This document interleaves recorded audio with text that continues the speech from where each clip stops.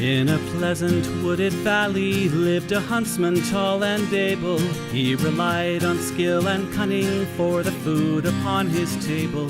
He would walk the forest shadows with his little son in tow, teaching him the archer's art and all that he should know. Keep your eye clear and keen like a falcon on the wing. Keep your heart strong and steady like your hand upon the string.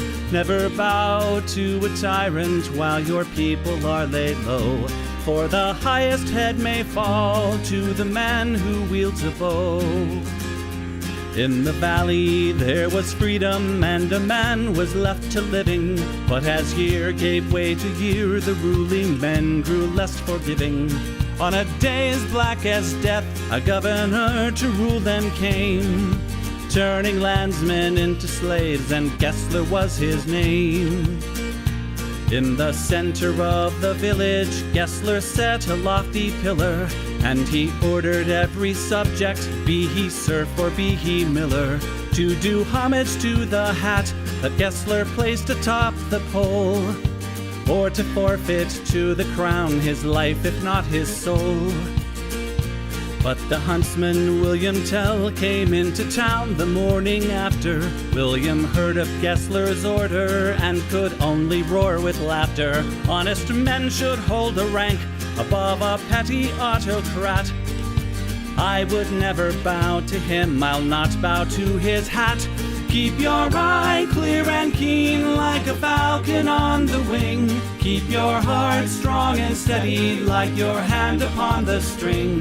Never bow to a tyrant while your people are laid low, for the highest head may fall to the man who wields a bow.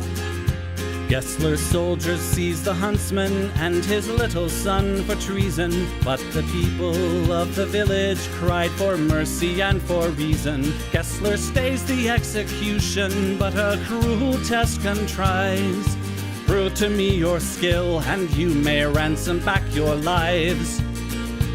I have heard it said you have no peer with longbow and with arrow, that your shaft can find the quickest hare and fell the smallest sparrow.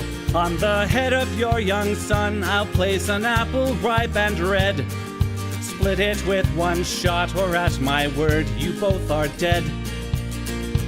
William Tell went to his son and said, I swear I will not hurt you. Courage will not bow to fear, nor shall this evil conquer virtue. Turn your face towards our home and stand as still as any tree. I will split the apple, we shall soon be home and free. Keep your eye clear and keen like a falcon on the wing. Keep your heart strong and steady like your hand upon the string. Never bow to a tyrant while your people are laid low, for the highest head may fall to the man who wields a bow. Every tongue was still and silent as the archer paced the distance. Gessler's soldiers lined the square and there was no hope of resistance. William knocked a single arrow, put his shoulders back and drew.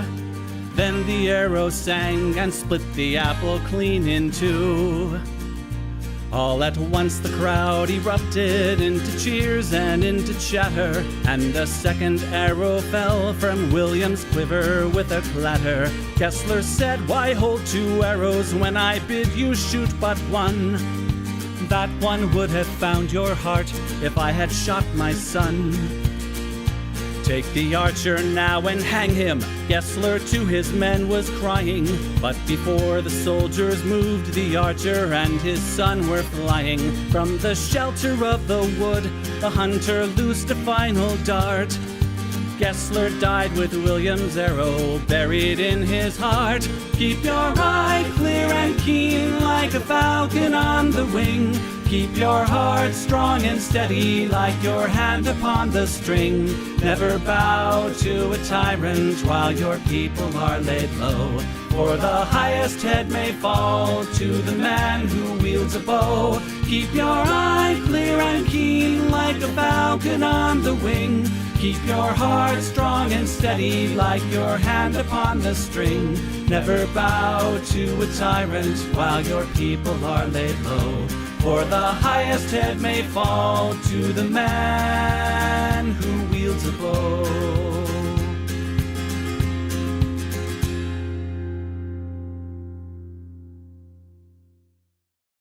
Those who make peaceful revolution impossible will make violent revolution inevitable. Yes, we have to deny so many claims per month to meet our shareholders' expectations.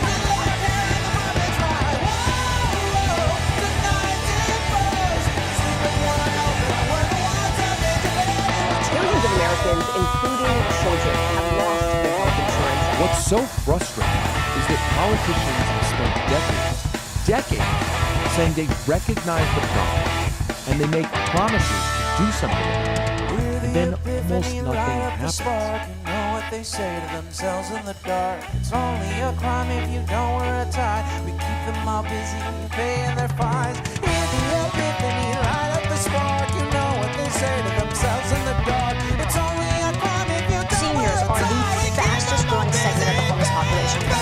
And this is a great thing because it inspires everybody, gets some motivation to look up to the 1% and say,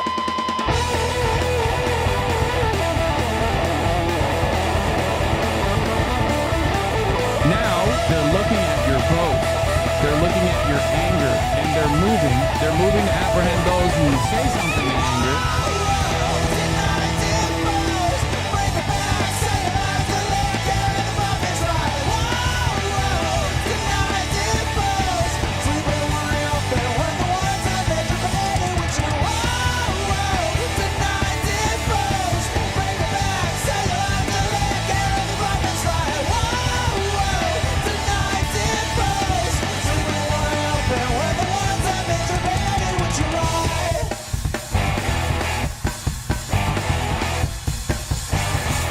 Increasingly by choice or by accident, this is the role our nation has taken, the role of those who make peaceful revolution impossible by refusing to give up the privileges and the pleasures that come from the immense profits of overseas investments.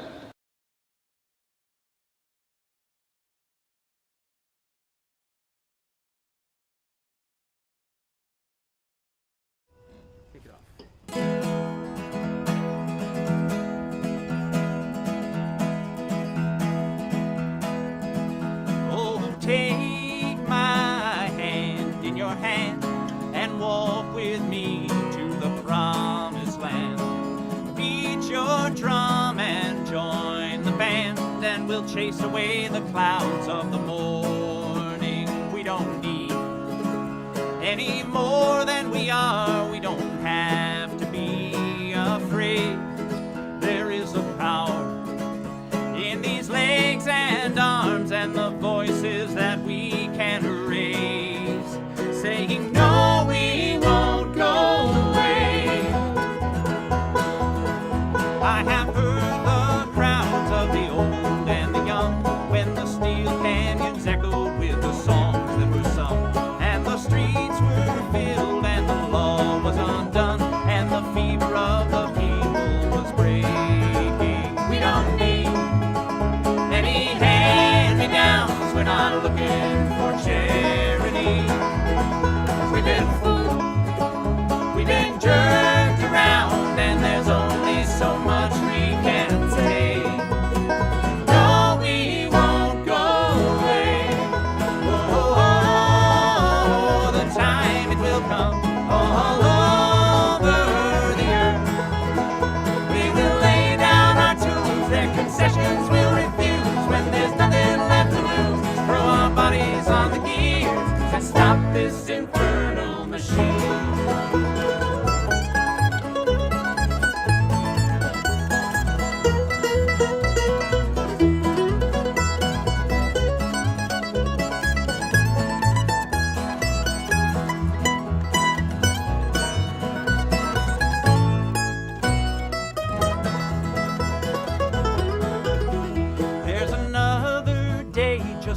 about to unfold, when another world will rise from the ashes of the old, and the meek will follow in the footsteps of the bold, when we realize what's ours for the taking. We don't need any weapons of war, not a drop of blood will fall away. They are many, but we are many more, and the sky will echo our refrain. No, we won't go away. Whoa, whoa, whoa,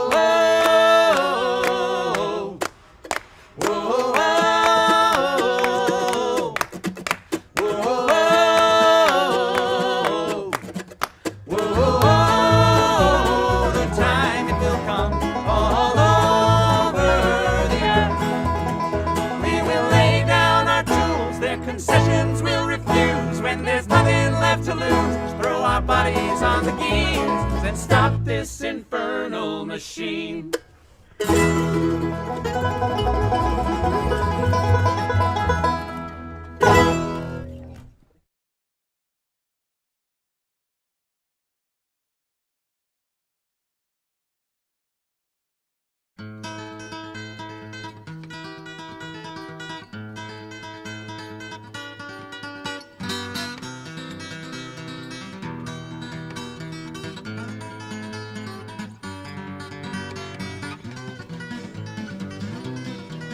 Come on and take a walk with me through this green and growing land.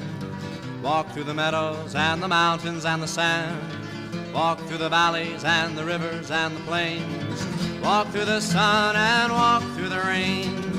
Here's a land full of power and glory, beauty that words cannot recall. All her power shall rest on the strength of her freedom. Glory shall rest on us all. From Colorado, Kansas, and the Carolinas too, Virginia and Alaska, from the old to the new, Texas and Ohio and the California shore. Tell me who could ask for more?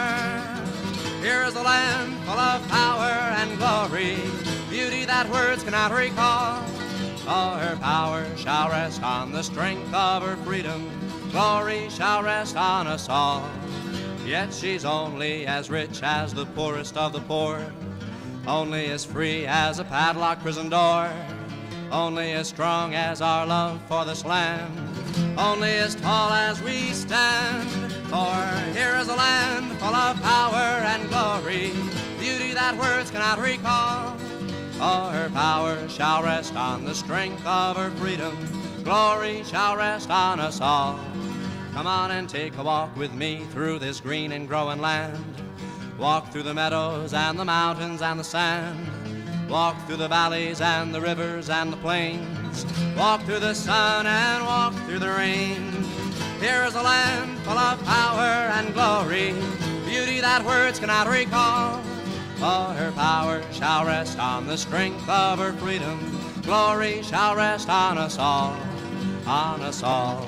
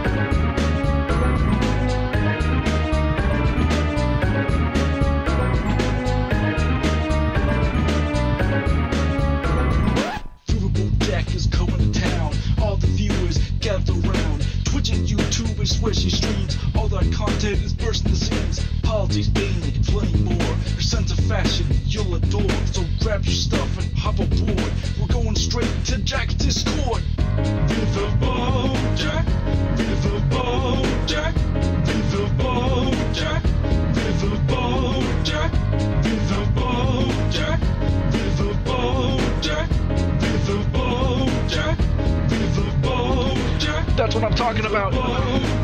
First time singing the song, it's from Riverboat Jack. Shout out. I don't know what I'm doing really, but I got passion. And that's what it's about. It's all about passion.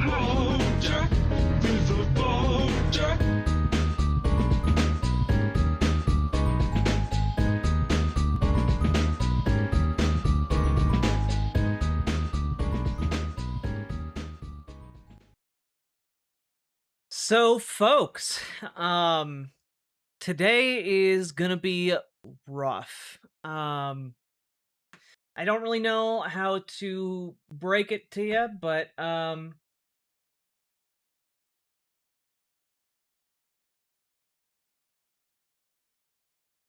mean what it looks like, folks, is that they have it. The numbers don't look great. The rat fuck is in. So, folks, what's going on? Well, the Democrats have folded. Essentially, the Gang of Eight, as they are affectionately called among the centrist power brokers of the Democrats, all agreed to go together and end the shutdown. Wait, are they voting right now? They are literally voting right now, but I believe that the threshold has been met, and the rest of this is a formality.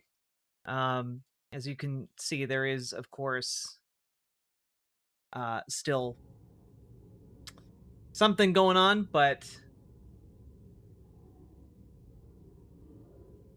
they're one short. But while they're one short, I believe that last vote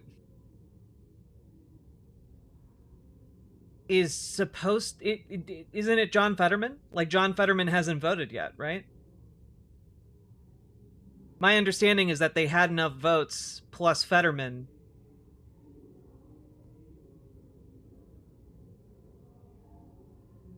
Fetterman has already voted? Who's the last one left to vote? My information is about 10 to 15 minutes old, so I might be a bit out of the loop here. My understanding was that they had needed one additional Democratic vote to flip this thing. That might be incorrect. I do know that some of the folks who had been wrangled by Chuck Schumer to vote against this, or vote for this, rather, for Remain overall. God.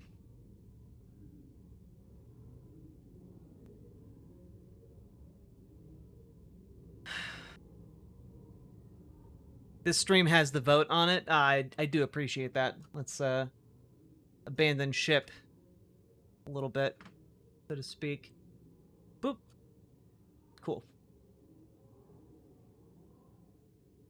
So we're at 56-40. Yeah, I don't think these centrist Democrats understand exactly how angry people are. What's voting for? I'm kind of out of it. Voting is on whether or not the government will reopen and a continuing resolution will be passed.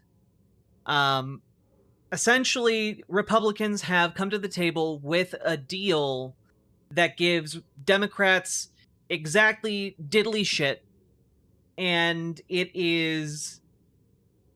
I gotta be honest. It's almost worse than giving them nothing, because it gives them things that help Republicans. It's actually worse than nothing. And Chuck Schumer bravely went out, the head of the Democrats in the Senate went out and was like, whoa, guys, whoa, hey, I'm voting no on it. Like, I'm sorry. If you're the head of the Democrats and you're like, well, I'm against it, and there's like 10 Democrats in your party who are going to vote for it, your job is literally to wrangle those people and prevent that from happening, actually. And if you can't do that job, you should resign tonight. Well, they are really attempting to fold. We'll see. The unofficial tally is 56 voting in favor. They need to hit 60. Which makes me wonder why we're 45 minutes and they haven't finished it. Well, I would imagine that we're going to get some reporting about some screaming matches behind closed doors that are happening right now. Because I know that John Ossoff was among the senators who was pushing for this and was going to cave. But due to the massive amount of pressure that has been brought to bear by an incredibly enraged public, John Ossoff voted no on this. I know there was another who also flipped from yes to no. So it is very, very close. Like, this is, yeah, folded at zero pressure, but, like, I am so fucking angry, guys. Like, I'm just out here trying to, like, have a good, like, family dinner and, like, celebrate a family member's birthday, and I start seeing all this blow up the phone, and then, you know what? Now I gotta come and do this. I gotta come and do this rather than celebrate, someone who means a great deal to me. And I am very, very upset. Like, setting aside my personal inconvenience here, I am so upset because, guys, we just had one of the largest protests in US history in support of these spineless fucks in the Senate. They have maybe the greatest mandate of the people that has ever existed in the United States of America, and 10 of these senators are gonna say, oh, well, sure, you're giving us nothing, and our constituents will die from lack of health care, and also, it will mean that we have cut off SNAP benefits for no benefit whatsoever in the long term. But let's just give you everything you want. Let's just give you everything you want. So, I am extremely angered, and it is frustrating as hell, to say the least. I mean, the President of the United States is currently the least popular he has ever been. Here he is literally earlier tonight.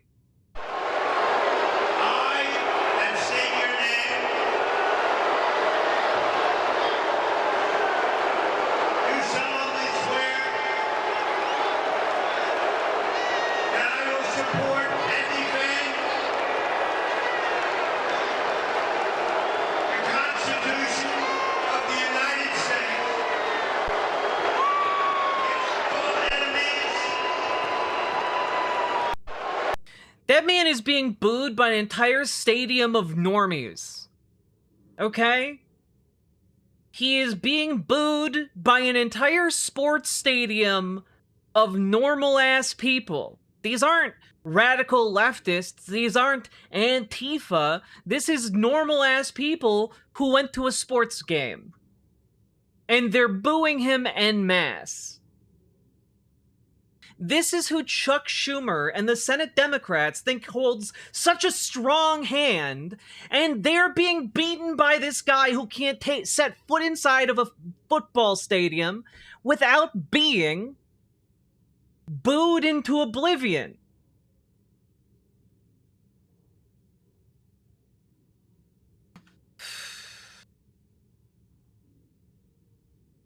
Like, I mean, basically every single Democrat on the campaign trail right now is putting out official statements. Here's James Tallarico. Any deal that kicks 1.7 million Texans off their health insurance isn't compromise, it's surrender. And a sweeping victory for Democrats. But centrist Dems are so terrified of the advancing left and losing the filibuster that they're giving up the win. But this is genuinely, this is the statement needed for the time. Any deal that kicks 1.7 million Texans off their health insurance isn't compromise, it's surrender. 10,000%. This is bootlicking bullshit from the centrist Senate Dems. When you guys ask, like, oh, but Jack, why are you so, Like, what, capitalism's so good, though. I want you all to remember that capitalism brought us Chuck Schumer. Capitalism brought us a generation of the weakest lawmakers ever to fucking exist on this planet. And I want you all to remember that the reason these people are weak is by design. They were paid to be weak. They were brought up in the weakness they are of it. Because that is the kind of weakness that capital likes to breed among its elected officials. Notice I'm saying the elected officials of capital, not the elected officials of the people.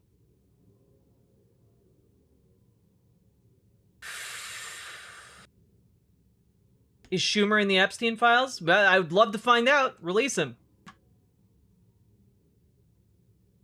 I'm so fucking angry.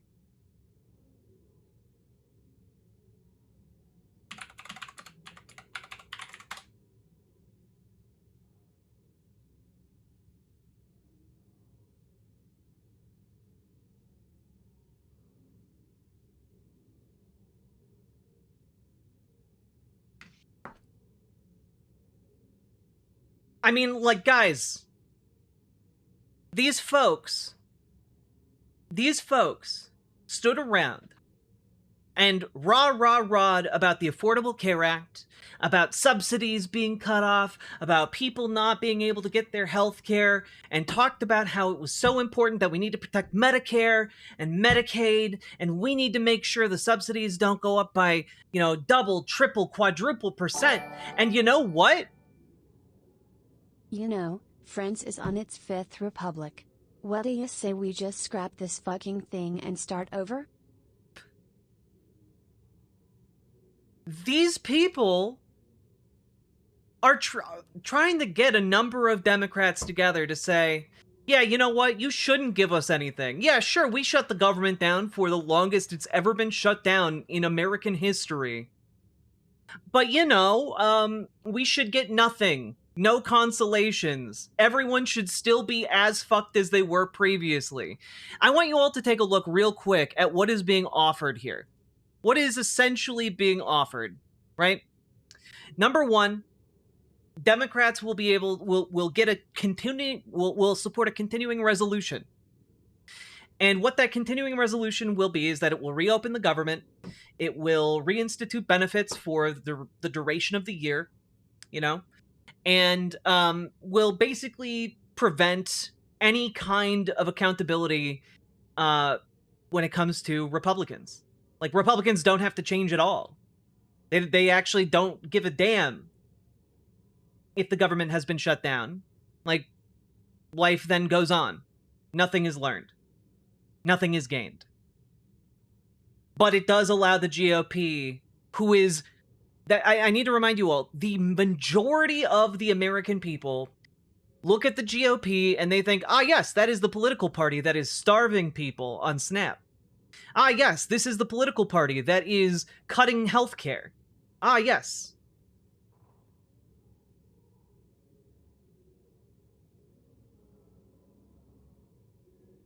They never listen to calls. Buffalo guy, try faxing Schumer. We've had people be able to get faxes through to Schumer's office. A coupon. Yeah, a coupon. The second thing that Democrats get in this capitulation is the guarantee of a vote on the Affordable Health Care Act. Or Affordable Care Act, rather. So what that means is, early next year, Republicans pinky promise that... Oh, you don't understand. They pinky promise that they will have a vote on the Affordable Care Act. What do you guys think is going to happen to that vote?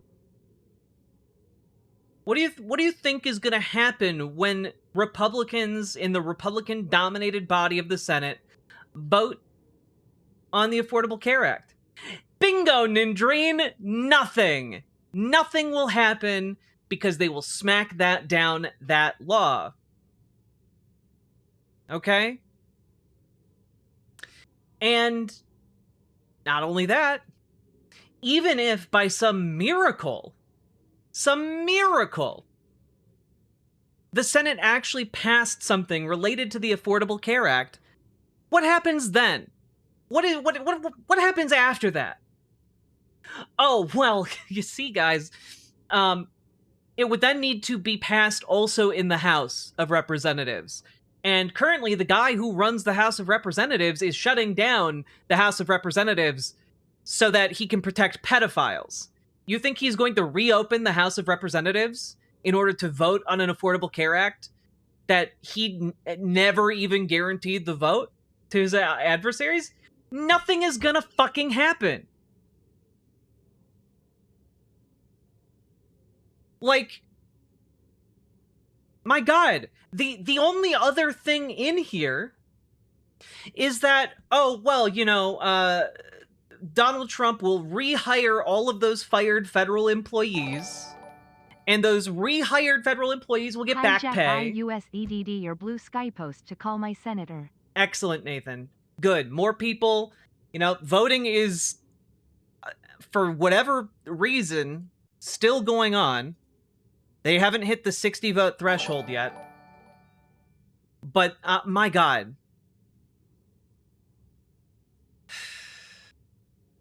Can I send Chuck Schumer a floppy disk with schematics on it to how to construct a spine? You know, worth a shot. Nothing that is being offered here is worth a damn. Because you know what else? The rehiring of these employees, the required back pay, these are all things that are currently in front of our legal system, the courts, because we already have laws on how these things happen, and the requirements and the the maneuvers required to actually fire these people that were not followed by the Trump administration, right? So this kind of capitulation gives nothing to the Democrats. Absolutely nothing. Republicans instead get everything in this deal. They get everything. They get to cut Medicaid, they get to cut Medicare, they get to, you know, drastically drive up your monthly, you know, healthcare costs. And what do you get? You get nothing. You either lose your healthcare or your entire paycheck gets evaporated. Like, I'm sorry, I don't know a single person in this country who is not like a millionaire who can just, on a whim, spend like 3 times as much more on their monthly healthcare premiums. This is the exact thing they did with God! the OBBB. They threw away the 6T vote for a 5T vote and promises. Got nothing. They learned nothing. Now, granted, this does kick the can down the road to January. This is why we need the Sliva rat men patrols, so they can't rat fuck us. But part of the problem is, guys, like, if this goes through, this is our point of strongest leverage. If we can't win Just here, to where clarify, can we taking win? away healthcare subsidies would raise worker insurance premiums, right? I can try and convince my coworkers. Nathan, yes. Taking away healthcare subsidies would fuck workers on in every capacity in every state. Like, you have a family plan? Are you slightly older than the youngest demographic of worker? Guess what? Your premium's going up as high as hell. It's convenient for me to not have the government not be shut down. That being said, I want the government to remain shut down. Hell yeah, Quigley. Is there anything people can do to Schumer and the other shitlibs as, like, consequence for them being cowards? I mean, you can fucking use your freedom of speech.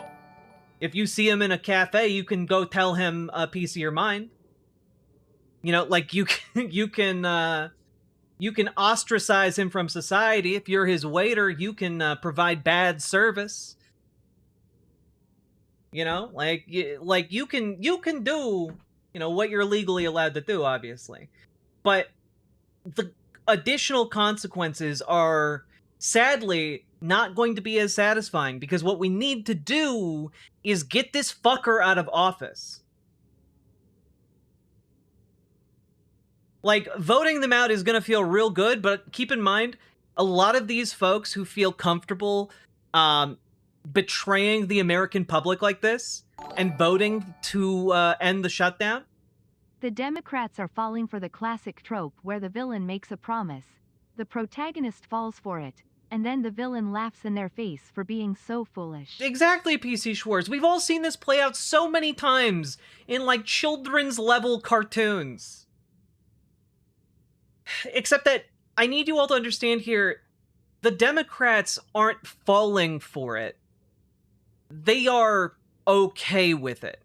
They are being pressured by their donors. They're being pressured, by, what they believe the political realities of their states are. It's different than, oh, they were tricked. Because they're all experienced politicians. They are capitulating because it aligns with their interests, personally. Jean Shaheen, who apparently led the Cave-In Caucus, as it's being called, she's retiring. Like, she's retiring. There's no reason for her to capitulate like this, except she wants to get a bunch of her, like, personal baby bills passed for her donors before she retires. A lot of these people who are, considering capitulation, they stand to gain a lot from their donors. They want the money. Exactly. And not only that, right? Not only that, but they want jobs after they retire. Cushy do-nothing jobs. They want their book deals. And for when you're retiring, in this circumstance, they're like, well, I got one last hurrah for the grift engine. Yeah, it's Shaheen is ranking member on appropriations, and they promised her they'd run her bills through committee. Exactly. It is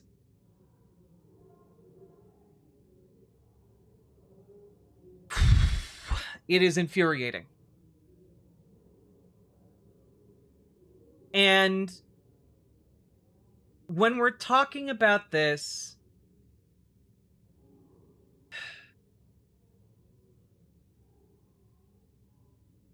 they were members of Congress. That was already a cushy do-nothing job. Yeah, but they don't want to have to call people for money anymore. I'm genuinely stumped at how the Dems think this was a good idea. Donor pressure be damned. Oh, keep in mind, right, when we're talking about who's voting for this, well, Chuck Schumer helped put it together. Even though he voted no, but he made this happen. I'm investing in spinal braces because the Dems are in clear need of backbones. Exactly. Sake Tanuki, be the businessman that sells the shovels to the gold diggers. Wait a minute, gold miners. Here we go. As an aside, this vote hasn't moved at all in over half an hour. I'm wondering why. I mean, I have to imagine that basically... I have to imagine that the proverbial pitchforks and torches amongst the rank-and-file Dems in Congress have come out. I have to imagine that there are some impressive screaming matches going on behind the scenes, and some threats being made, and power being brokered. Yeah, the girlies are fighting. And, like, again, it's still stuck. You can see it here. 56 yay, nay 40. So they're still 4 official votes short. God. Politico said the caucus meeting was a complete shit show. Oh, yeah, no, it has to have been. It has to have been. Like, this is, I need to remind you guys, if they fold right now, that means the government has been shut down for the longest stretch in its entire history for nothing. And not only that, but nothing was gained for the public, for the constituents. And in fact, constituents were actively harmed by the shutdown. And it then places all of the political power back into the hands of Republicans. And places the blame squarely on the Democrats, because then the Democrats are the bad guys who shut the government down and got nothing. Got nothing. How long until the vote closes? I mean, whenever they come back to vote.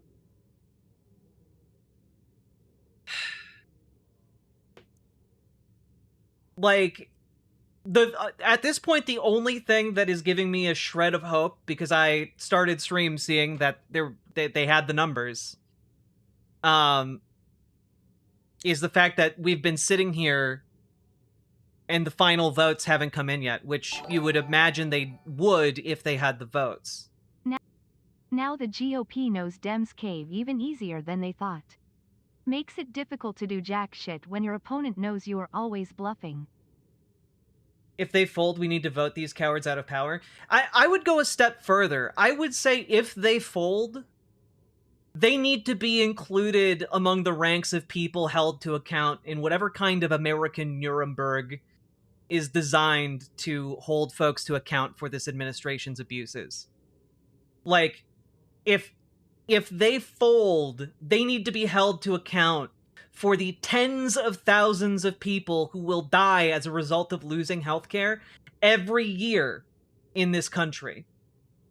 I need you all to understand that, like, the baseline estimate of how many people in America will die every year if these Medicaid and Medicare cuts and these subsidy cost increases go through, the bare minimum bottom line is 50,000 people a year.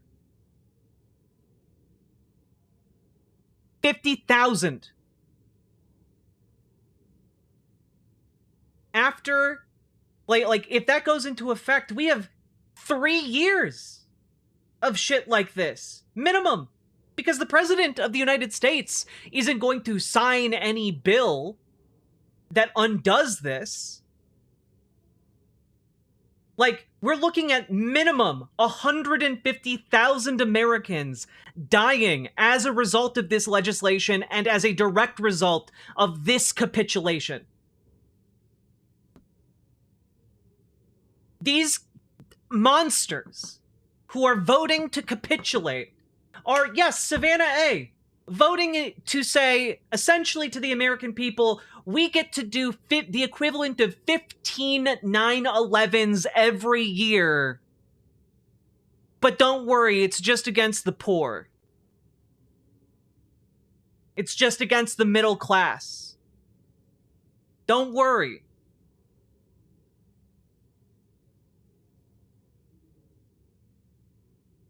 And I think anyone who does one 9/11 probably needs to be held to account in a court of law. And I think someone that engages and enables and actively fosters the creation of 15 9/11s every year must be held to account.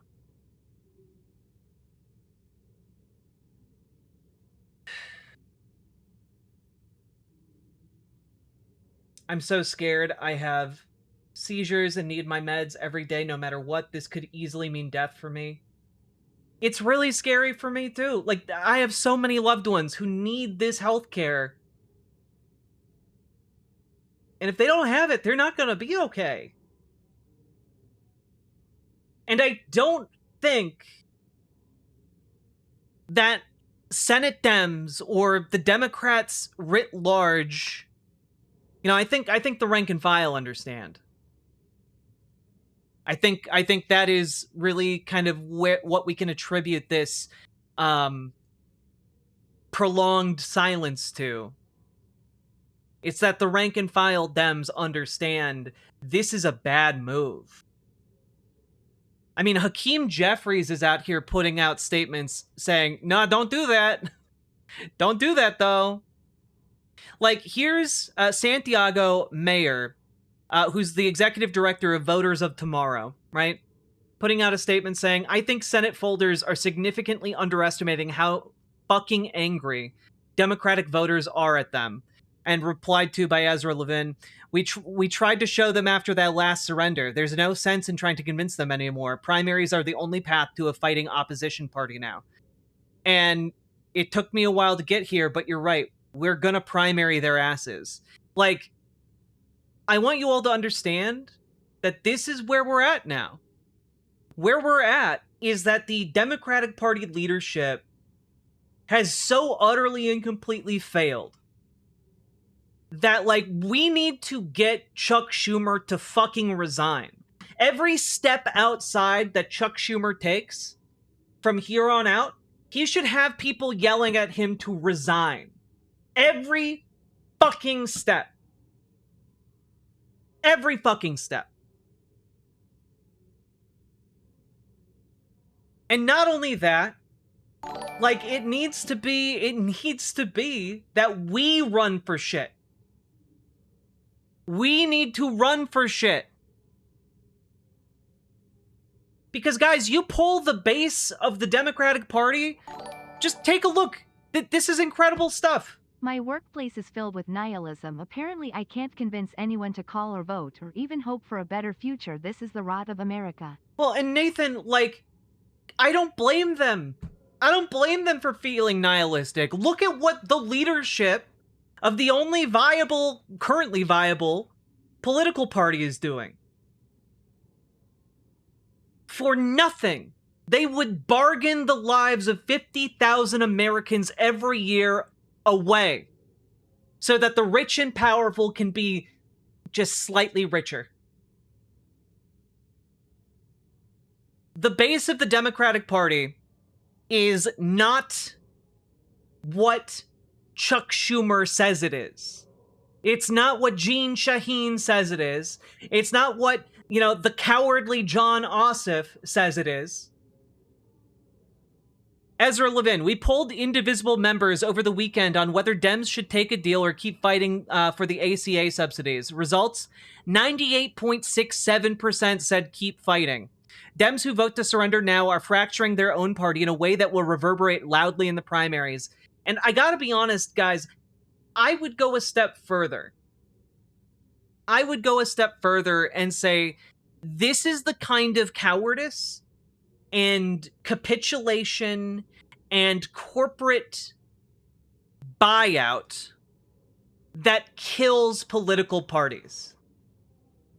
Like, this is the kind of thing where you have amassed, 8 million people that participated in the last No Kings protest. You have the capacity to turn out millions, and that capacity is only going to grow. And now you have 10 Democrats, 8 Democrats, trying to bargain it all away. You think the people who showed up for No Kings are going to be chill with that? You think the people who bust their asses day in and day out organizing are going to be chill with that? No. No, they're not.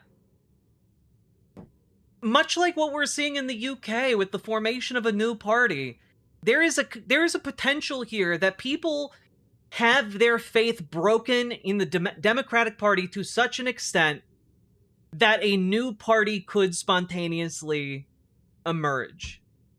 And I understand why it would do so.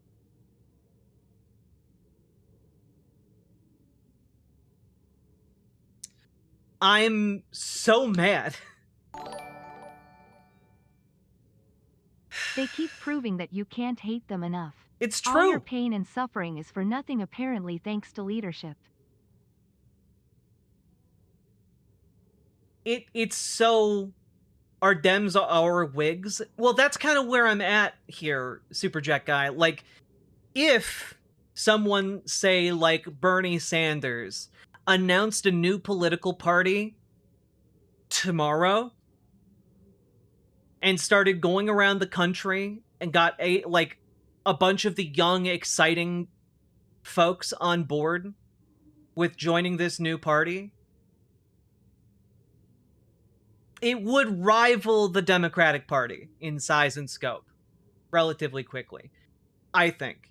However, that would take an immense amount of work, and I don't know that anyone with a sufficient amount of power is going to create something like this. Which means we're stuck Party, with these Socialist inept America, fucks. what were you thinking, Republicans? Like, what we if no party is forthcoming, where we're at right now is we're stuck with these inept fucks. So until such a time as, Bull Moose Party 2, as Superjet Guy says, launches, we're gonna need to purge these folks from the party. We gotta get rid of all of these fuckers that are taking corporate money. Mr. Johnson, aye. Mr. Lee, Mr. Looks Lee. like they're about to vote. Aye. Mr. Scott of Florida, aye. Yep. Goddamn.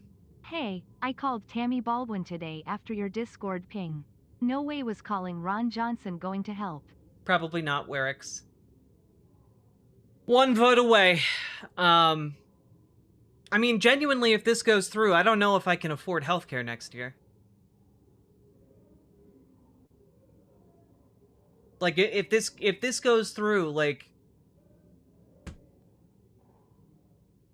this is the one moment of leverage at their maximum height of power where Donald Trump is being booed by stadiums full of people.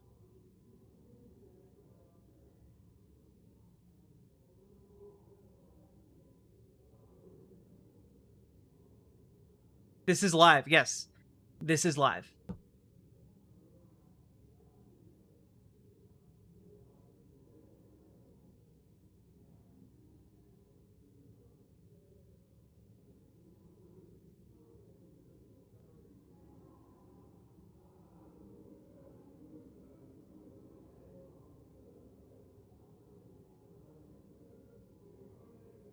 Surely the DSA is the prime candidate? Maybe.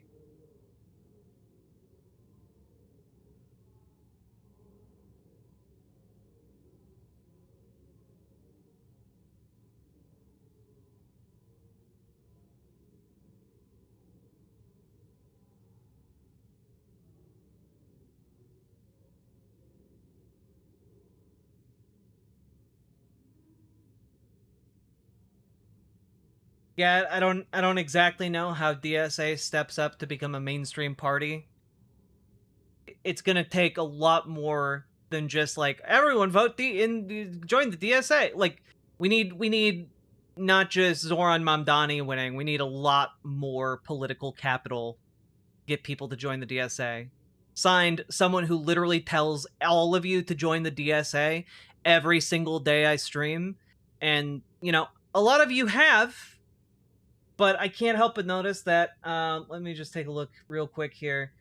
Yeah, there are about 500 people watching, and we have 40 members in the DSA group of our Discord. So, it's, like, some of you do, for sure, but not all of you. Like, it's like pulling teeth to get you guys to join. And I appreciate all of you who have, but like we need something that like people are gonna flock to who are normies. And so far that hasn't been DSA. We will continue to build up DSA. I think DSA is great. I don't think it is a viable alternative party to the Democrats.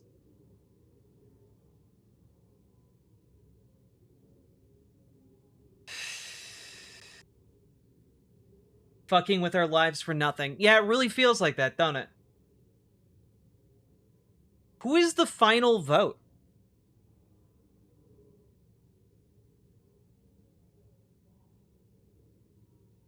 If Cornyn is outstanding, then this is just waiting for the inevitable. Yeah, my understanding is that it is.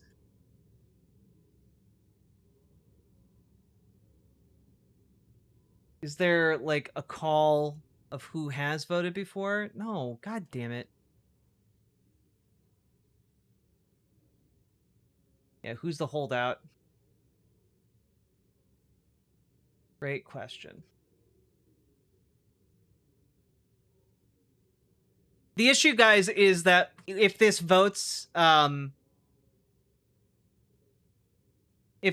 through, yeah, okay, John Cornyn is next. Fuck.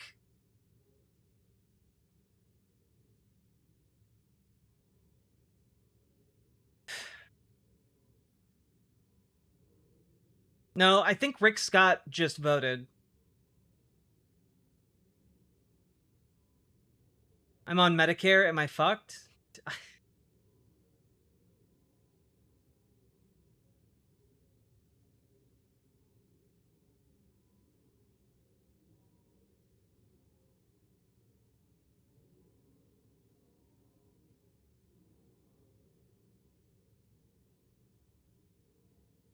Fuck.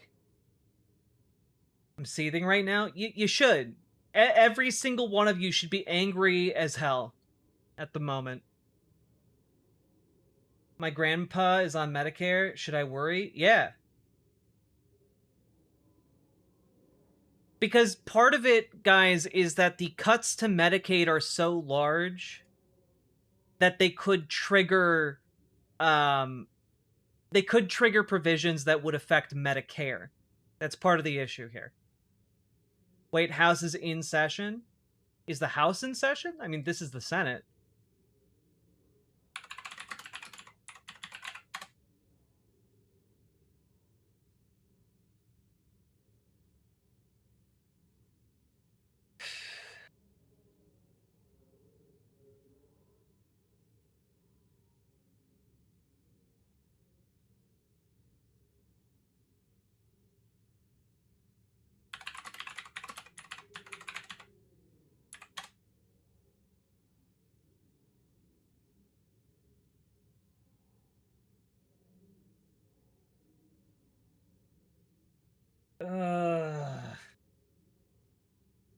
Yeah, Cornyn doesn't appear to be on the Senate floor.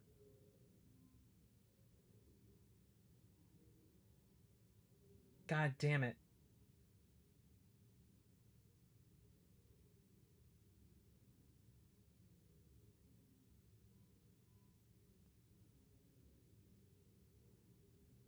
Yeah, the House isn't in session.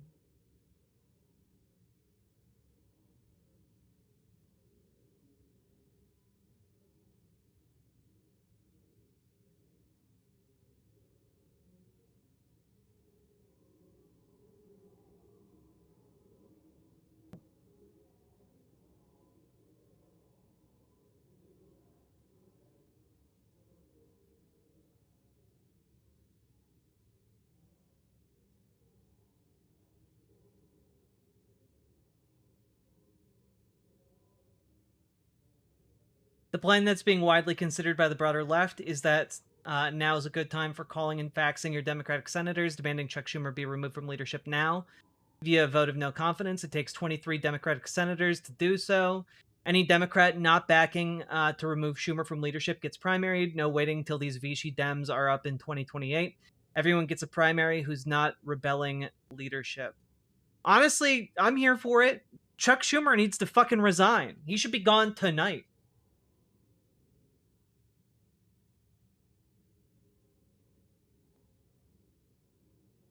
Cornyn is an interesting possibility. He's currently a mile behind Paxton and running neck and neck for third with Wesley Hunt. He really wants a Trump endorsement and may be holding out for it. Oh, that could be. That could be.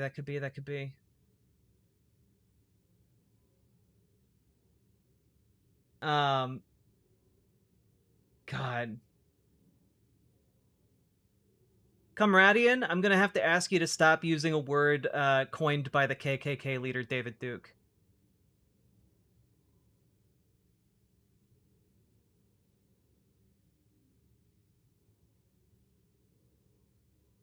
Last warning.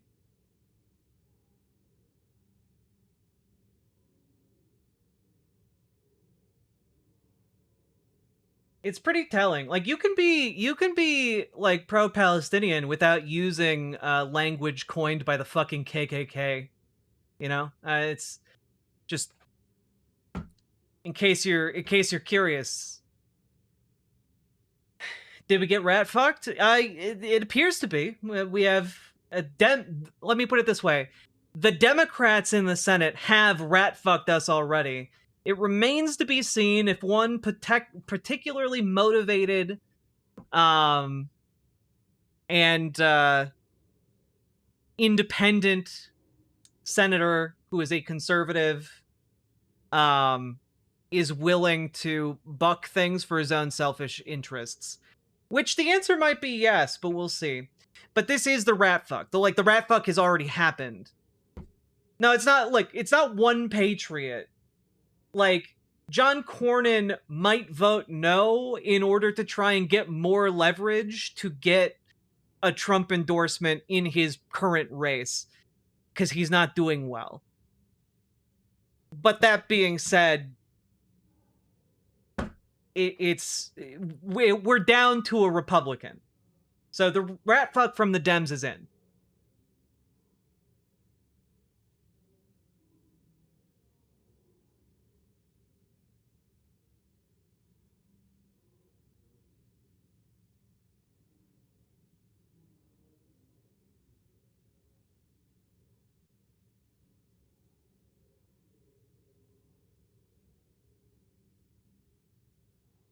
The Affordable Care Act subsidies are the only way my disabled ass can afford healthcare. Guess I'll just die. To be fair, if this fails, those rat fuck Dems are going to have a long day tomorrow. To be fair, if this goes through, those rat fuck Dems are going to have a long day tomorrow, too.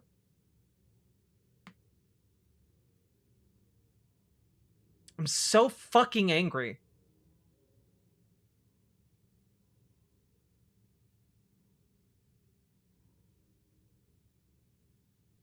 It's John Cornyn. He's not at the Capitol. Where is he?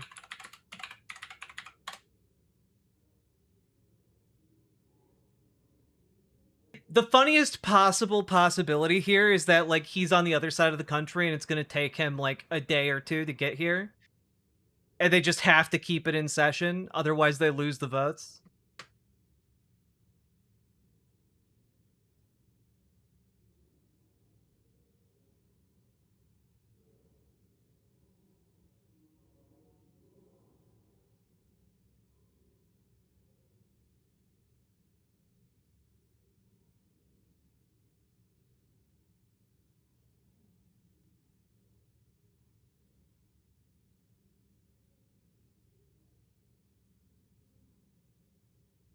God, Schumer emerged from the caucus event telling reporters, "I'm voting no on the new shutdown deal."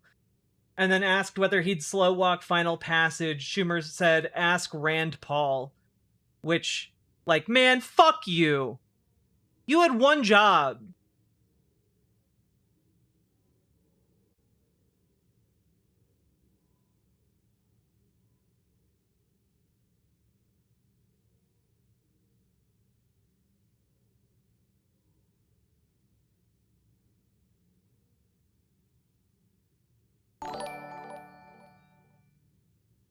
Please let the vote expire because they can't find Cornyn. Let the rat fucking have been for nothing.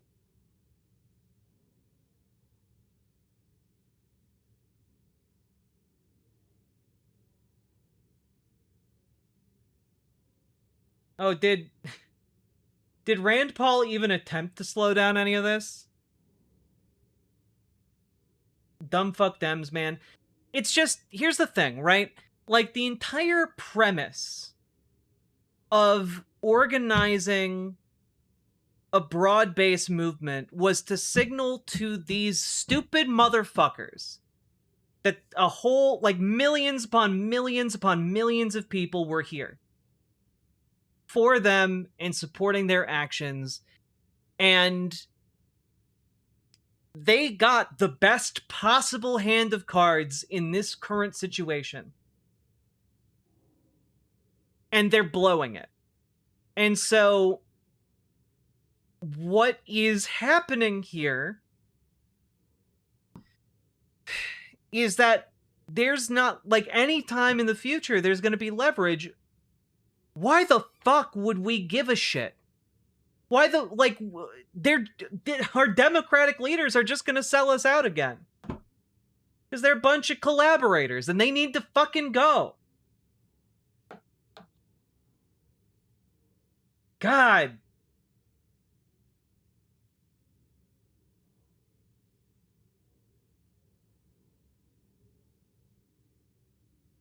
Like, I genuinely don't think they understand. They don't understand how fucking angry people are right now. And it is not going to just subside quietly.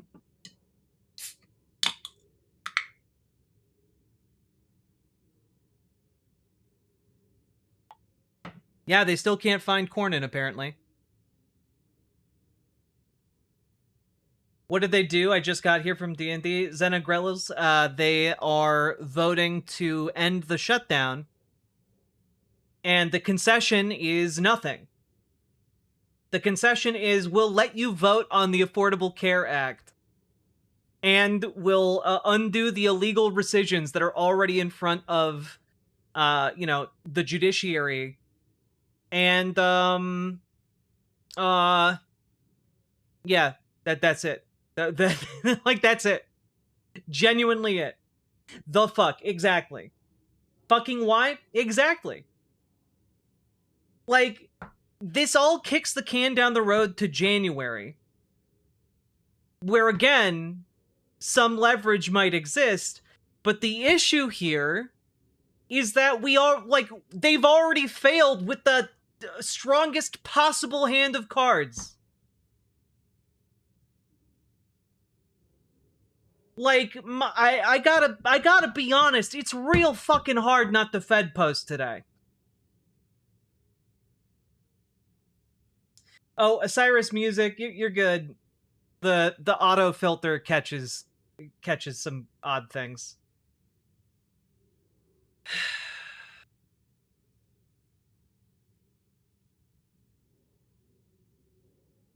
And the issue is, a lot of the Dems that have betrayed us, they're either on their way out, like Durbin or Shaheen, or they're not up for election again until 2028, or in some cases, 2030.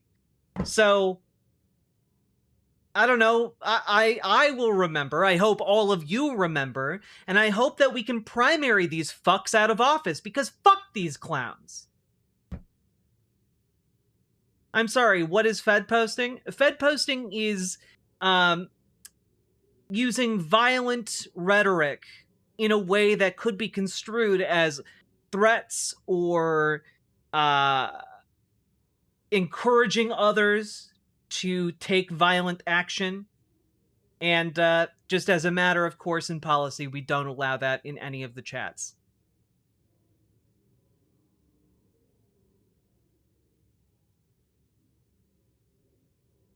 We're looking at a minimum of 150,000 Americans dying because of these sick fucks.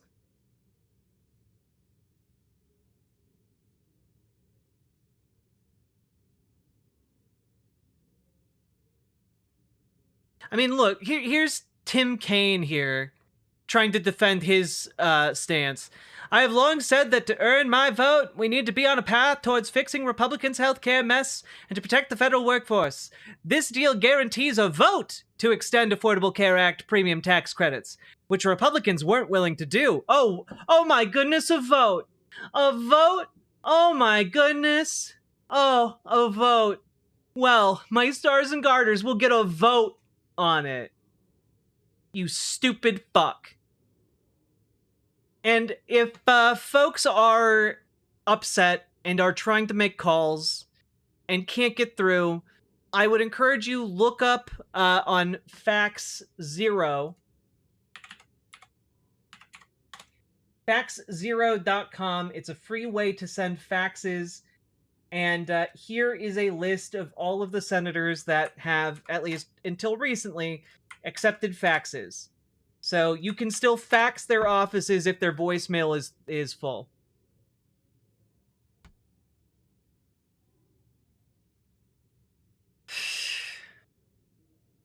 Also, I just want to remind you all, the prohibition on Fed posting is to protect each and every one of you, because you don't want a federal agent showing up at your home, number one. And number two, it's also to protect me, because I don't want federal agents showing up at my home in order to try and prosecute me for, like, saying words on the internet. All right? So, just be fucking careful.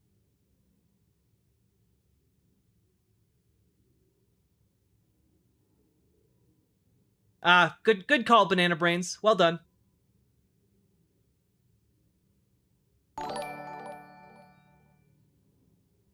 WTF was the point of anything? They caved in the past because a shutdown would hurt people. What was the excuse this time? At every stage and level, these people have failed us. But 25 hours speeches. The issue is Media Breakdown. They aren't saying anything publicly yet. There is no excuse this time. There's none. Like, they got nothing. Like, Tim Kaine is out here being like, well, we'll be able to vote on the Affordable Care Act. So that'll be good when they shoot down the vote. The Republicans can shoot down this vote.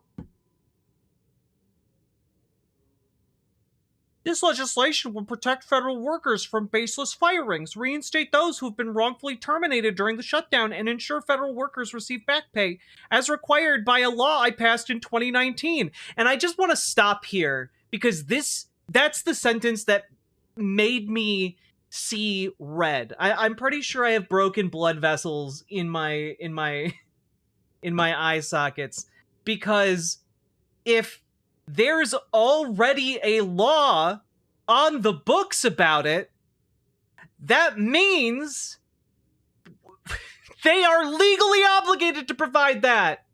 So you're not getting anything, because the legal obligation is already supposed to be guaranteed in law. That's why all of these court cases are in front of the courts. So if it's already the law and it's already in front of the judges, how does this help exactly? And the answer is it doesn't. It doesn't help at all. His constituency is all federal workers. I understand him way more than Cortez Masto or Rosen. I mean, I get it, but also, like, you gotta stand up for federal workers in a way that is legally binding, and this is not legally binding. Like, there's nothing here that prevents the president from just going, I'm gonna ignore the law again anyway and fire all of them, teehee. There's literally nothing here. If the courts cannot re-establish these legal precedents that were just passed,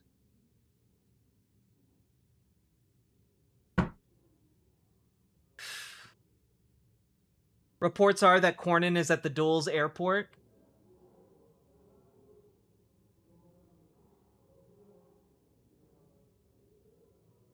The funniest possible outcome for this would be for them to have to scrap the session.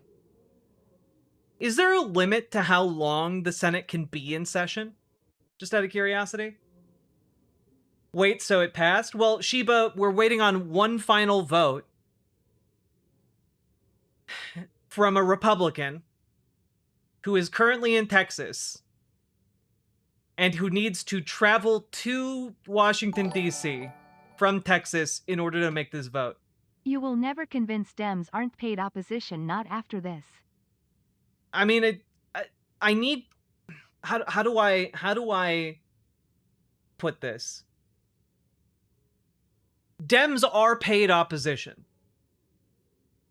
The Dems who are taking corporate money and billionaire donor money, they are paid opposition, because that's what these billionaires are paying them for.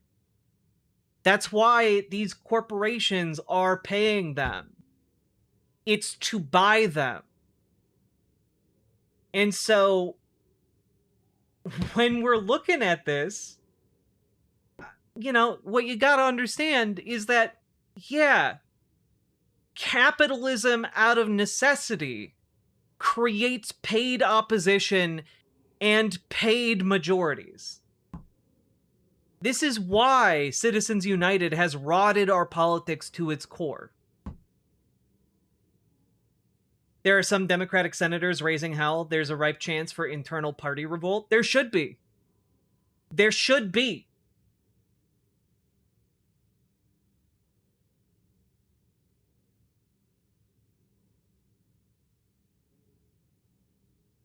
Yeah, also, just because they're paid opposition doesn't mean they're also not also gutless cowards. True. Is this the final vote or a procedural one? This is the procedural vote that gets to the final vote. However, because Democrats can withhold the 60 votes necessary for it to overcome Doesn't this Mike procedural hurdle. Johnson have to reopen the House to take a vote on this New Deal? Yeah, probably. But, you know, we'll see. How much does Mike Johnson want to protect pedophiles? I guess we'll find out. So this is the procedural vote in order to invoke cloture, basically bring debate to an end, and that requires 60 votes in the Senate. Democrats have a little bit more than 40 senators, so they can refuse to grant that leverage and get all of the lawmaking stuck at this stage. Once it goes beyond this stage, Republicans have the majority of votes in the Senate. So once it is beyond this vote, Republicans basically can do whatever the fuck they want. Hope that clears things up.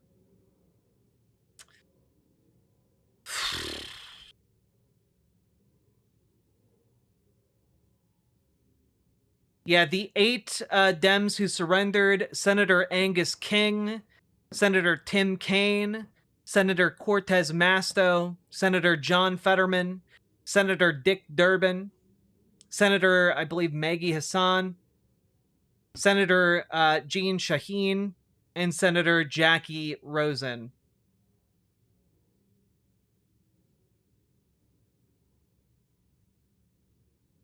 I'm so fucking angry. Like, I'm sorry, Democrats just swept the country. Like in this off year election, and immediately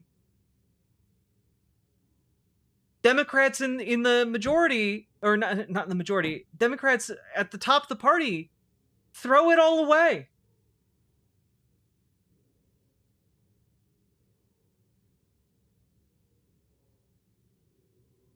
Where do we go from here? We continue to get more involved. We continue to involve ourselves in local politics. We continue to organize. We continue to build up our communities, and we continue to do the work.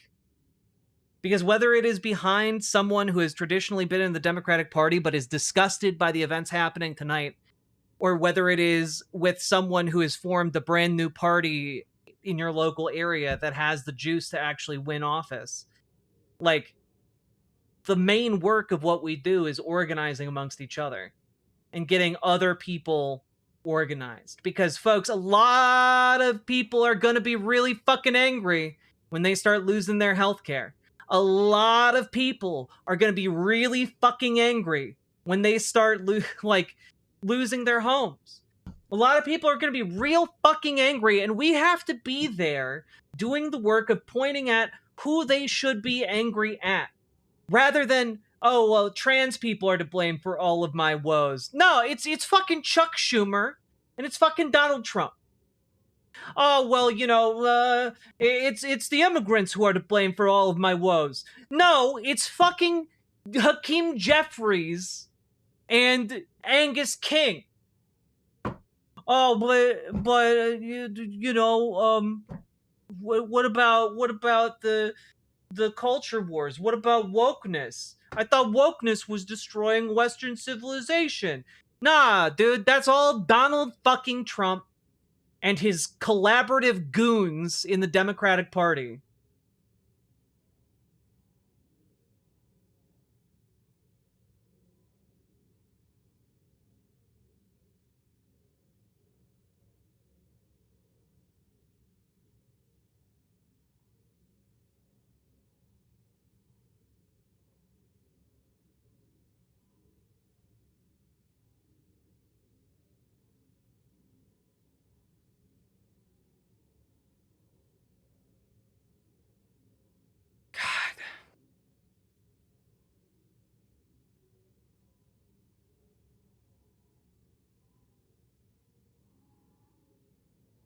I guess the other thing you do tonight is you call your senator and demand that they remove Chuck Schumer.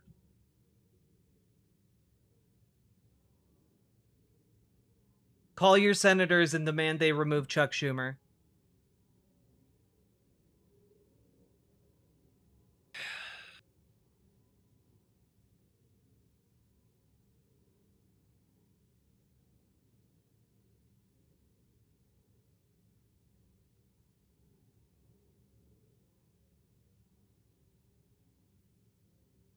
Angus King, who led talks with the GOP, calls the deal a win for the American people. Fuck this guy. In a just world, he would be peppered with tomatoes. Fuck you. It's a win for those people that are so insistent on protecting our healthcare. Our judgment is the best way to do that is to get a bill on the floor. Is there a guarantee it will pass? No. Is it a guarantee it will pass? In the House, there's actually some very strong interest in the House. Fuck this guy. His brain is also cooked.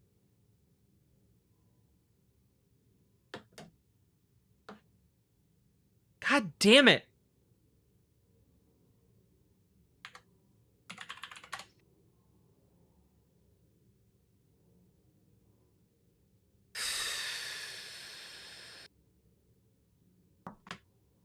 Fuck it. I'm gonna call my senators right now. I'm gonna mute so that I don't dox myself, but I'm gonna do it right now.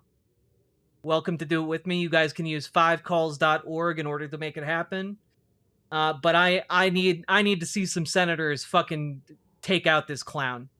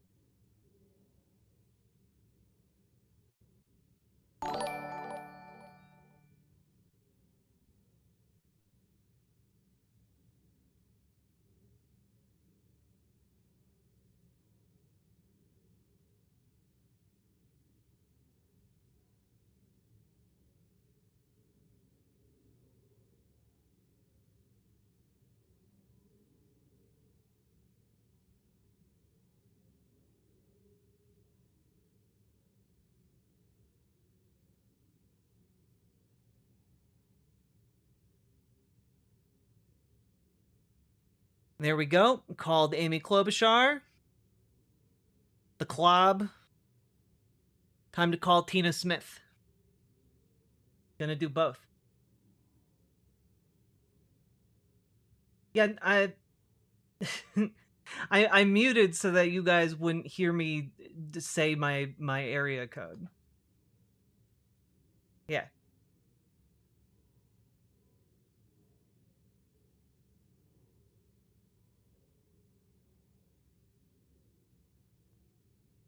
Maybe I'll mute after I start talking, though. 5641.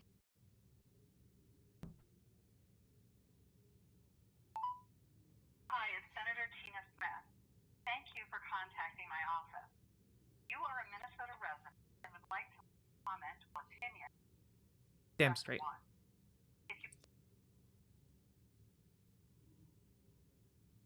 Your thoughts with me on the issues that are important to you. Please record your message after the tone.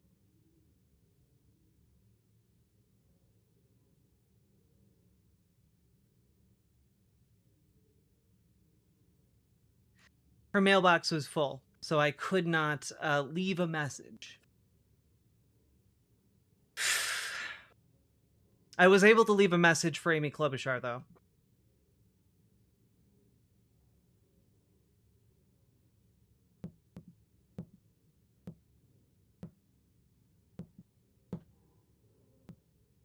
Call a different office? That's actually a great idea, Mr. Malachite. I'll do that.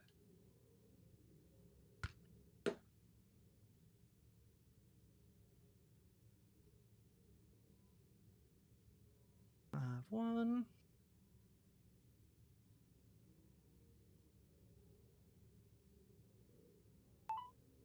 Hi, it's Senator Smith. Thank you for contacting my office.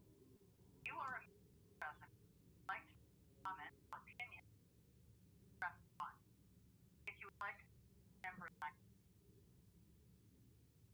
Thank you for taking time to share your thoughts with me on issues to you. Please record your message after.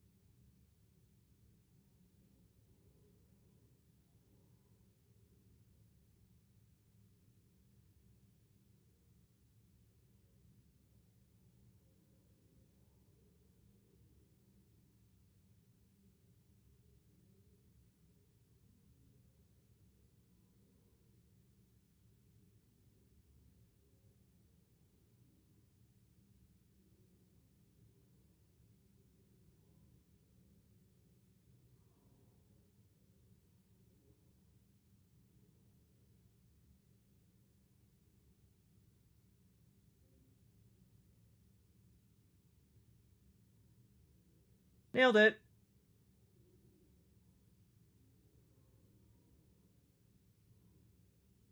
God, guys, come on! I explained to you that I muted myself so that I'm not doxing the call. God damn it.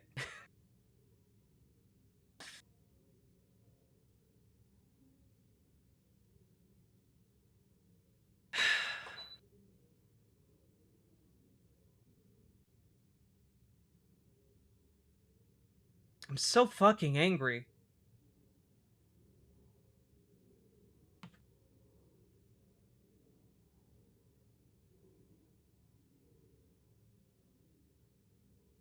Like, I understand that there are some people being like, oh, well, if this passes, then they'll have to vote on it later in the week, and that, you know, who knows if that vote will succeed, and then it'll go back down to the House, and who knows if that will succeed, and then it will go to the desk of the president, and who knows whether he'll sign it or not. And it's just like, God, were you born yesterday? Are you literally 5?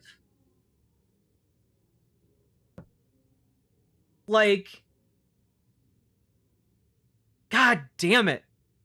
Yeah, also, genuinely great time to invest yourself in building a different democratic structure. You know, get involved in building up your local DSA. Get involved in your local democratic politics so that you can prevent the rise of these dastardly fucks who sell out to big business. Get involved on the local level so you can both prevent their rise and also build something better in the DSA. You can join our Discord, !Discord, and you can join the DSA by reaching out to GamerG. We have a section of the Discord where DSA members can chat. God.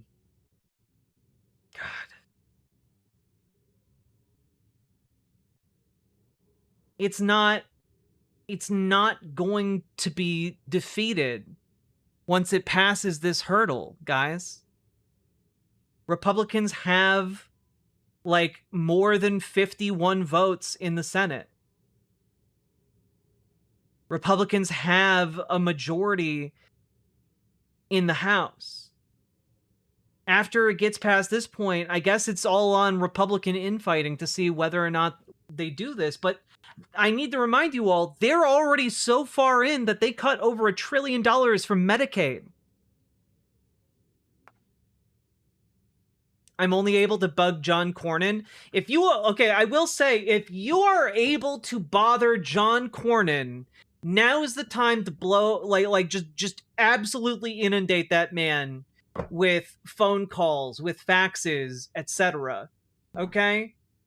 Honestly, I would encourage as many fucking people as possible to call John Cornyn's numbers and leave messages. And if you max out the messages of his DC office, start calling all of his other offices. Okay? Because folks, he's the last piece to fall here.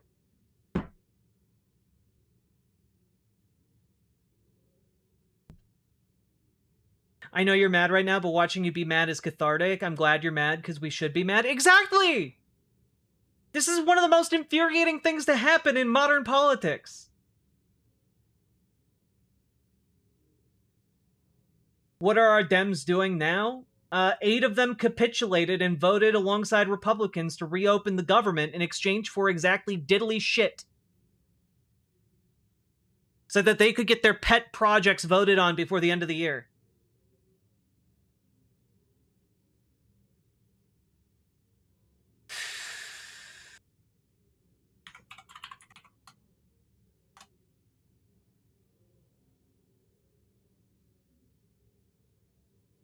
Cornyn just landed in Virginia.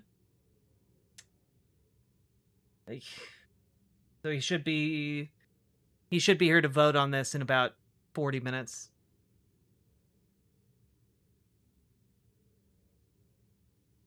Exactly, join DSA. I saw someone say Mamdani's win gave me hope to try. Schumer gave me the hate to follow through. Whoever said that, great point. 10,000% JFO.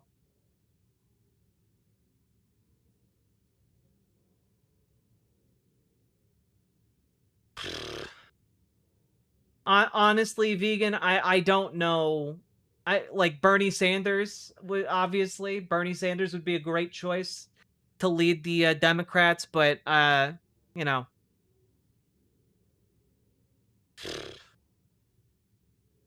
I'm too angry to adequately rank which Democrats would be best in Chuck Schumer's shoes. Literally any of them, I guess.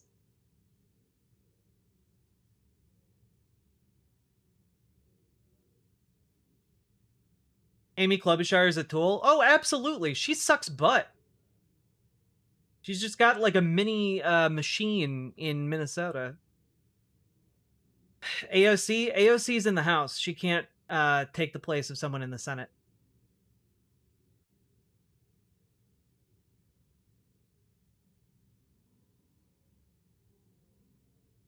It's a ringing indictment that this happened despite Schumer's opposition. No, I think you all need to like kind of reckon with what happened here, which is that Chuck Schumer set this up. He set this up. He helped facilitate the 8 Democrats who defected. He went out there and said, "I'm voting no," to save his own ass. He got these people together and had them coordinate and pressured folks into joining them. He whipped them to do this. And I need you all to understand this isn't an accident. This is him covering his own ass when he's voting no. Which means that, and John Ossoff and another Democratic senator were also both going to vote yes. They had 12 votes to vote yes on this, and they went with the bare minimum because of the political blowback that they were going to get on this. Bernie just put out a video. Crochet Whimsy, I am not qualified to talk down someone who is suicidal, but I guess I am qualified to talk to people who are hopeless or looking for something to hope. Number one, this is bad. I'm not going to sugarcoat that. It's bad, and it's okay to feel your feelings about this. It's okay to feel the rage. It's okay to feel the disappointment. It's okay to feel sad. It's okay to feel for a moment hopeless. But only for a moment, because the issue at play here is that these people want you to feel hopeless so that you don't do anything. And I'm going to put out there that the solution to feeling hopeless is to do something. It is somewhat counterintuitive because when you are hopeless, doing nothing feels all you are capable of doing. But it is to look that nothing in the face and to say, fuck you, I'm going to do something anyway. And that something can be as simple as make your bed. It can be as simple as wash your dishes. It can be as simple as looking around your house and saying, what can I do to better my existence at this point in time? Maybe it's just sit and meditate.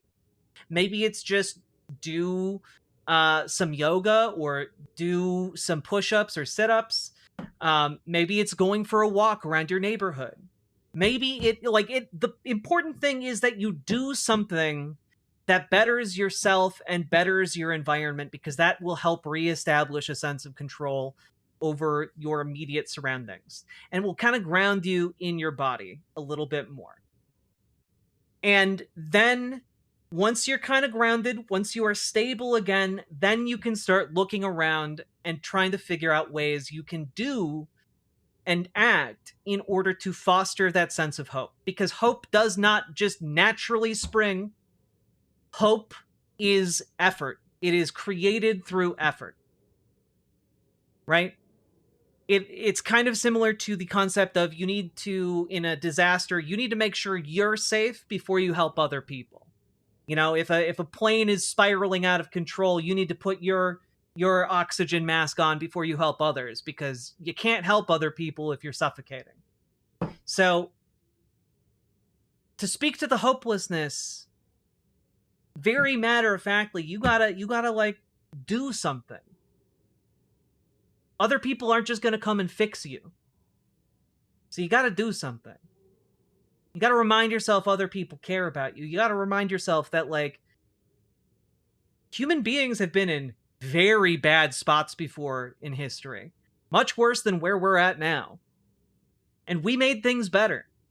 We sat down, we flexed our might, and we made it better.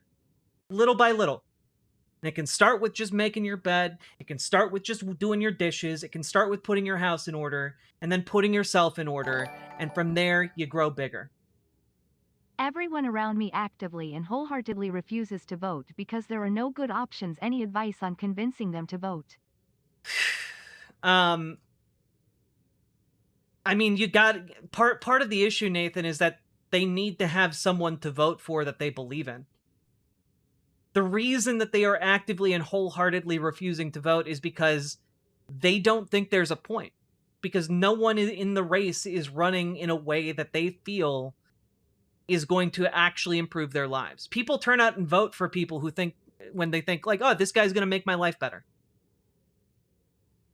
Or this guy's going to make the life of my friends and family better. People vote because they believe in something. And our society is kind of built around beating that out of folks.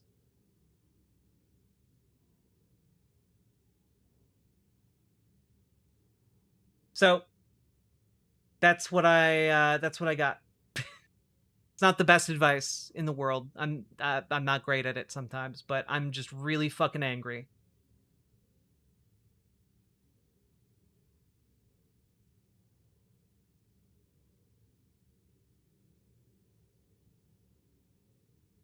Well, Starm, I will also say I don't think that they're going to be I don't think there's going to be mass executions.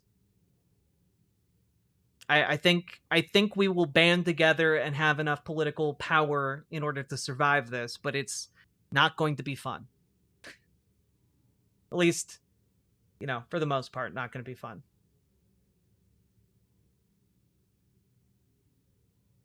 Please tell me there's a silver lining. There's not really a silver lining to today. Today is just bad. I guess maybe the silver lining would be that this would be a substantial crack within the Democratic Party, and that crack can be exploited and filled by farther left folks who actually intend to make life better for the vast majority of folks in this country. But it is going to come at the cost of tens of thousands of lives until we, the folks of the left, progressive, socialists, and farther left indeed, can come together and fix that, what the damage that is going to be done. You know? Yeah, this is the Democratic Civil War I've been telling you guys about. Wait, was there a situation where it would be fun? Well, yeah, like what, I don't know, during revolutions, people dance in the streets sometimes. So having drunk street parties would probably be pretty fun sometimes. I'm just, yeah.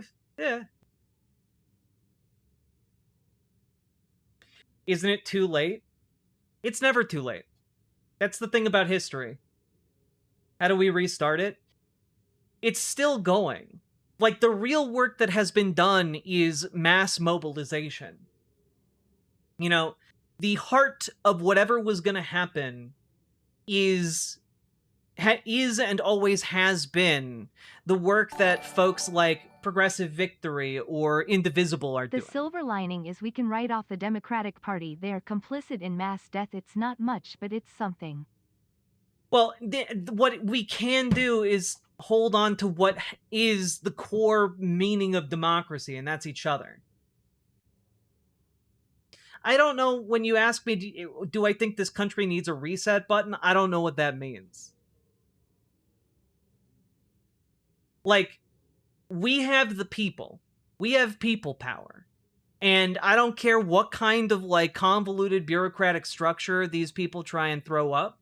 I don't care what kind of political party they bring up. We are going to win. And we are going to have to find a way to leverage that people power into something better.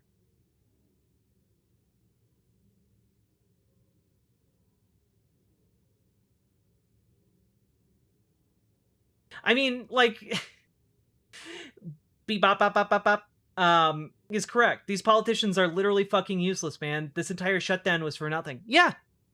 Nah. And what we need is, like, essentially a reformulation of the Republic Left-wing that Germans kicks in money out World of politics. War II had the absolute worst scenario. Fascism won, democracy done, G-side in progress.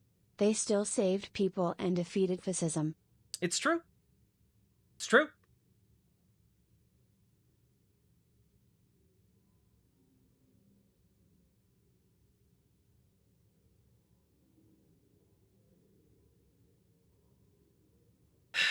I mean, like, and I guess the silver lining is that there's, like, any of these corporate fucks in the Democratic Party, their days are numbered, you know?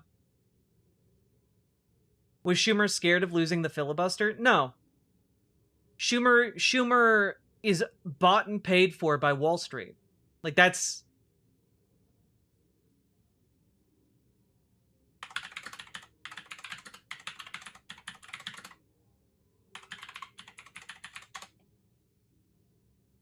Like, it's telling that when you Google what senator represents Wall Street, the number one result is Chuck Schumer. And I'm not like, I just typed what senator represents Wall Street. Look, there you go. Chuck Schumer. Like, he's bought and paid for. He's bought and paid for by these fuckers. Like, I guarantee you, like, Chuck Schumer's motivation here is some dumb shit. Like, his rich donors were upset that the FAA was decreasing flight capacity by 10% because of its staffing issues during the shutdown. I guarantee you it was some dumb shit like that that got him to do this.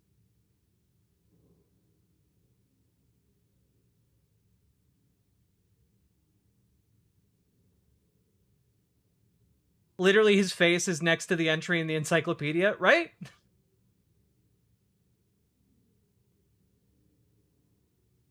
The problem is every Dem who betrayed us are not up until 2028 and people are too dumb to remember shit. I think people are going to remember this, though.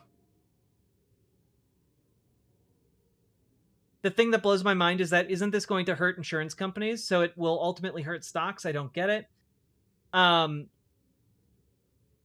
Well, that's why they jack up the premiums so much, right? They jack up the premiums so that they can continue to make money while losing customers. So they make what they lose in customers, they make up for in being able to have higher premiums and higher copays and like higher everything. But also, the subsidies were to keep down the costs, not just in general for healthcare, but for people who are older. Because the older people get, the higher their risk of being sick or injured is. And so in health insurance, like, if you're 50, 60 years old, you're paying Also, out the nose. Get into volunteering with charities. Doing small, short-term good will bolster you and lighten your heart for long-term good. True, Nomi Sunrider. Excellent advice. And so the subsidies are going away. And with the subsidies gone, that means older people are going to be absolutely destroyed by this. And by older, it can mean like just people like older than 30, you know? Like anyone in the 30 to 60 plus range, prior to being able to get on Medicaid or Medicare, is going to be screwed by this. Every single person is going to feel it. And I guess if you're looking for silver linings, next year is going to be the most radicalized you will probably ever see the general electorate base. Because everyone is going to feel what happens. This insurance crap plus the coming 2026 bubble pop, I see a death spiral on the horizon, and I am a little scared. Oh no, like the bubble pop? The insurance crap? Like, I was looking, I was looking to try and get information about what's happening, right? And earlier today, I see a tweet. I quote tweeted it real quick. See if I can find it here. Dig it up.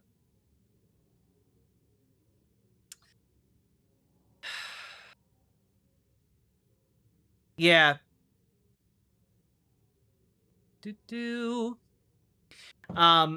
From a folks, if you're looking for anyone to follow when it comes to wonderful thoughts and observations, follow video game writers. 10 out of 10 experience. Highly recommend. Anyway, from Anna C. Webbs, who's a freelance game writer and narrative designer for a bunch of award-winning games.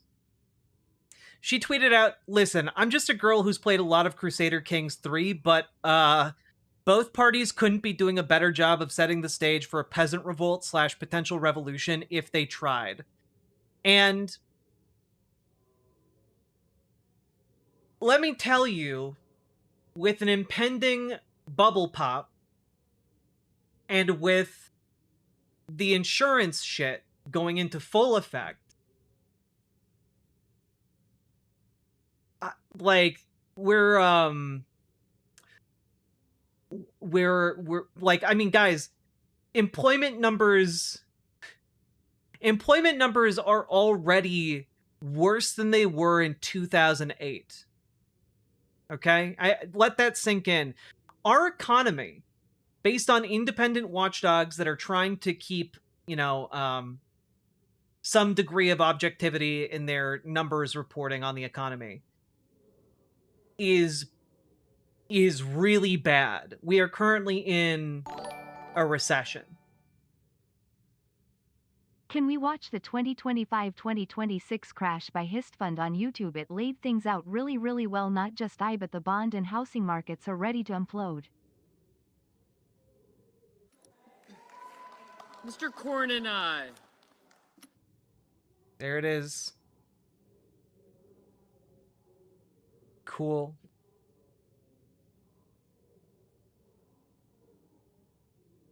Well, folks,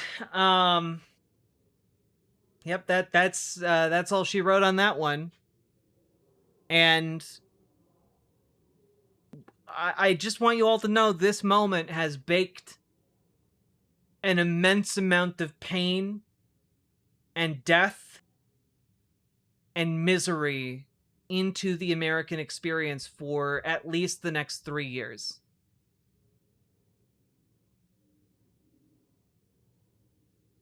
And what we're looking at right now, where things stand right now, we're in effectively an economic recession.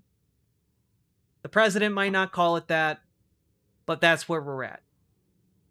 And as we look forward into next year, when these premiums start hitting what they're going to hit, well, on this vote, it's going to get a lot worse. 60 and the nays are 40. 3/5 of the Senate duly chosen and sworn, having voted in the affirmative. The motion upon reconsideration is agreed to.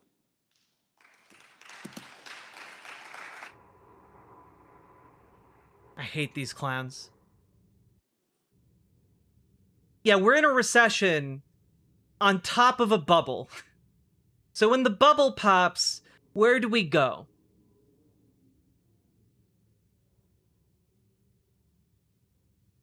Where do we go when everyone loses their health care, everyone loses their job prospects, and suddenly the disparity between the haves and the have-nots becomes a cacophonously obvious thing?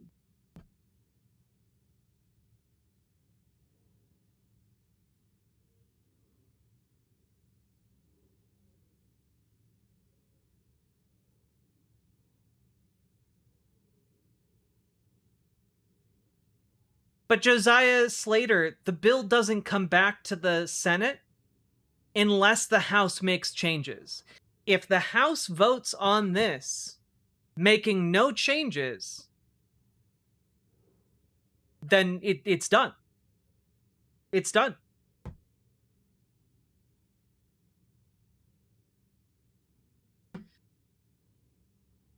So, all that to say, we have just seen the leaders of our country condemn 150,000 some people to death for being poor in the United States. Do we have a definitive list of names of the Dems who voted for it? We do indeed. They are Senator Angus King, Senator Tim Kaine, Senator Cortez Masto, Senator John Fetterman, Senator Dick Durbin, Senator Maggie Hassan, Senator Jean Shaheen, and Senator Jackie Rosen.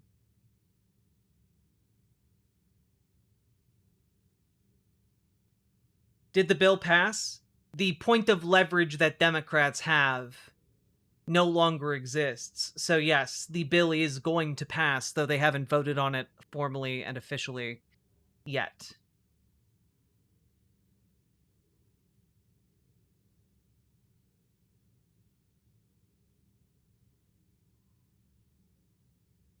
They didn't even need that many? No, they only needed 8.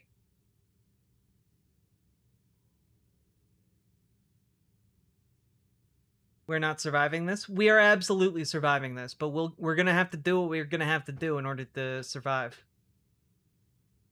This is America's class consciousness moment. Nah, that's gonna come sometime next year when the economy absolutely implodes.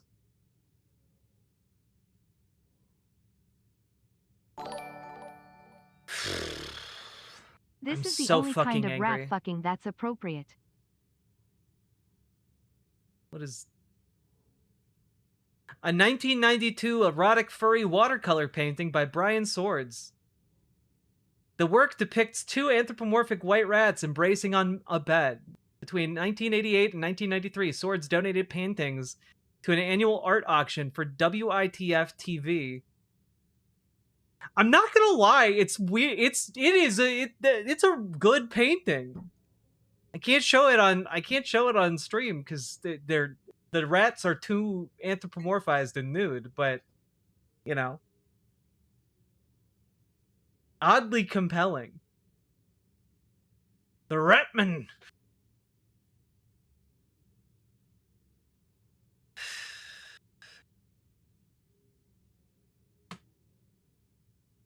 So if the government comes back online, what's going to happen to the people who are supposed to be sworn in and weren't because of the Epstein files? Depends on whether or not the Speaker of the House actually does his job. I'm going to guess that he's going to continue to block the release of the Epstein files by whatever means he has available to him.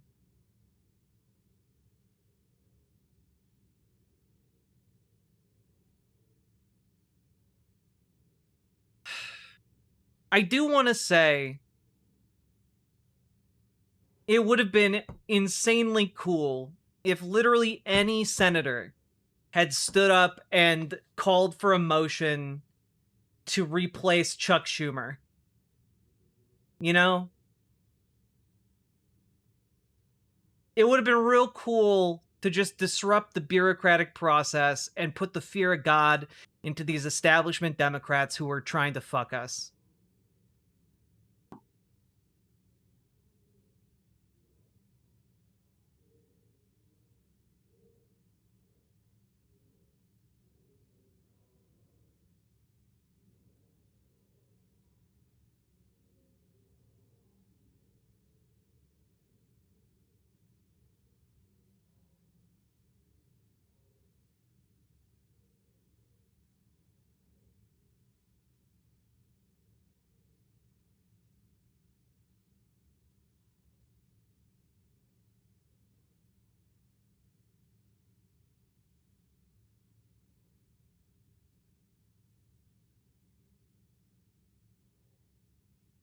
Oh, it would have to come up next time they have a caucus meeting?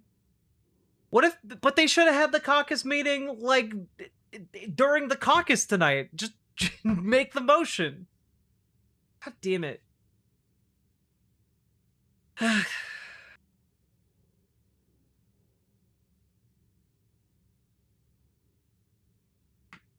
gotta be honest, I'm pretty fucking angry. Wait, do you think the economy is gonna collapse next year? Yeah, the fucking AI bubble is unsustainable, dude. In order for it to be sustained through the summer, it would take all investment capital on Earth just to keep AI companies growing on target. And not a single one of them makes a profit. They are all lighting hundreds of billions of dollars on fire every quarter. Not a single AI company is profitable. And unlike, say, a company like Uber, why not 2027 or 2028?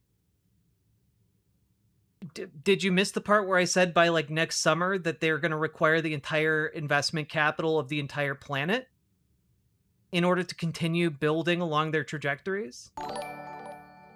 Like, I'm on Medicaid, EBT, and SSI. These jackasses screwed me over, but good.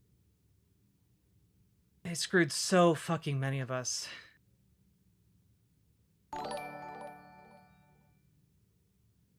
We have caucus meetings all the time. I love meeting in the caucuses. I meet the Baileys many times in the Caucasus Mountains. Chucky the Shoe.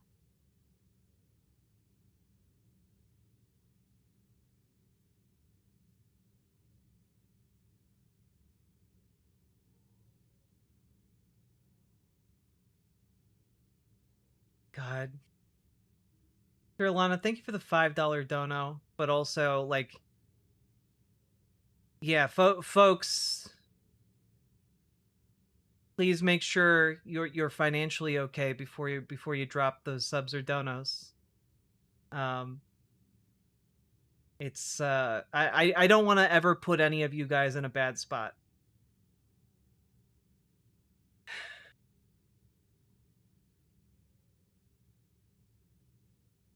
Also, I want to remind y'all, if you're having trouble getting food, we have a mutual aid section of the Discord where folks can post. And I encourage everyone to take a look over there and see how they can help others in the community, whether it's just like a $5 dono or, you know, $10, $15. It can go a long way, especially as people are staring down the barrel of not being able to eat due to SNAP being disrupted this month. And it's going to get worse from here on out, folks. So we need to build up and strengthen these systems of support that we have as much as we can.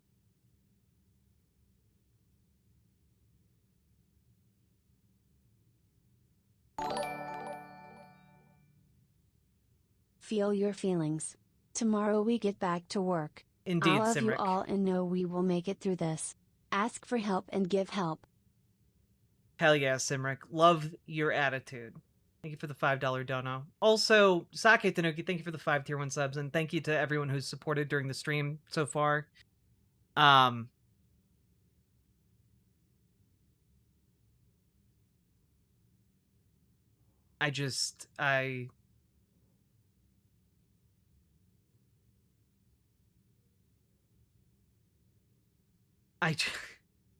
Sorry, here's a quote from Maggie Hassan.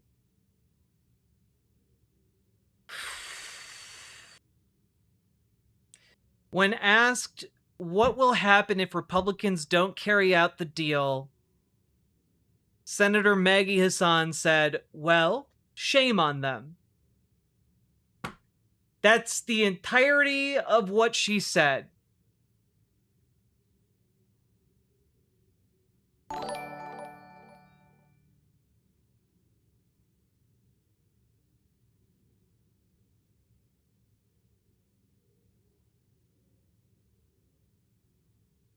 That'll teach them. They'll feel shame for the first time in their lives. I don't know that my heart can withstand taking a look at what these traitors have done tonight. But man, am I pissed off.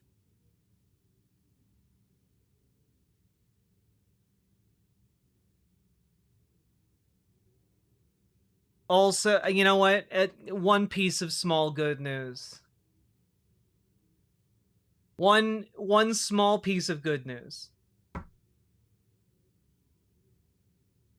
you guys ready?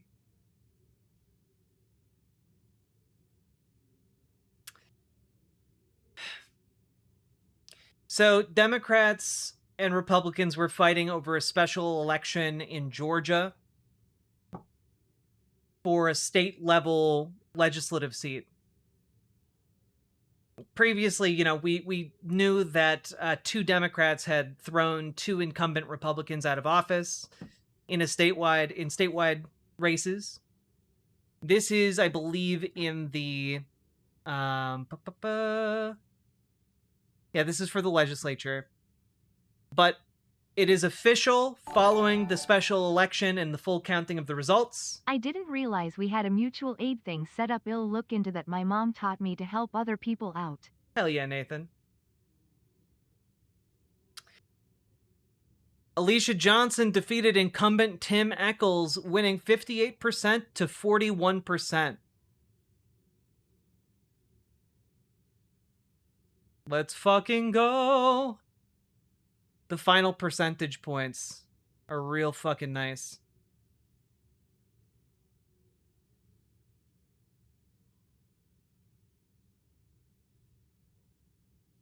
Like, I'm sorry, in a state level race for a Democratic person, a Democrat to beat a Republican by 17 points, that's some.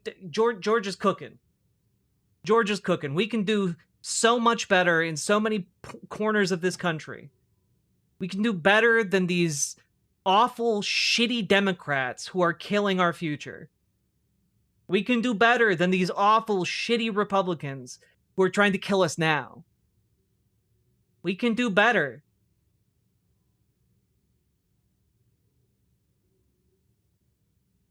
But Georgia will flip again after tonight? You don't know that. I literally did a segment the other night on Rua Roman, who is running to be governor of Georgia right now. She's working day in and day out with all kinds of people around her who are working day in and day out to get out the word and build a campaign. And you know what? I think she can do it. I think she has the ability. I think Georgia is ready to flip.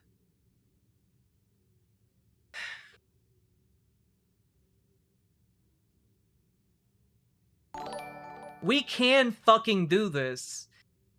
It's just a matter I'm so tired of these how gutless difficult is the cowards job going turning to be. a winning hand into a total loss.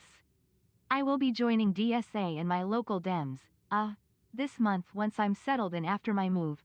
Hell yeah, shoot bang. Thank you for the $10 dono. What is this?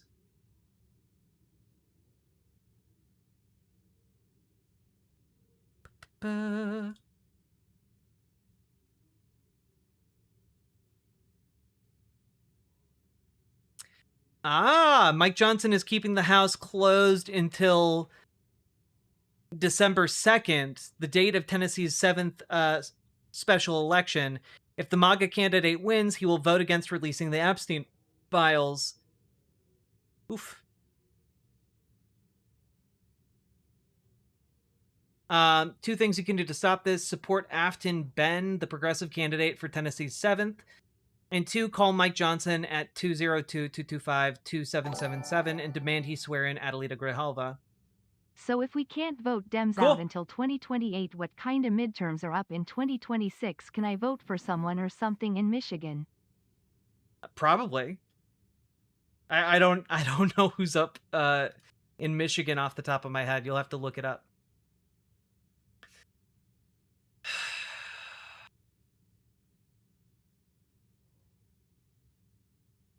They will not keep the House closed. They need to pass the new CR the Senate just passed.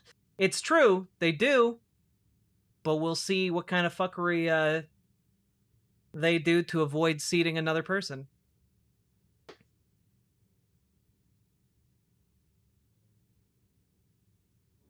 I'm so tired of not having our representation sworn in. I live in Arizona. It's such bullshit.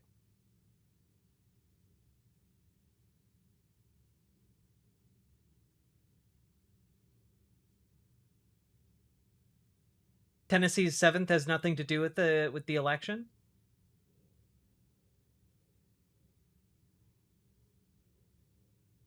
I mean, we'll see. It would be an interesting twist. I guess we'll see if when Mike Johnson reconvenes the House.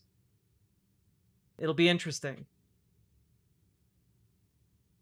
But if he reconvenes the House, kind of open and closed case. They folded, Lady Raincloud.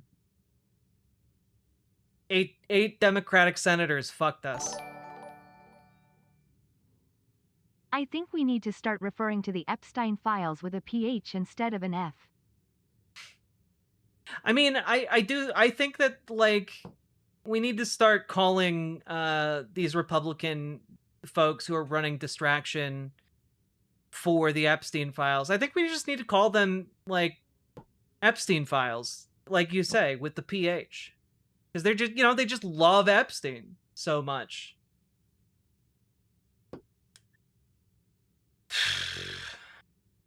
What are the Dems doing now?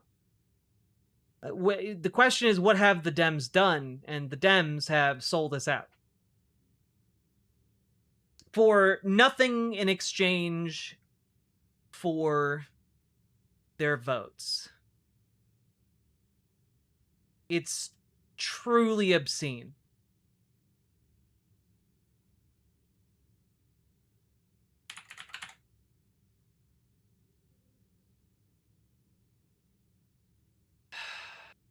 Democrats voted with the... Here's Bernie Sanders giving the rundown and probably summarizing what the situation is as best he can. Tonight, 8 Democrats voted with the Republicans to allow them to go forward on this continuing resolution. And to my mind, this was a very, very bad vote.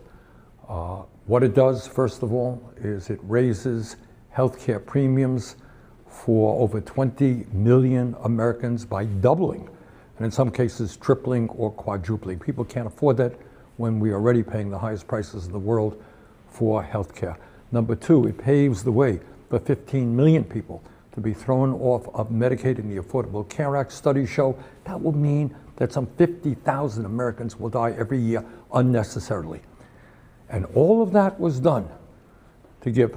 Yeah, I mean, I think you need to start calling those 8 Democrats collaborators. You know? Fucking, like, little toadies. They don't get this, they shouldn't be able to sit with the Democrats anymore. They gotta go to a different table. $1 trillion in tax breaks to the 1%. We can just call them child fuckers, that's legit what they want. From child marriage to genital inspections, to hiding the Epstein files. I mean, it's true. It's true. Mike Johnson is running an awful lot of defense for some folks that are pedophiles. I don't know, like, there's no other real conclusion here. But also what Bernie's saying here, $1 trillion in tax breaks to the wealthiest people on Earth. Understand, this is the corruption of capitalism. This is what capitalism does, chat. These rich and powerful people and corporations funnel money into our politics so that they can corrupt it to such an extent that rather than perform basic services that benefit the lives and the ability to live and work in this country, instead get ripped out of the system and handed to the wealthiest people to ever exist. Schumer will not be mourned. The bribes are an investment. When a company pays gives money to a campaign, they treat it like an investment. They treat it like, oh, well, it's gonna take 10 years, but it'll pay off. Like, that's what they think. And they're right. That's how this works. I would pay infinite money to anyone who countered any of Johnson's. I haven't looked into that yet. With what? Too busy looking at asterisk with your son. Right? Exactly. People need to get a lot nastier towards these people. If we keep talking about pedophiles, I will need to take a break before I start Fed posting I am reaching my limit. I've reached my limit such a long time ago with Mike Johnson, vis-a-vis that topic in particular.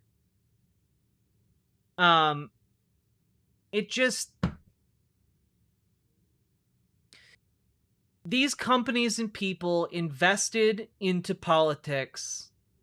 You know, maybe they invested $1 billion. And in exchange, they are making 1,000 times that investment. 1,000 times. They're making $1 trillion. It is unconscionable that our system be allowed to continue doing this.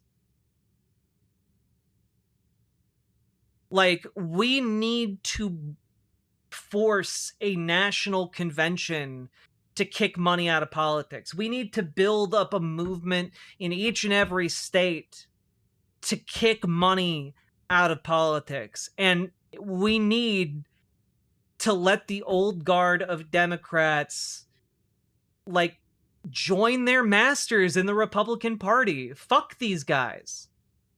What good are you when you capitulate to a fascist authoritarian whose main legislative accomplishment is stripping people of their health care in order to pay off his wealthy cronies? That's what Donald Trump is doing.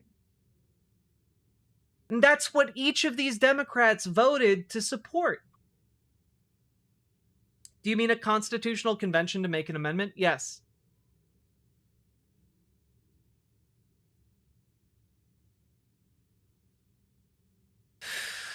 So, this is why I put so much effort and emphasis when I talk about what you guys need to do on the local level. You know, I advocate for you guys to join your local Dems, to radicalize them to better politics so that you can kind of inoculate that part, that entry point against these rich fucks. I get angry. And when I get angry, I go blitz on the source. If they let me out of my box, I have no clue how mean I will be to them. Fair Quigley. You know, obviously within legal bounds. But understand, folks, like, this is why I put an emphasis on working with your local Dems on the local level and radicalizing them to better politics. Close the door on people who are going to be taking this corpo money. Get them out of here. And on top of that, join your DSA. And the reason I name check these two organizations so much is because every single person has the ability to start in one of those two places.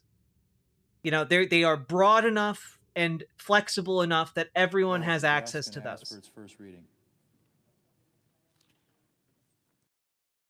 Fucking Thune is taking the stage. Clerk will read the title of the bill for the first time. They're going to vote on it. S3168, a bill to appropriate. They're just going to talk for a bit.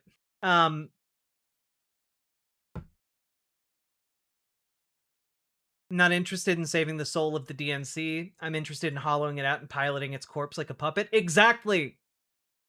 Like, getting involved on the local level in either your Dems or your DSA can be a useful vehicle, but it's not the only fucking vehicle. Okay? In some places might unironically be like a progressive church.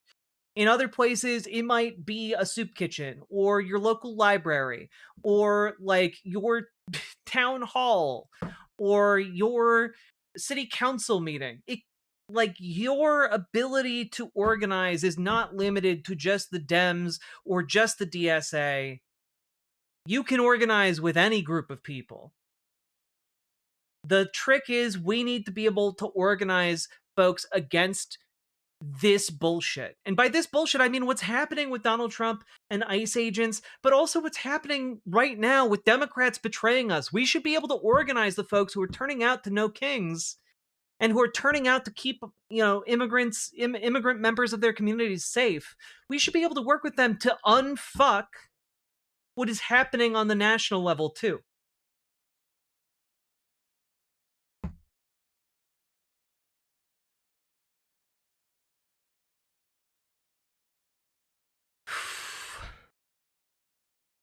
I'm just so mad. It's difficult to articulate my points when I'm this level of angry.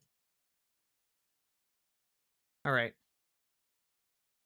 Let's finish this. Healthcare premiums for over 20 million Americans by doubling, and in some cases tripling or quadrupling. People can't afford that when we are already paying the high. Hi, Jack. The problem is that there is more to do than I can personally organize. I could use an army of helpers. I mean, that's why you organize with an army of helpers. You go find other people, like-minded people in your community, and you work together with them. Highest prices in the world for healthcare. Number two, it paves the way for 15 million people. And yeah, Lady Raincloud, like, says, my wife is on meds she needs to be on to live. we can't afford those meds, she dies. I can't with these fucking people anymore. I hate them so goddamn much.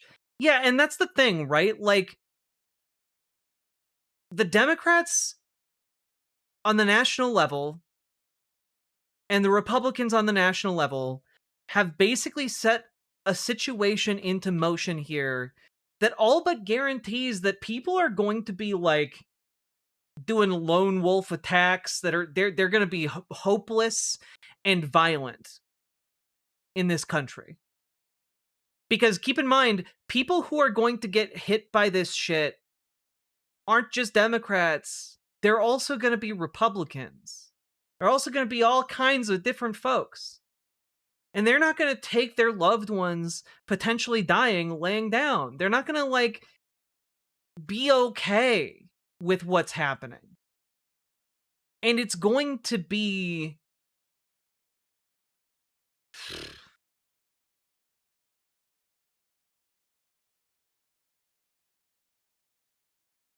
Isn't that the point? Give an excuse for a police state to kill the poors? I mean, it's in their mind, yeah, one of the points.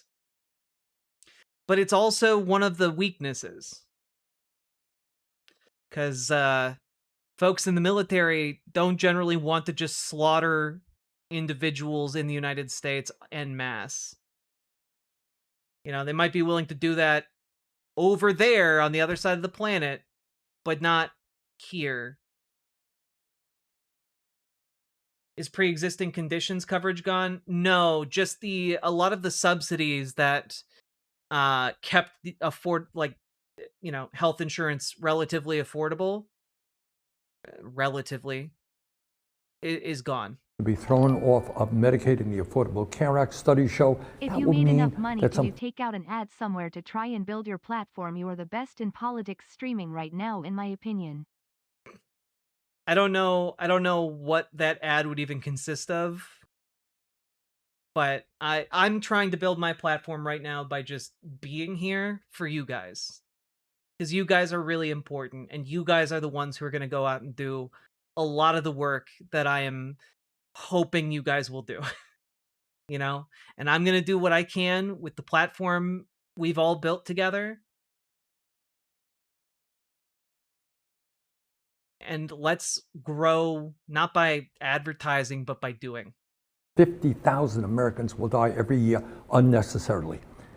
And all of that was done to give $1 trillion in tax breaks to the 1%. As everybody knows, just on Tuesday, we had an election all over this country.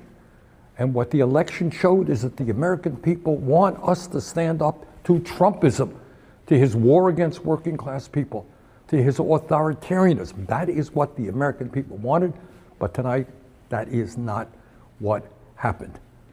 So we've got to go forward, do the best that we can to try to protect working class people, to make sure that the United States not only does not throw people off of health care, but ends the absurdity of being the only major country on earth that doesn't guarantee health care to all people. We got a lot of work to do. But to be honest with you, tonight was not a good night. Thank you. Yeah, I mean, like, you gotta be honest about it. We lost tonight. You know, the political leverage that Democrats had, it's gone. And it's not coming back. That's not something we can make up tomorrow or the next day or the next day after that. It's gone. And so understand that where we're at, we lost a battle. But we're going to keep on fighting, and we're going to do our best to win the only war that matters, the class war. And then we'll get that Medicare for all, and we will get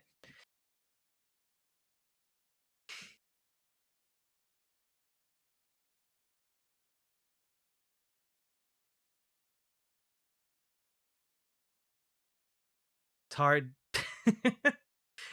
It's hard to do shows like these on nights like these.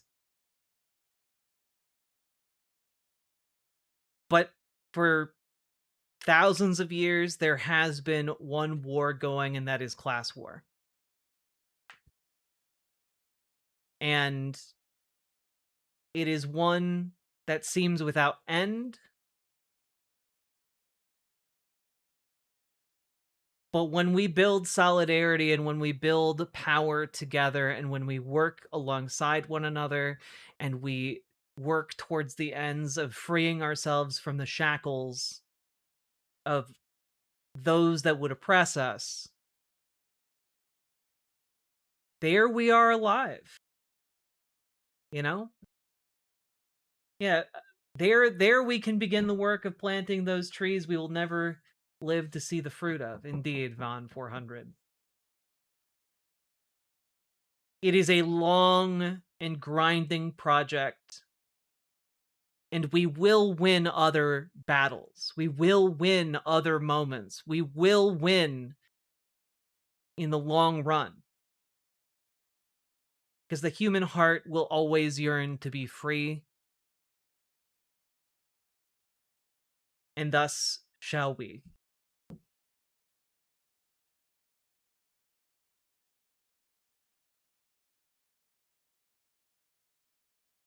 Yeah, God. Also, Lady Ringcloud, Chuck Schumer needs to be removed from head of the Democratic Party. I called my senators on stream and asked them to initiate proceedings against Chuck Schumer to remove him from leadership, because frankly, this is beyond the pale. Schumer, of course, engineered it so that he would vote no, but it's just so patently horseshit. Oh, I just couldn't control the caucus. My only job is controlling the caucus, but I couldn't do it. Like, oh, it's bullshit, man. You gave yourself cover.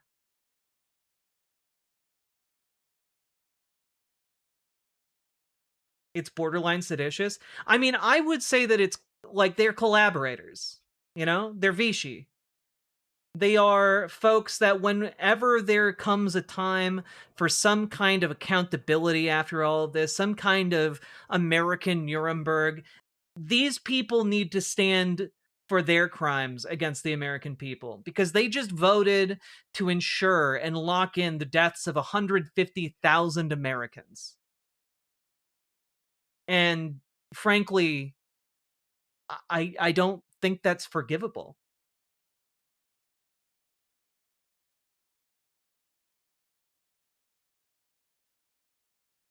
Financial Armageddon plus guns being so unregulated in this country seems like a bad combination. It is!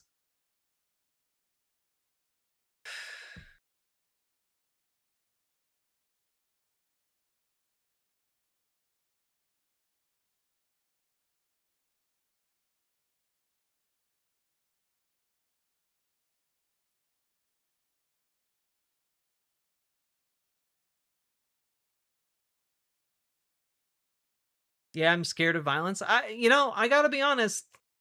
After tonight, I feel like the threat of violence has increased substantially.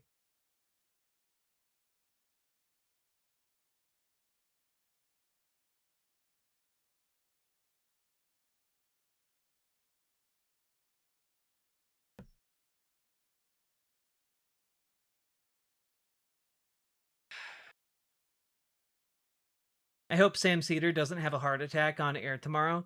I was literally, when I first started seeing this percolating in the news, I was literally listening to an episode of the Majority Report where Sam was like, "Man, it makes it so much harder for for the Democrats to buckle and cave on this shutdown." And I was like, "Oh no, Sam." Tomorrow's Majority Report is going to be a fucking heartbreaker.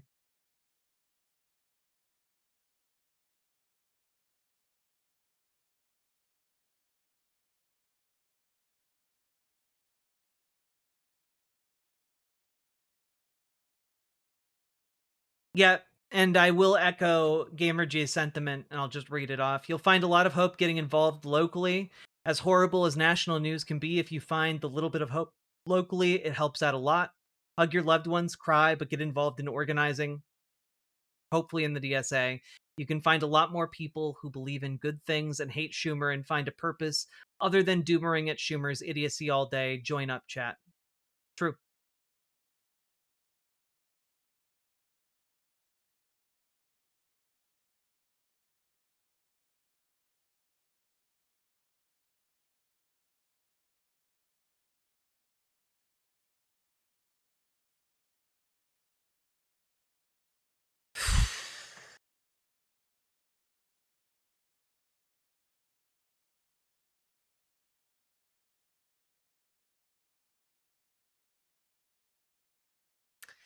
Well, folks, this has been an unexpected 2.5-hour long stream.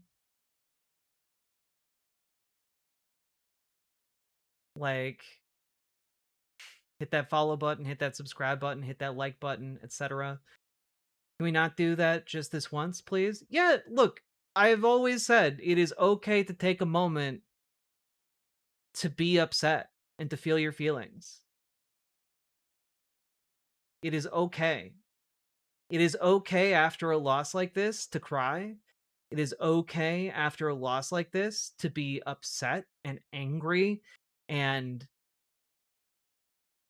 beyond words, well, beyond what words can really say or express, in rage and grief. But, like, there will also come a time when existence is not merely rage and grief, and there will be a need to do.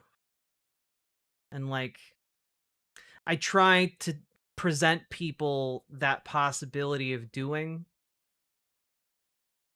because some people really need it.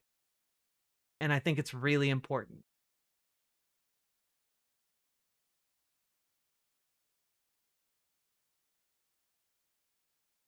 Now, Fox Girl Zoe, Democrats already voted to betray us. They already caved. So they passed the bill. I need to be clear, the bill hasn't passed yet. But the point of the vote point where Democrats had the leverage to stop the bill, Democrats caved. So at this point, it's all a Republican show.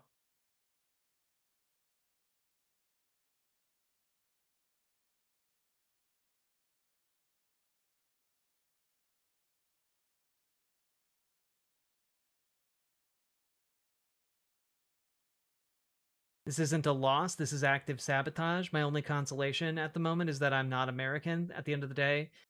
No, this is a fucking loss. Like, whether you lose by sabotage or lose in any other way, it's still a loss. A loss is a loss.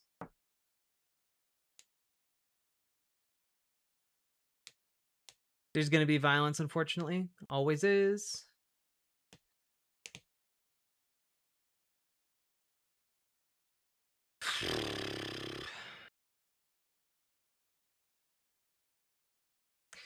Well, in Fox Girl Zoe, we will continue to build up. We will continue to mobilize. We will continue to organize. I will continue to tell you guys about different ways we can fight this regime and about different ways we can build up power so that we can take this party back from the Democrats. But I do hope that after tonight, a lot of folks understand why centrist Democrats are not our friends, why Gavin Newsom is not our friend, why a lot of these centrist candidates that are trying to set themselves up to be the next president of the United States in 2028, they are not our friends and will betray us at the drop of a hat. The abundance folks of the world, the centrist libs of the world, the neo-lib shills, and the folks who get a little bit too vague about their actual political leanings while running for office as Democrats. Wait, Newsom did... No, guys, Gavin Newsom doesn't work in the Senate. He's a governor of California. The point I'm trying to make is that these centrist fucks will sell you out, even if they're not in the fucking Senate. They will sell you out if they are the governor. They will sell you out if you are the, state legislature. They will sell you out if they're your fucking mayor. They will sell you out if they are on your school board. Okay? The point I'm trying to make here is that these people are not trustworthy because all of them at every level of government will do this shit. And I've seen too much like, oh, well, maybe Gavin Newsom wouldn't be too bad from I'm a lot gonna of go libs. find a corner to cry and ill watch the rest of And this I'm stream so later. fucking Thanks, angry. Jack. Keep jacking it, I guess. I will, Nathan. It's all right to cry. Would you consider Gavin Newsom centrist? Yes. Dude literally had Charlie Kirk on his podcast and talked about how proud he was that his kids listened to Charlie Kirk. I can't wait for my next fundraising text from the Dems about how they're really going to take it to Trump if I can only rush them a last-minute contribution. Yeah. God. Fuck. I hate these people. The fundraising apparatus, I need you all to understand, the fundraising apparatus of current day mainstream Dems is basically predicated on scamming the elderly out of money. Okay? Is Gavin Newsom a centrist? Come on.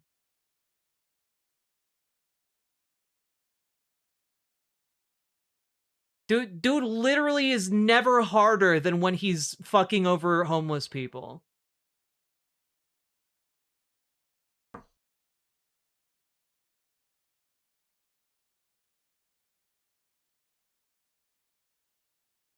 Michelle, Marty, we are going to go on and we are going to continue to make this better. Today was a loss, but remember, tomorrow is not going to be a loss. And the day after that is not going to be a loss. It is not going to be a string of uninterrupted losses from here on out. I just joined the DSA. Hell yeah, I've never silly done vixen. any activism before, but I know I need to start doing something. Awesome. Well done. It's a big, big, big step. And I will also encourage folks, if you feel inclined, that one of the actions you can take is, of course, to run for something.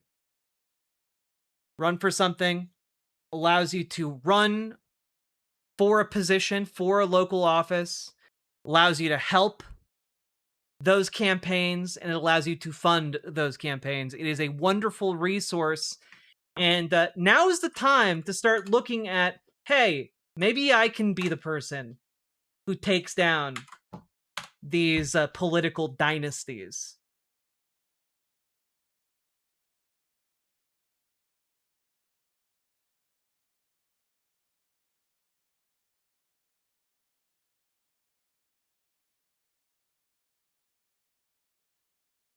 So, get involved and run for something, folks.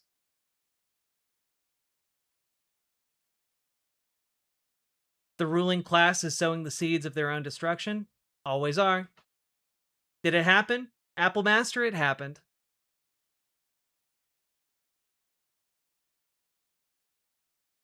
I will make any activism less effective if I try. People tell me that. Well, people are fucking wrong.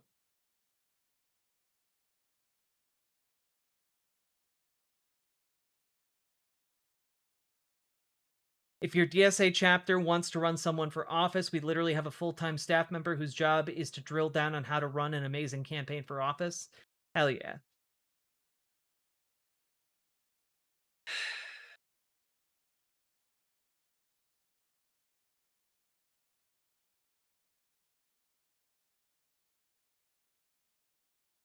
What I can never wrap my head around is that Dems swing Mamdani win by a landslide and think that shifting to the right is the correct move. Well, the issue that you're running into is that most Dems are able to accurately see that Mamdani is able to win by a landslide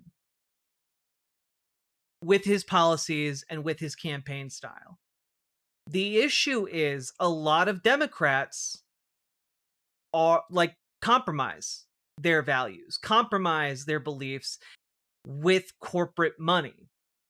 And so that corporate money buys their loyalty. It becomes, instead of something where they are beholden to their voters, they are beholden to their donors.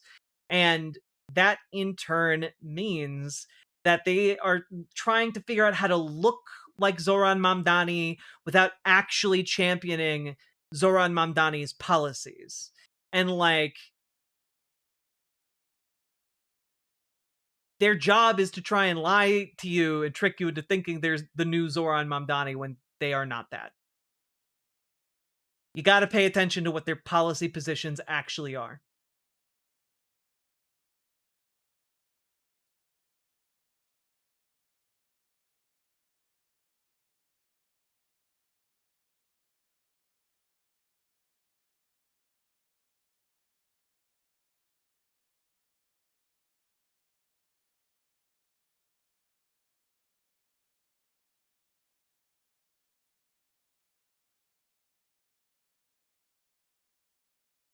$50% for the Democratic nominee against a failed former governor and sex pest in New York City is not a landslide. I would say like 50% and beating by almost double digits the former governor and sex pest of New York City. Like I feel like that's a pretty big win, especially when the former governor shares the last name of a beloved political figure in the city and all has massive name recognition. I feel like it's actually a pretty staggering success.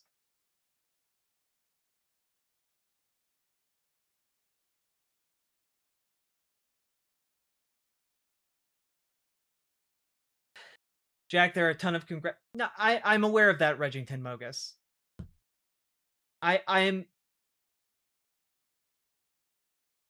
I'm feeling myself getting angry, so I'm going to stop.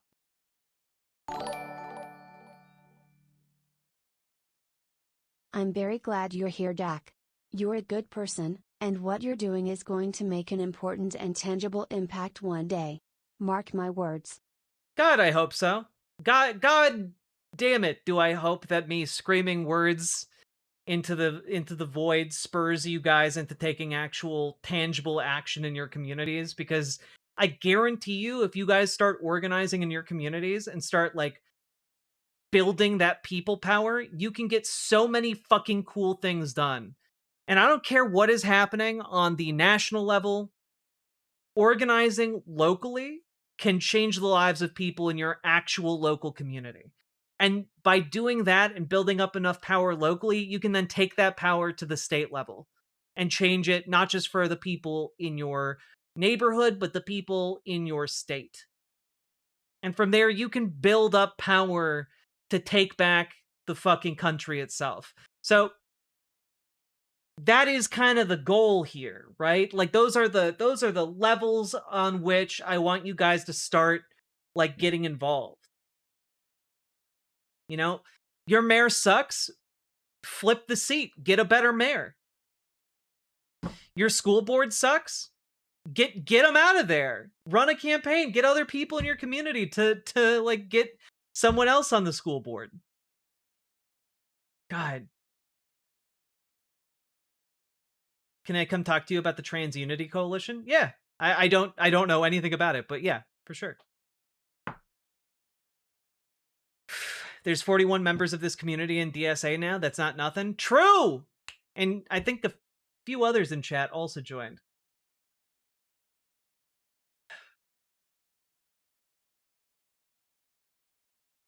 Gotta be real, I think Alan is just rage baiting. Maybe. I don't know.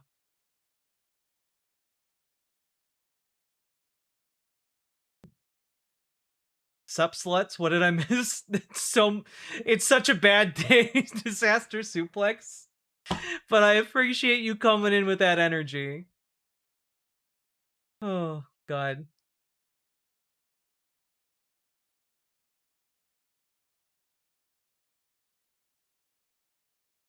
Nah, No Kings is going to continue organizing. Guys, if you think tonight is making people less angry, it has, you're Jack. wrong. I would never have gone to my local Dem and No Kings protests but for you. Hell yeah, Werix. I hope that you guys that are turning out at the local level do continue to keep us updated about what you're doing. Continue to let us know, like, what are you accomplishing on the local level? What are you guys working on? What are you guys doing? Because I'm always curious, and I want to see your victories and successes. Because you exist, I joined the DSA and started trying to bully federal and local politicians for good, found people to do mutual aid with locally, and applied to join a working group. Hell yeah, Jem. I need to use the bathroom so badly because I did not come down here prepared to do a super long stream, but I think it's going to turn into one of those. I will be back in about 5 to 10 minutes.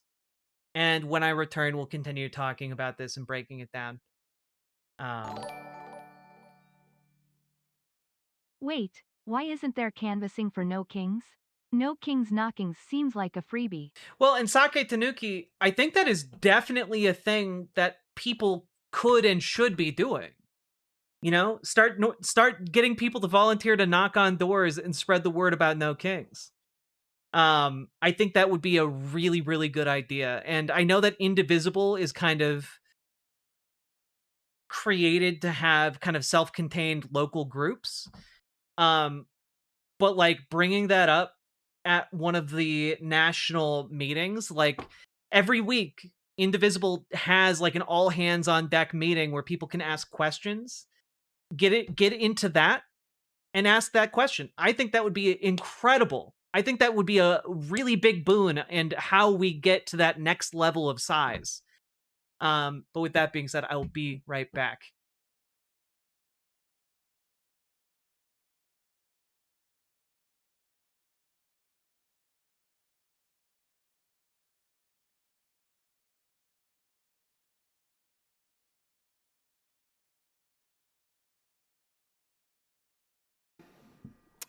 I wrote with my friend Mike Richardson, who's from southern West Virginia, and it's about the coal mining wars in West Virginia in the 1920s, called the Battle of Blair Mountain.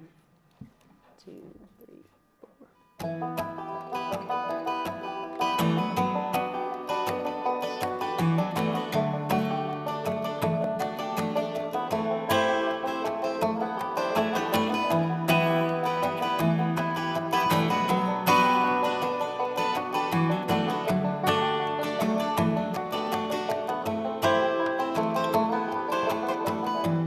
Find a vein, drain the black gold, hoping to God that the timbers hold. Like my father before me, it's all I know. We live only to harvest the coal, harvest the coal.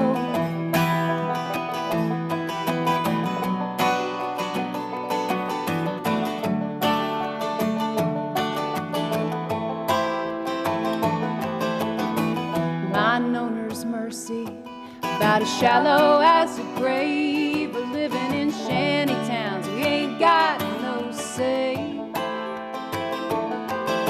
The 14-hour shifts, such a meager wage. And Mother Jones can't help us now anyway. Anyway, we take the roads, we take the trees by force. Oh, deliver us alone from the gathering stores. Lay down your Bibles, take up your guns. Blair Mountain, here we come. Oh, here we come.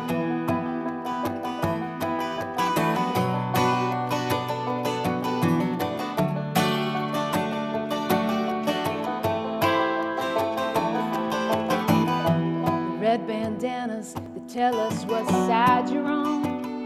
Yeah, we're the rednecks of the Union 1921. We'll leave tonight at 13,000 strong and take the fight to Blair Mountain before the dawn, before the dawn.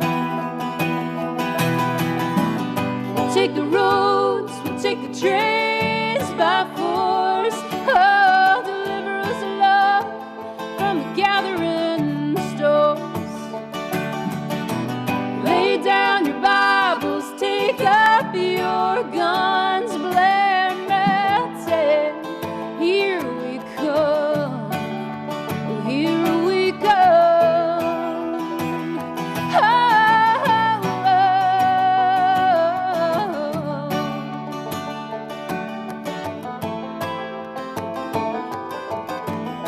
I fight for my father, still buried in the mine.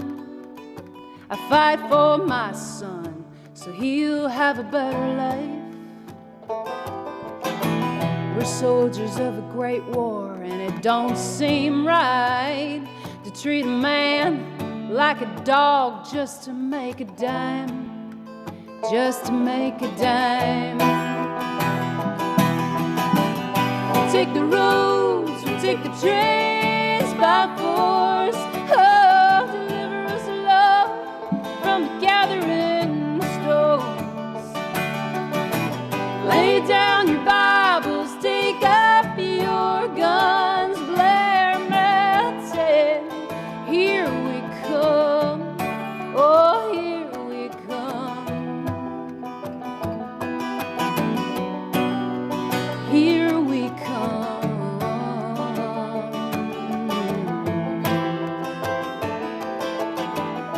So find a vein, drain the black gold.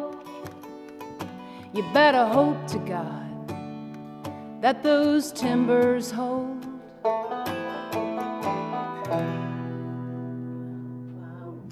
Yeah, wonderful. Wonderful. I'm not a coal miner, as you well know, but I'm as close as I could be not to be one. My father was a coal miner who was killed in the mines, and my husband is slowly dying with black lung. And my husband and me was in the strike in the 30s in bloody Harlan County, and I do mean it is bloody too. And they tell me, these miners say, we're going to stick it out unless Duke Power signs the contract till hell freezes over.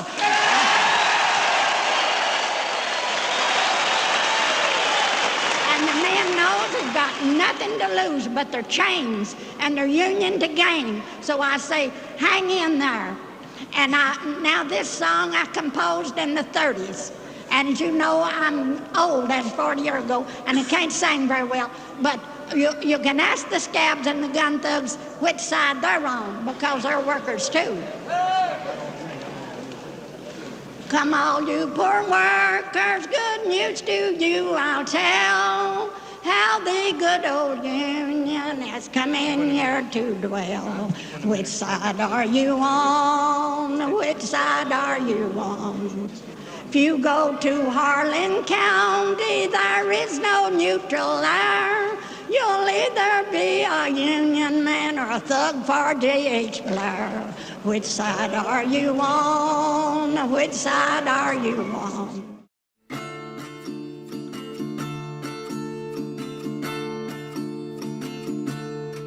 Oh, which side are you on? Which side are you on?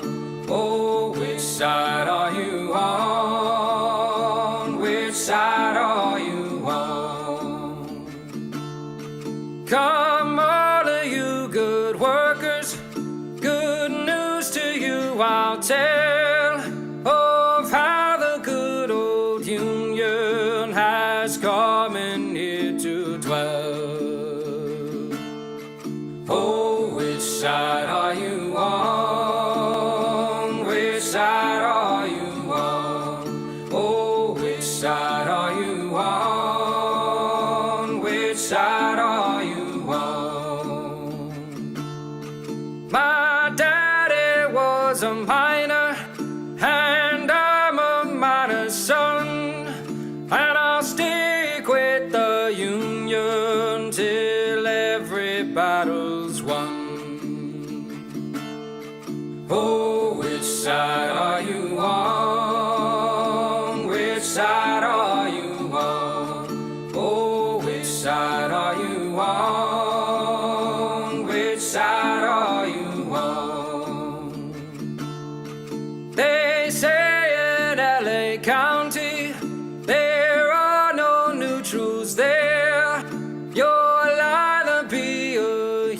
Union man over scab for the boss beware.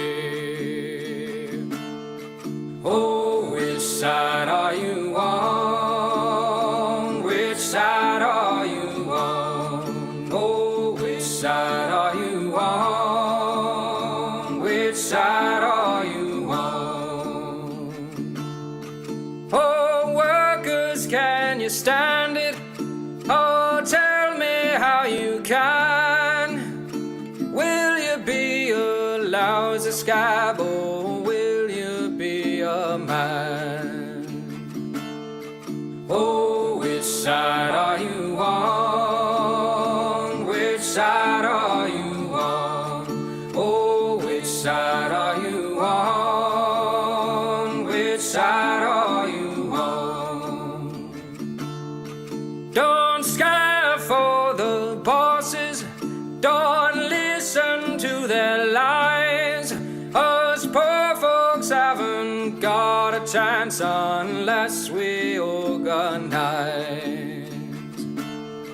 Oh, which side are you on? Which side are you on? Oh, which side are you on? Which side are you on? Oh, which side are you on? Oh, which side are you on? Oh, which side are you on? Oh, which side are you on? In 1948, the natives were expelled from the land of their ancestors, their homes and cities shelled. From the traitors in Transjordan to clandestine British demand, by the settlers' Zionist army that rampaged across the land. Oh, Palestine, we hear your desperate plea that once again across the land your people can be free. Oh, Palestine,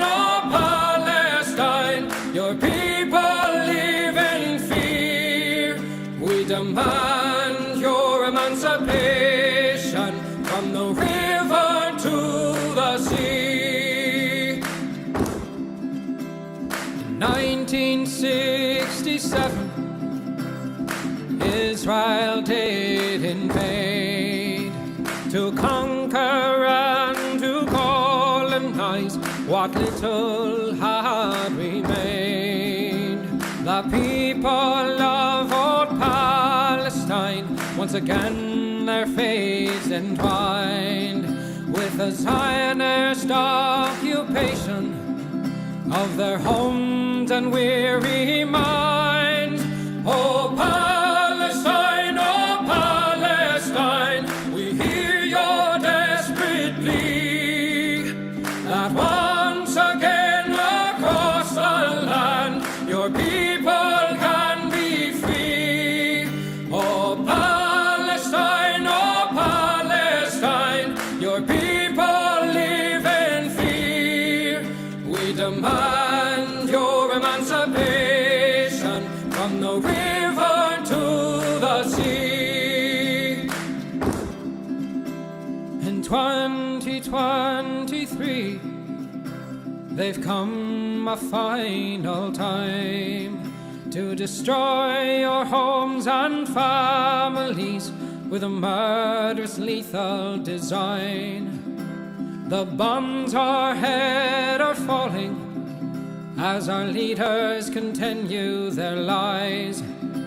The sky does glow and the blood it flows as we hear the children's cries. Oh, Palestine, we hear your desperate plea that once again across the land your people can be free. Oh, Palestine, your people live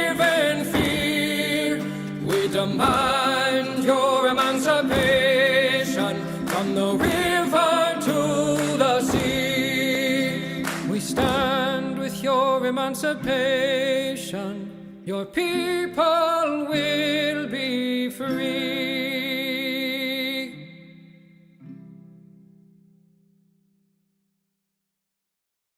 When the people's will is swayed by a conman's cheap charade, despite the crass misogyny and blatant hypocrisy, when the fascist voices swell, we hear echoes of the past. They vilify the immigrants, the leftists and outcasts, when the opposition croaks and the people just don't vote for the same old tired rhetoric of neoliberal politics. We must organize the fight for our universal rights, for democracy and empathy to permeate this life. For it's not the immigrant who labors for some bread, who's making us toil till we drop dead. No, it's not minorities or peer-reviewed authorities, or queer folks and trans folks, or a multitude of deities. I say, all are your comrades and none are your enemies in the momentous fight against all bourgeois priorities. Freedom is not those traditional values crafted from bigotry and classist realities. Freedom is freedom to move and disobey, to rely on one another to keep would-be kings at bay. Say none of us can stand alone against their power. We must stand together and make them cower. For the laws of this land have us used and abused, owned and subordinate to our patriarchal roots. I say it's high time we reinvent this whole operation to make mutual benefit our sole occupation. Because freedom is freedom to move and disobey, to rely on one another to keep would-be kings at bay. Say none of us can stand alone against their power. We must stand together and make them cower. Here we go. Yes, freedom is freedom to move and disobey, to rely on one another to keep would-be kings at bay. Say none of us can stand alone against their power. Rise, proletariat, and make them cower.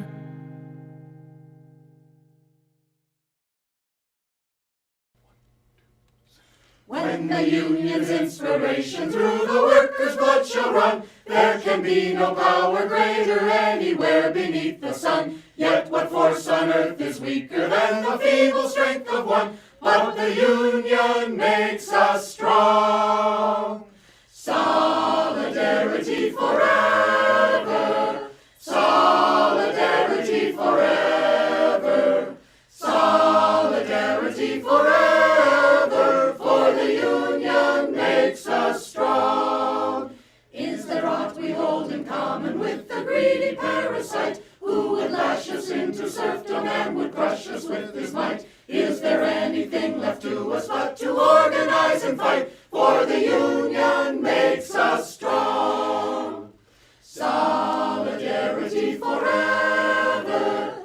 Solidarity forever.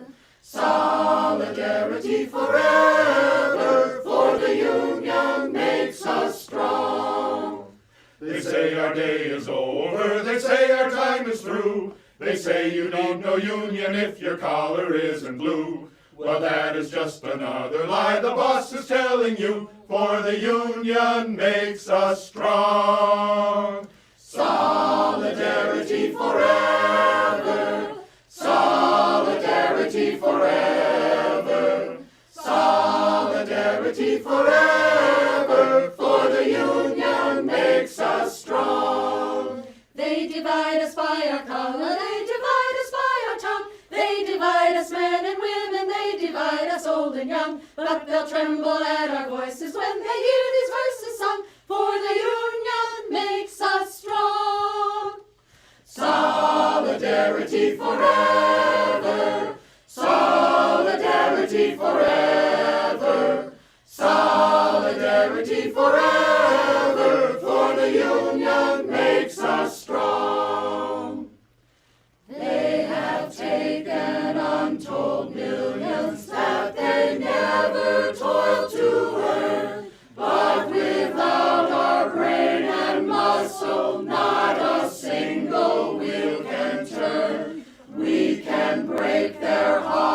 power, gain our freedom when we learn that the Union makes us strong. Solidarity forever, solidarity forever, solidarity forever, for the Union makes us strong.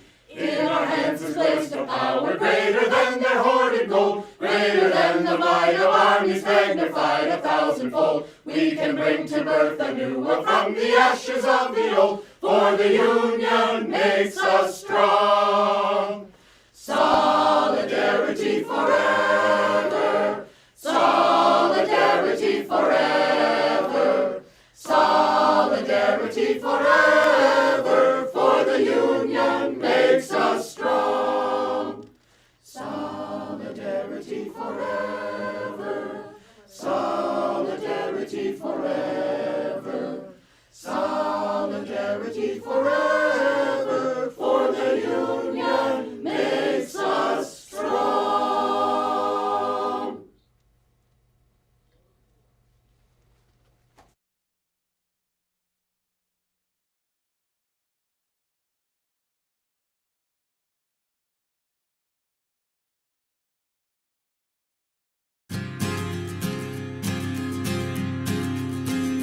In a pleasant wooded valley lived a huntsman tall and able.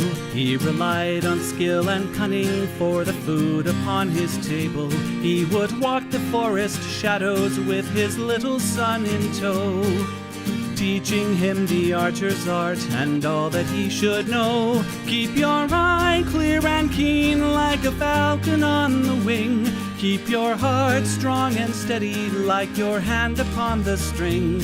Never bow to a tyrant while your people are laid low, for the highest head may fall to the man who wields a bow. In the valley there was freedom and a man was left to living, but as year gave way to year the ruling men grew less forgiving.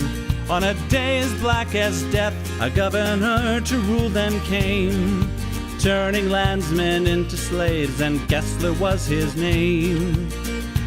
In the center of the village Gessler set a lofty pillar, and he ordered every subject, be he serf or be he miller, to do homage to the hat that Gessler placed atop the pole, or to forfeit to the crown his life if not his soul. But the huntsman William Tell came into town the morning after. William heard of Gessler's order and could only roar with laughter. Honest men should hold a rank above a petty autocrat. I would never bow to him, I'll not bow to his hat. Keep your eye clear and keen like a falcon on the wing. Keep your heart strong and steady like your hand upon the string. Never bow to a tyrant while your people are laid low, for the highest head may fall to the man who wields a bow. Gessler's soldiers seized the huntsman and his little son for treason, but the people of the village cried for mercy and for reason.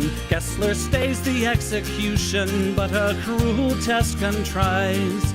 Prove to me your skill, and you may ransom back your lives. I have heard it said you have no peer with longbow and with arrow, that your shaft can find the quickest hare and fell the smallest sparrow. On the head of your young son I'll place an apple ripe and red. Split it with one shot, or at my word you both are dead. William Tell went to his son and said, I swear I will not hurt you. Courage will not bow to fear, nor shall this evil conquer virtue. Turn your face towards our home and stand as still as any tree. I will split the apple, we shall soon be home and free. Keep your eye clear and keen like a falcon on the wing. Keep your heart strong and steady like your hand upon the string. Never bow to a tyrant while your people are laid low, for the highest head may fall to the man who wields the bow. Every tongue was still and silent as the archer paced the distance. Gessler's soldiers lined the square and there was no hope of resistance. William knocked a single arrow, put his shoulders back and drew. Then the arrow sang and split the apple clean in two. All at once the crowd erupted into cheers and into chatter, and a second arrow fell from William's quiver with a clatter. Gessler said, "Why hold two arrows when I bid you shoot but one? That one would have found your heart if I had shot my son. Take the archer now and hang him." Gessler to his men was crying, but before the soldiers moved, the archer and his son were flying. From the shelter of the wood, the hunter loosed a final dart.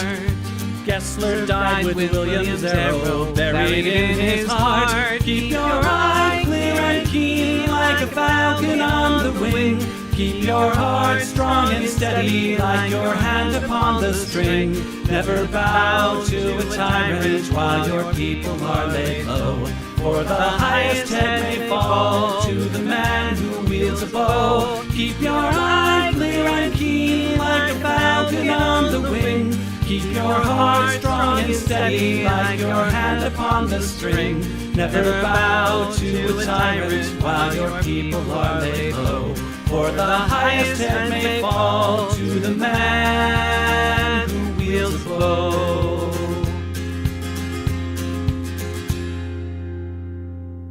There we go. Nailed it. Hello. I'm back. How we doing? Medieval big iron? Big iron on his hip.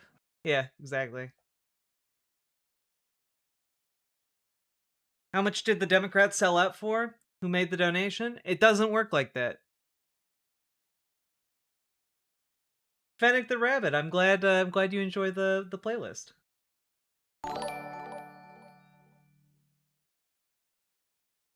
My town's motto, progress through people. That's great. Whew.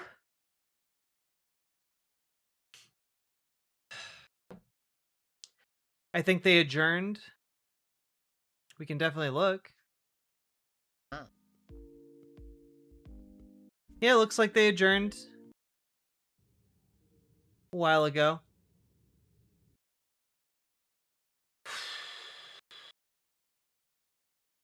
Yeah, they'll continue throughout the week to push it through the Senate and the House, and then it'll arrive on the president's desk probably, I don't know, Wednesday. They sold us out for fucking nothing. They starved people on SNAP for no reason.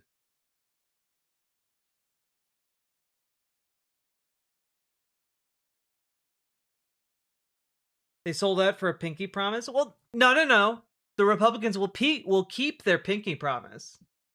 But, like, what the Republicans promised was to let them vote on the Affordable Care Act in the Senate.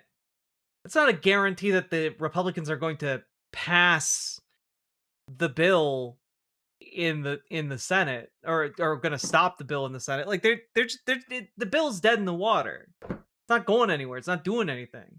Yeah, they fucking caved, Kaname, the Alpher. Is Snap even getting its funding back? Yeah, through the end of the year.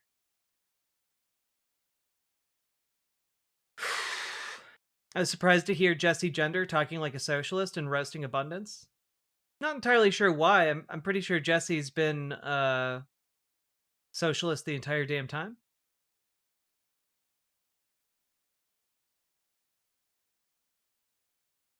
We fucked again? I mean, let me put it this way. They rat fucked us. Doesn't mean we're done, but we did get rat fucked.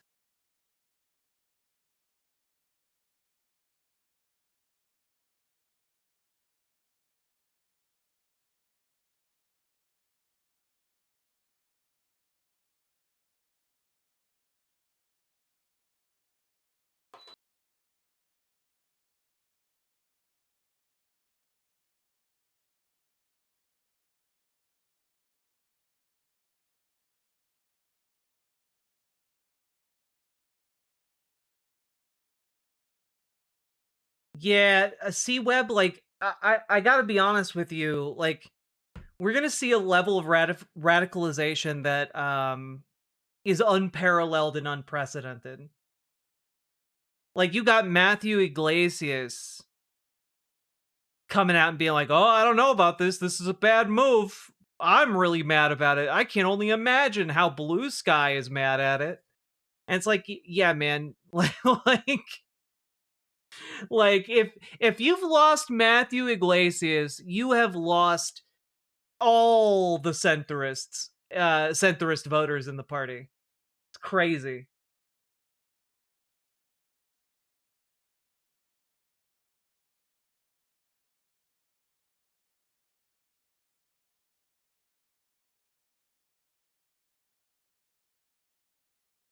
At least Dr. Softhole didn't live to see this. Exactly.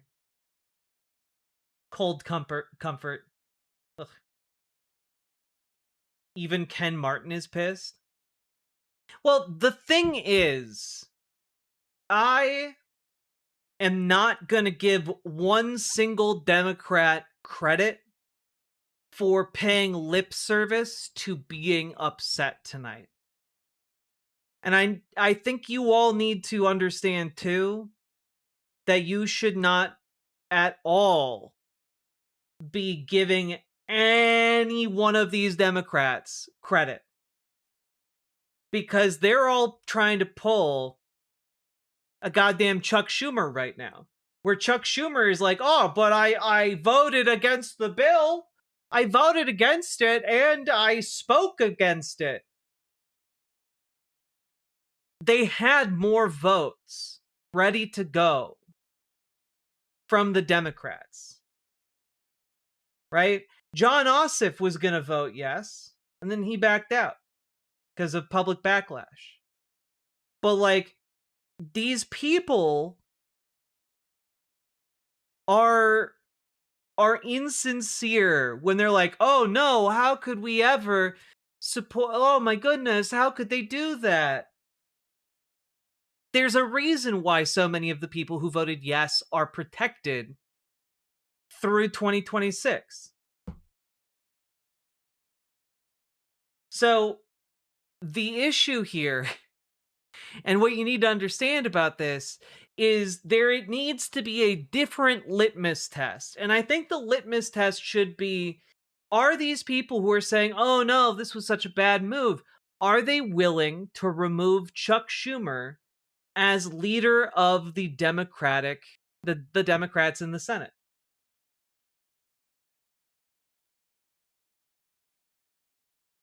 And I think that should be a layup answer at this point, right?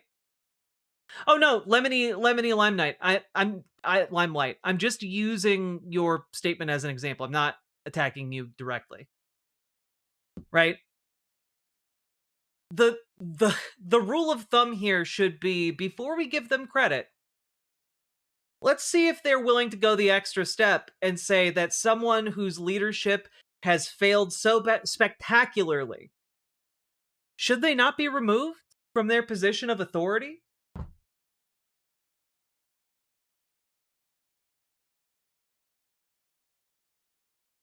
Ken Martin could announce right now that the DCCC won't give a dime to the yes voters. He won't say that because he's full of shit. Exactly. Exactly. Ken Martin is also not one of those figures that is powerless in this situation. You know? A lot of these power brokers, a lot of these senators that are now publicly, "Oh, how could they do this to us?" Not a single one of them wants to remove Chuck Schumer. This should be a people resign from their jobs situation. This should be a people get fired, people get removed. Like, that's what needs to happen. What happened? I am starting my day. What happened is the Democrats rat fucked us. What happened is that the Democrats said, I think it's, I think the government's been shut down long enough. Time to reopen it again. in exchange for nothing. And that's what they did. We missed a golden opportunity to call Ken Martin hog-tied. You know, not to overly generalize, but Ken Martin kind of strikes me as the kind of guy who'd be into that. Socket and everything for the 5 tier 1 subs.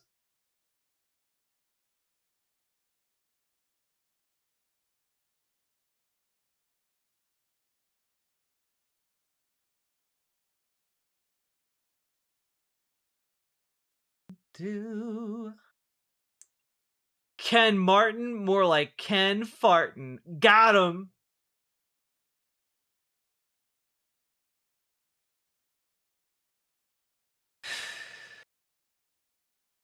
Jack, even in shit times, we will not stop trying to make you laugh. And you know what? Even in shit times, I will laugh.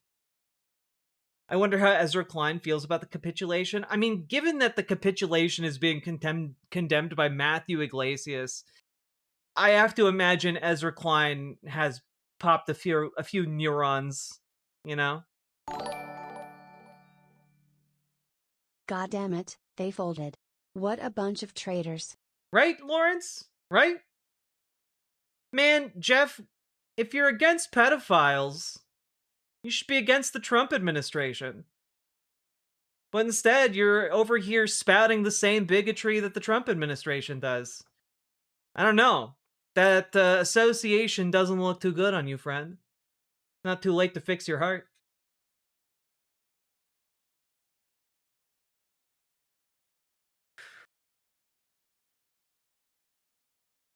Not Kenough, indeed.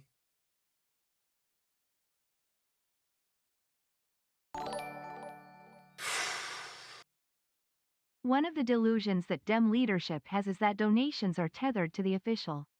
They stand behind Pelosi and Schumer because they brought in money, but anyone can draw money in NY and LA.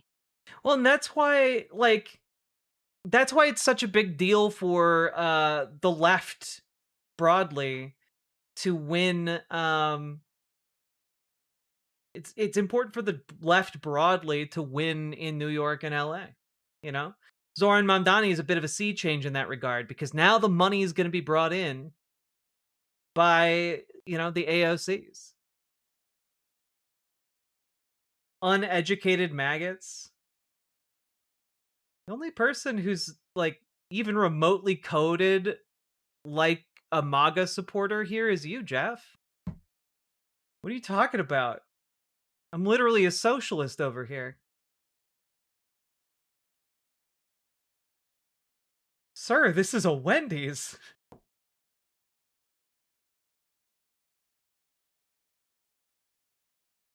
Jeff's a little confused. Yeah.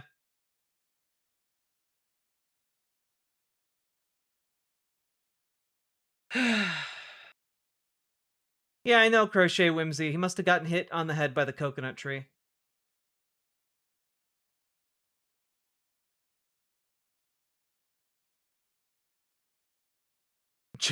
Jeff, we're socialists. Harold, they're lesbians.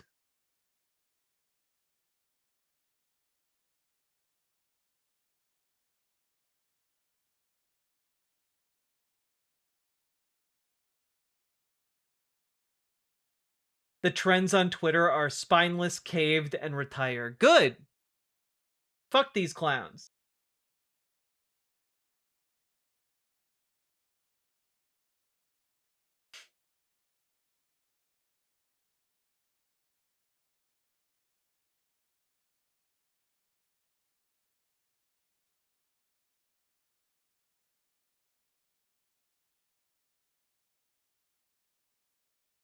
Lesbian, I thought you were American. No, sweetie, I come from a different country.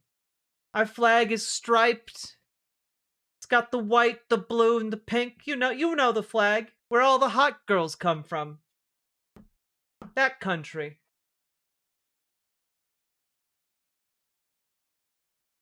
Where all the hot, tired women come from.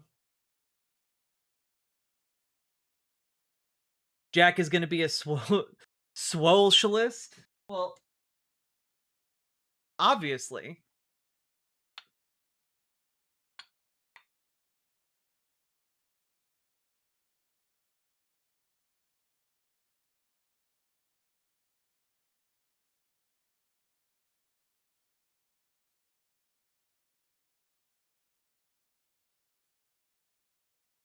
Lesbos should not be moderated. Deal. Jack trying to catch up with Karen Atia. Yo, girl is jacked. I do have to catch up. You guys don't understand. Like, moving fucked my entire workout schedule.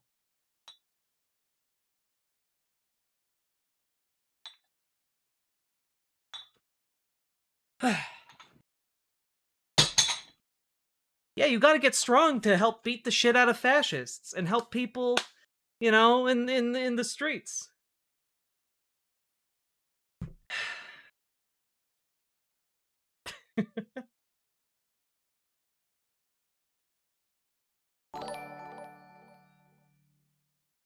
Do you think America will balkanized in the near future? No. Next question.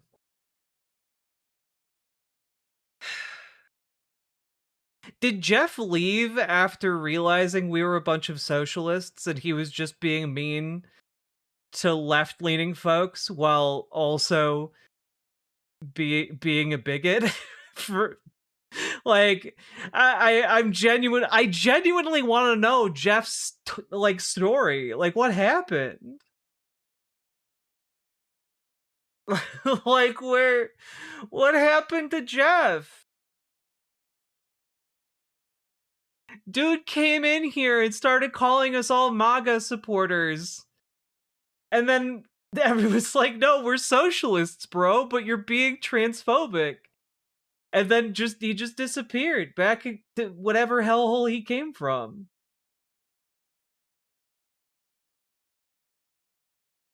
It's Jover. Or Jeffver. Yeah, exactly, C-Web. Schumer must be replaced, needs to be our Carthage must be destroyed type refrain. I'm not against that. What's my favorite band / type of music? I don't really have a favorite band. My favorite type of music, you know, it might make me sound terrible. I don't really have one. Other than one very niche answer. And I don't know how well that's... I don't know. It's going to make me look so much less cool.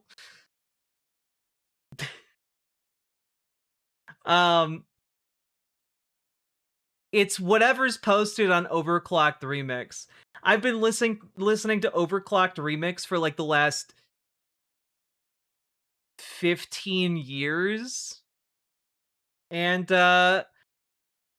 damn, they have a lot of really cool musicians doing work over on Overclocked Remix. All right? It's just great. You get all kinds of different music from all kinds of different indie creators who are looking for very little in return for just slapping ass music. Top taste in music, thank you.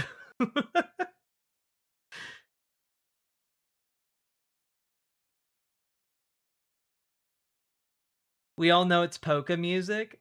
Nah. Anything but country? Mm-mm. Donkey Kong country. It's a whole different type of country.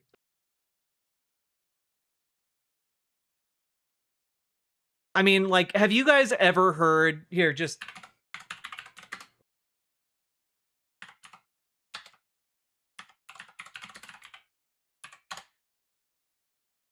Let me just see here. How about this one?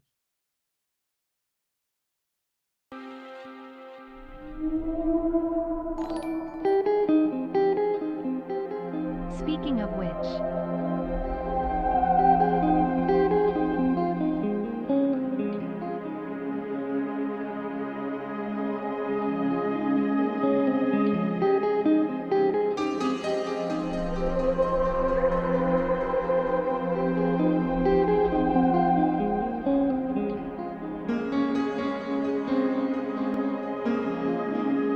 This is Donkey Kong country, Zach. It's an entirely different kind of country.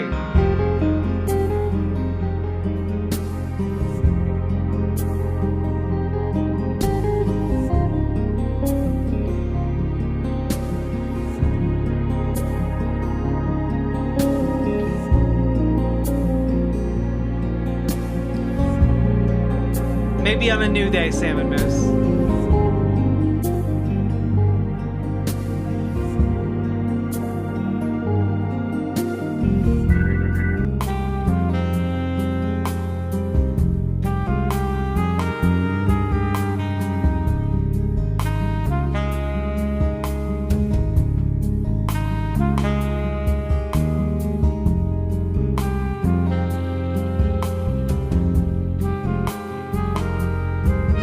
Oh, Rat-a-tat, Lemony fucking Snigget. Great.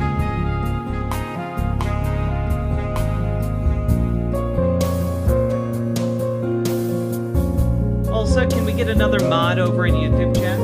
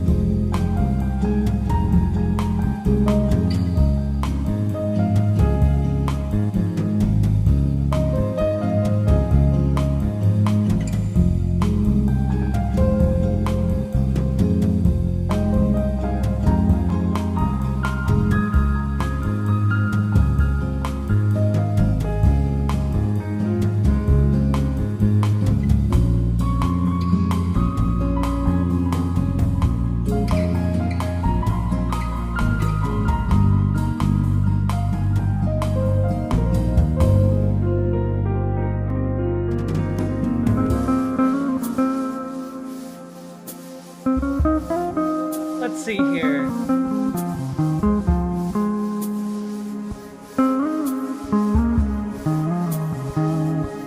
Zach Anderson asks a great question. So I'm going to turn this down and answer Zach's question. What happens now? Will the GOP actually vote in December? What can normal people do? Well, so what happens now is that essentially... How about DK plus Delta Room? Well, I Smiley will face. definitely listen to that one next after this.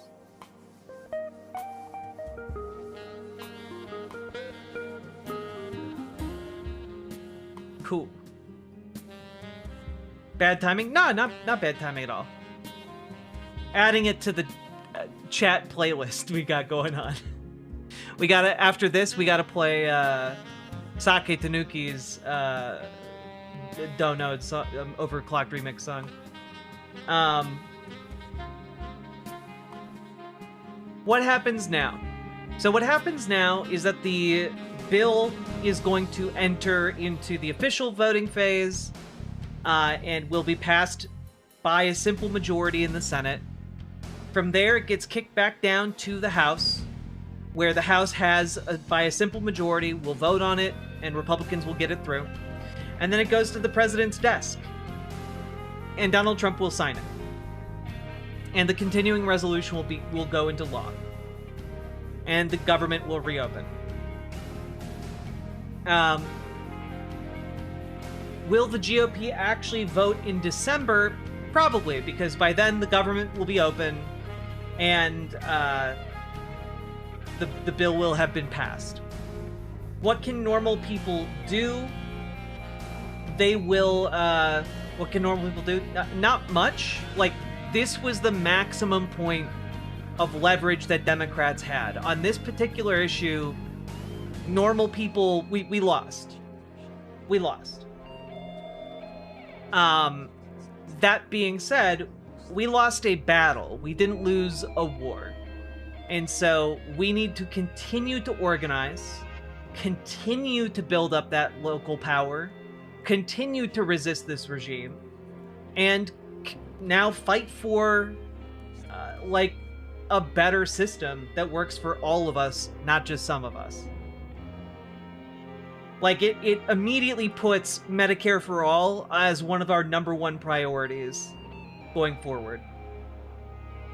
Because the status quo of what has existed is fundamentally broken in a way that is unsustainable.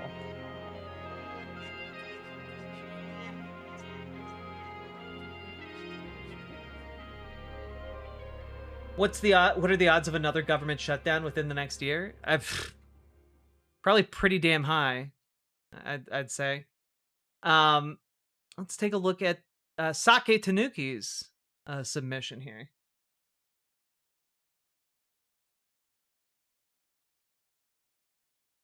Ooh, always a good time with Zircon.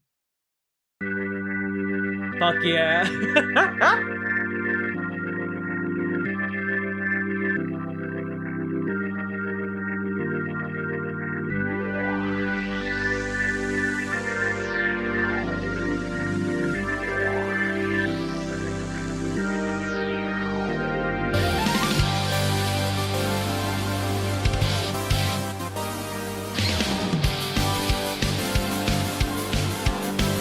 Well, Buffalo Guy, I'm glad you're having a good time.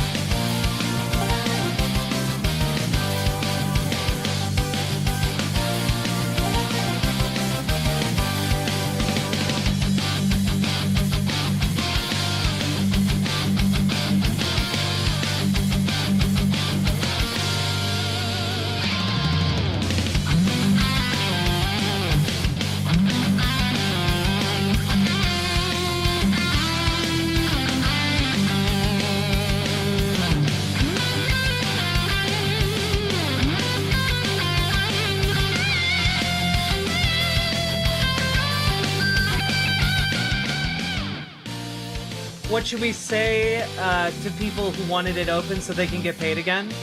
I think they had a pretty reasonable desire to have that happen. Chuck Thago Delenda est.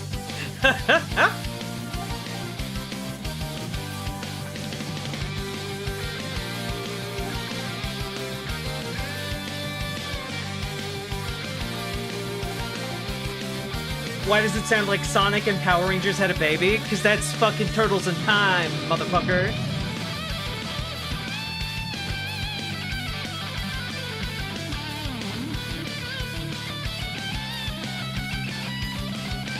All right, so we need to talk, because I keep seeing people misconstruing what I say, and it's making me upset. CJ Sonic 123. So it's basically just put faith in people that have left us high and dry twice now until they're up for re-election. And I don't understand how you get that from me saying our hope and our power is built by us taking on the burden of organizing and doing work locally to change our circumstances. Right? And I'm talking about you got to do the work to build up a movement that is capable of replacing these people, because these people have power. They have backers. They have fucking money. So in order to take them out of those positions of power, you need more power than they have. Do you have more people at your beck and call who are willing to turn out to get rid of Chuck Schumer than Chuck Schumer has at his beck and call? No! So build up that power base. Like, build up the power base and then get people who are actually going to be accountable to you elected into office. Like, I don't understand where the disconnect comes when I am talking about this. It's like folks like you replace my fairly clear-cut comments with something entirely different that they heard from some other lib at some point 1,000 years ago. It's crazy. And it makes me so fucking mad. God.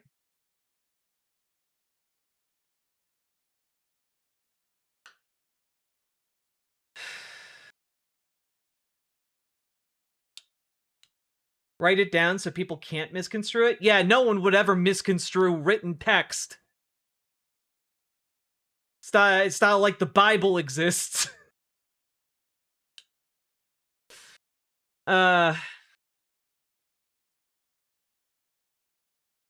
vibes were almost saved. It's just, the point of what I'm talking about is that in any of your given areas,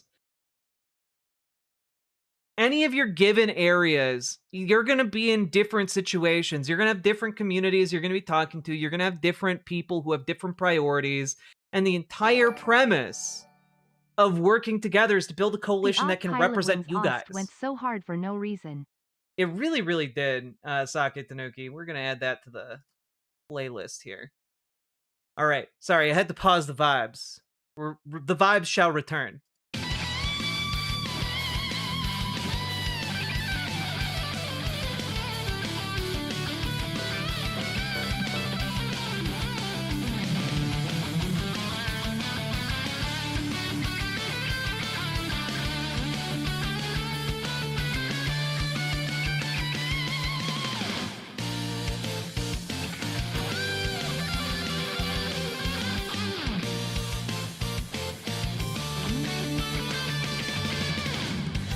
Oh, William King.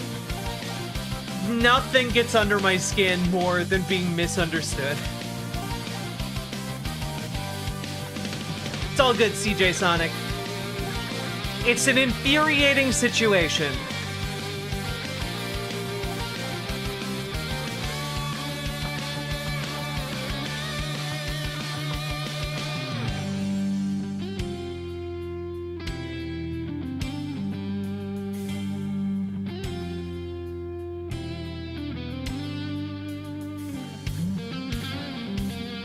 Have I played Shredder's Revenge? I haven't, but it looks so cool.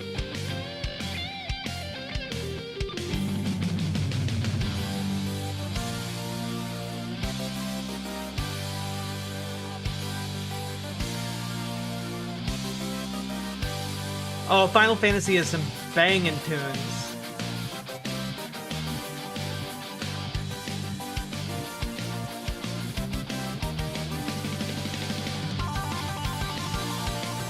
Ooh, that's tasty.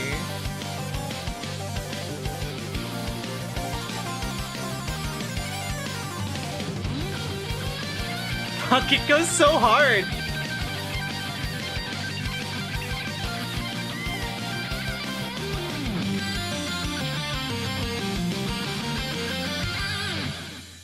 Damn, that was good. That was very fun.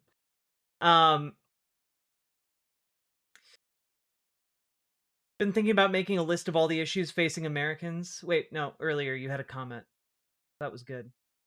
Trying to organize, but it's really hard since there isn't that many readily available sources for doing that in red states. Consider reaching out to your local UAW branch. They might be able to help you. You could like sit down with one of their union guys and see like how you can do the same. You know? Yeah, Quinn Decker, I have a very visceral response to like being misunderstood. Like it's almost like this primal fear rises in me, and like I need to make sure I'm understood. Otherwise I have a hard time going forward. You know?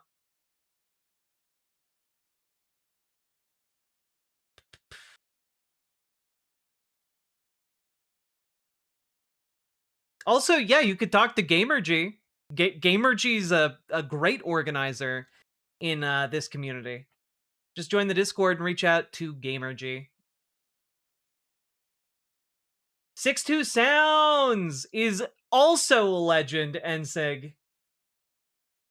Love 62. All right, what is this? Aquatic Sanctuary. Not sure if you've ever heard of a pair of NES-era composer bros named Tim and Jeff Fallon? Oh, I've heard of Tim Fallon. Oh, this is nice.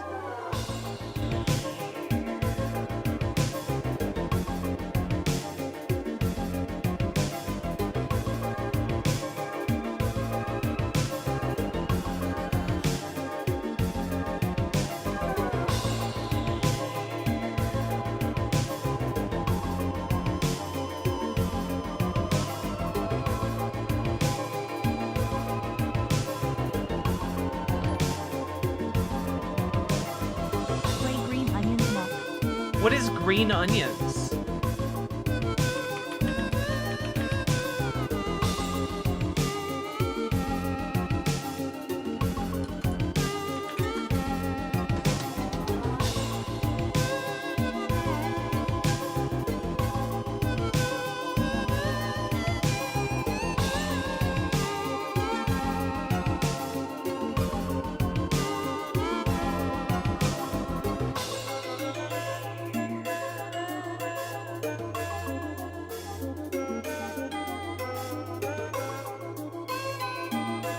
German Cow JJ, I have not. I fucking love Undertale, Aurora.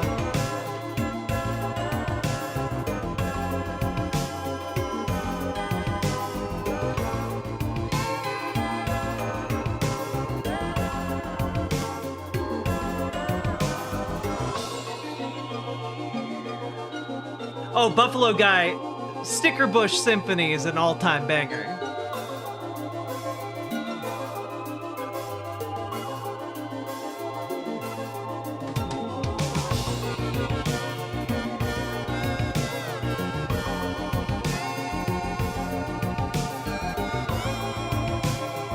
What makes water music sound like water music? Genuinely couldn't tell you. Not smart enough on that.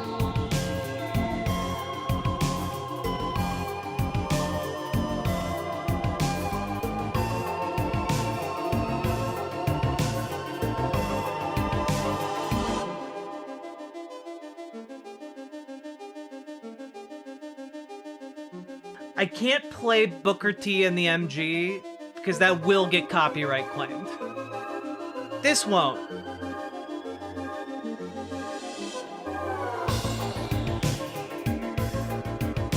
Have you heard of Bad Monday Simulator yet? I have not. What is this?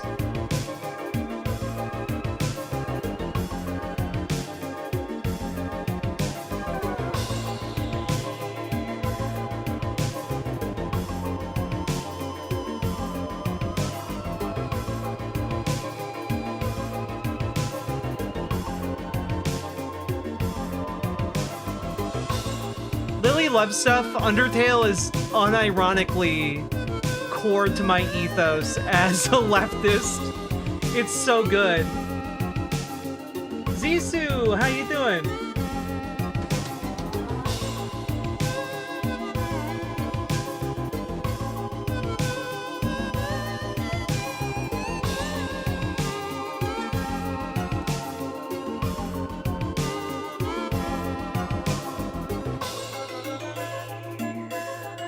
I do have to play Deltarune. It looks really fun.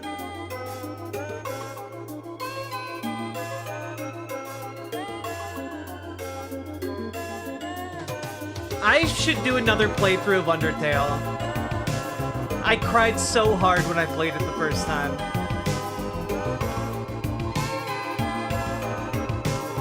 You're welcome, Zissou.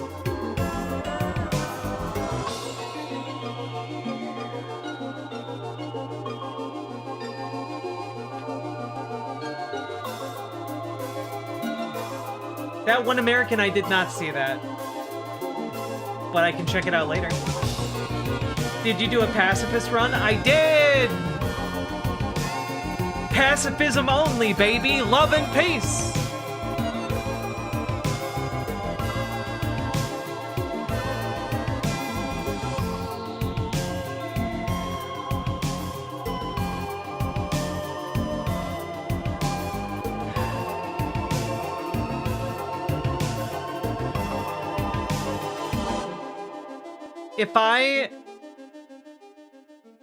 If I played through Undertale again, and then Deltarune, would you guys still watch me? Would you guys still watch my content? It'd be pretty cool if you did. Alright. Now we got some Pilot Wings soundtrack. This one is almost 10 minutes long, though, so in the name of getting to other tracks, we're going to listen to 5 minutes of it. Because Pilot Wings fucking bangs.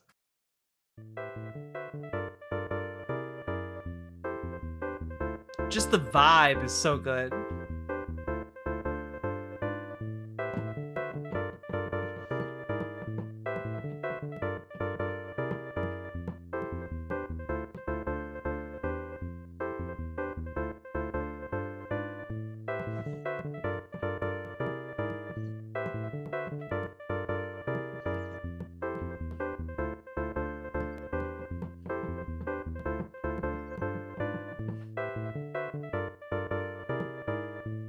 Well, I'm not playing through all of Undertale tonight, but I'd be happy to play through Undertale tomorrow.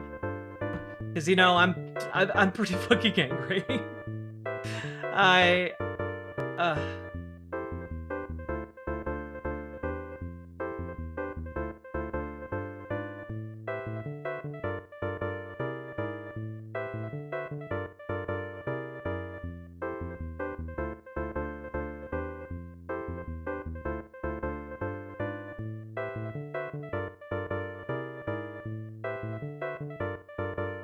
See you, Zach Anderson.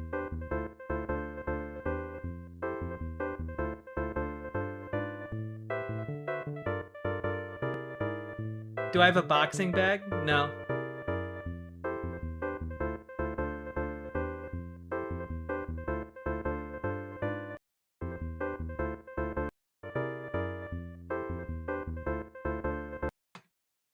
Cool. All right. Also, yeah, Tim Fallen. Get fucking ready for an absolute banger. That's harder. That goes harder than anything you would imagine an old school Nintendo game would sound like.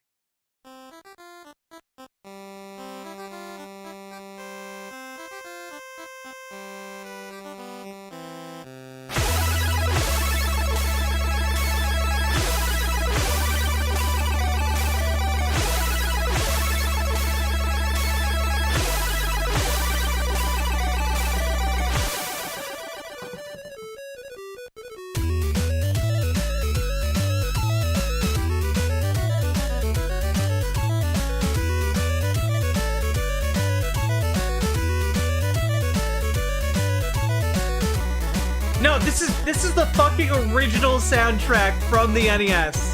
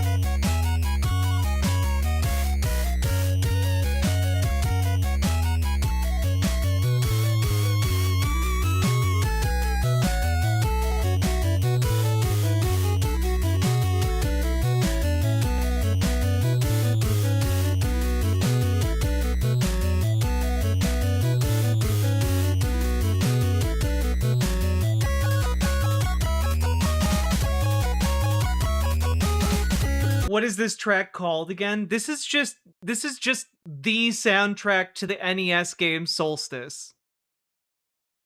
And if you are enjoying this, I highly recommend, as just my humble contribution to what you should listen to from Tim Follin. Here's the soundtrack to the original NES game Pictionary.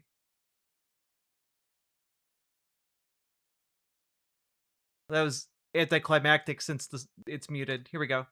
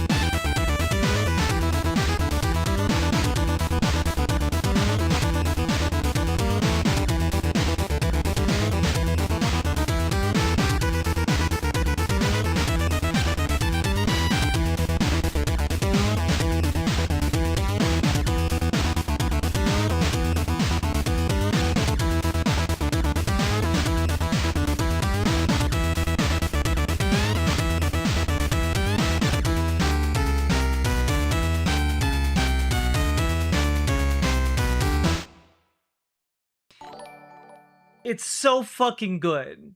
May I also humbly suggest the song that made Miyamoto think they were pranking him with a modded SNES. It's so fucking good. Oh yeah. Yeah, nah, for sure. Why have a video game Pictionary? Look, it was the 80s/90s. Also, I just have to imagine every single time Tim Follin's boss walks in and is just like, Tim, we got another project for you. The premise of this one, Tim, is that you play as just a little alien dude that can kind of like disassemble himself a little bit, kind of like well, Rayman hasn't been invented yet, but like Rayman. And the name of the game is Pluck. All right, and we need you to make a soundtrack for this alien to just like, I don't know, go through a bunch of colorful levels. Kids love fucking aliens and colorful levels, and you know, we just need you to make like some garbage to throw in there. We don't have high sales expectations for this game, Tim. Like we're not expecting nothing from you. Please, for the love of God, just take it easy. You've been pushing yourself too hard, Tim. Been pushing yourself too hard, and we're all worried about you.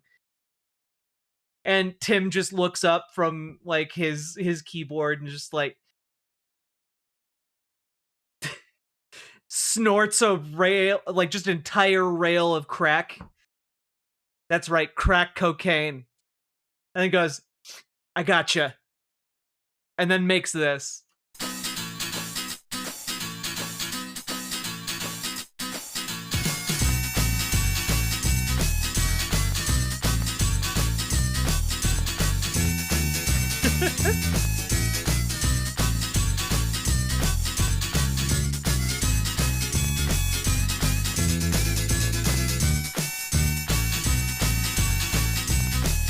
Guys, this is on the Nintendo. Where the fuck are they getting harmonica sounds?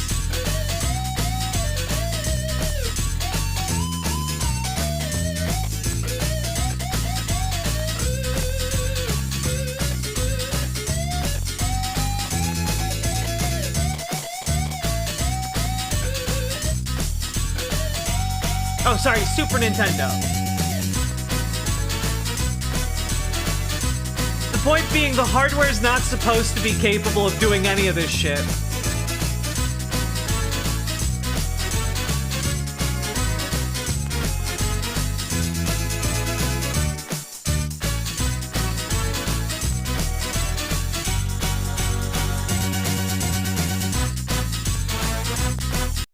Yeah, we do have to do the boss theme real quick. It's true.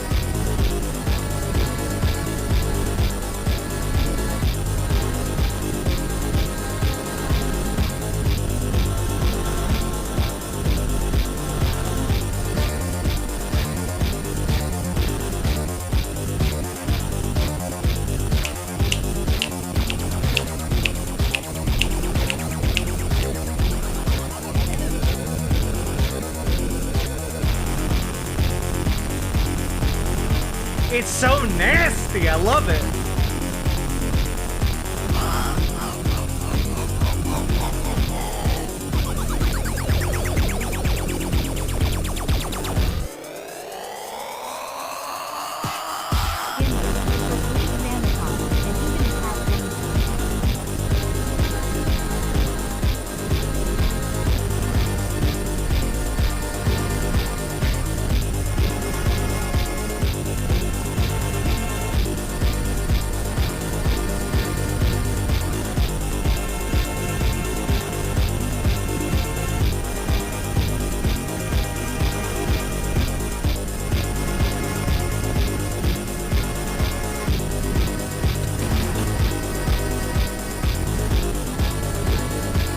Okay.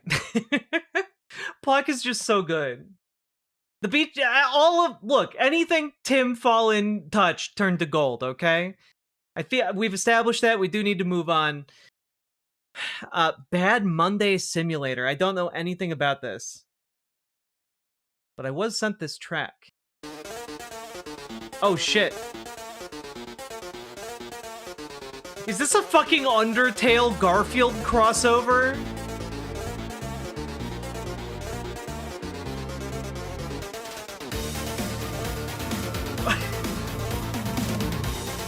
What the fuck?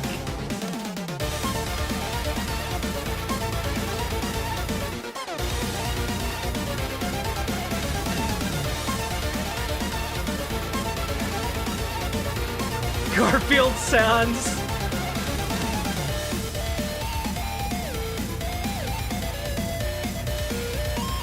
Sake Tanuki, how do you find this shit?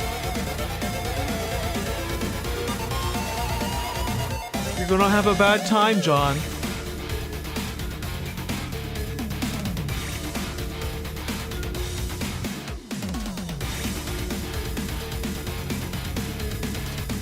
Also, yeah, unknown user, not a MAGA chat. I'm a socialist, and I'm listening to fucking cool music.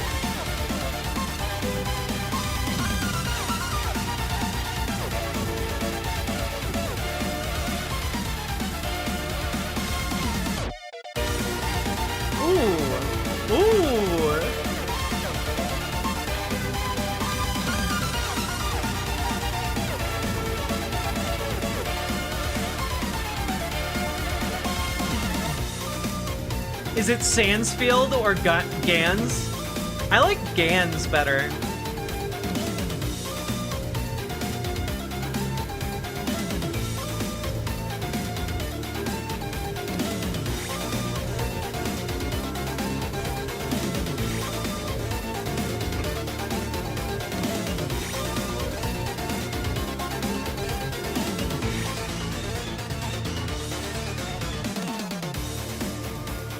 What is this from? It looks like it's from newgrounds.com. A website that still persists and is wonderful and fights AI-generated content. And, you know, I'm here for it. We have one last track that I've been presented here from a game called Gimmick for the NES. I've never actually encountered this one before, so this is new.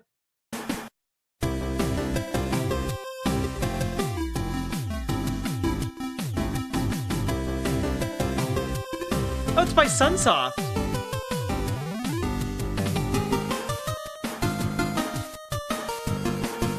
No, Livy, Newgrounds fights against AI-generated content. So, it's not AI content. The point I was making was specifically that Newgrounds does not tolerate AI content on the website, and I appreciate that about it.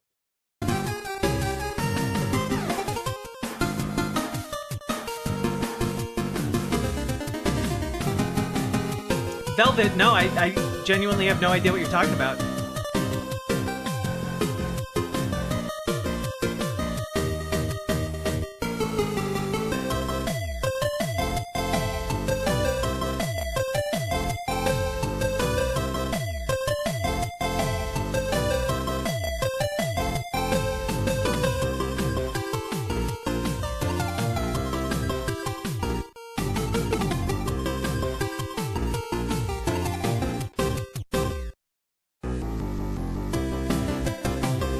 was really fun. Like, I don't know how to describe it, but it has the vibe and sound of like an anime OP. You know, like it sounds like we're seeing like, you know, the montage of different characters. One of them's late for school with like a piece of toast in their mouth, and then wacky adventures happen and misunderstandings.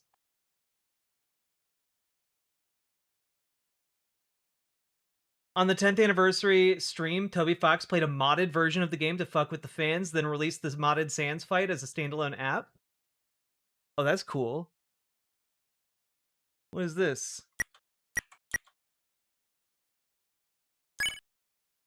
Okay. ZX. You know what? Fuck it. This will scratch my itch.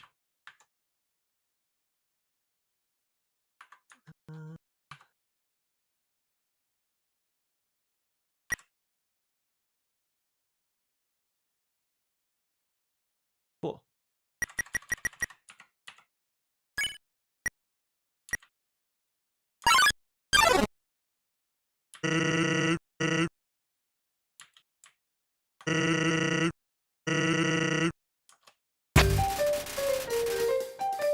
Feels like not a particularly bad time.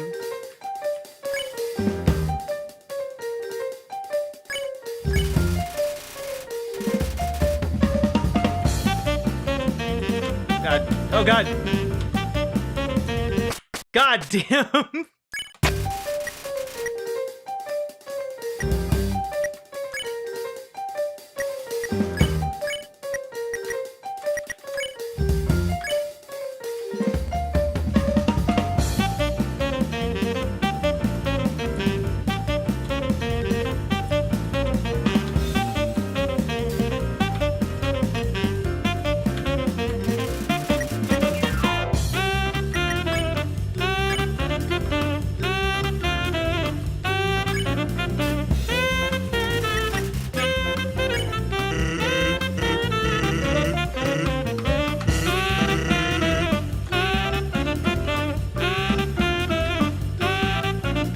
No!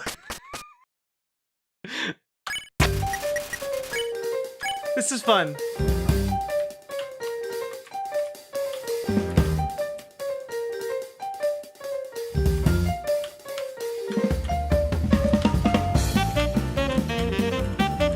Fuck!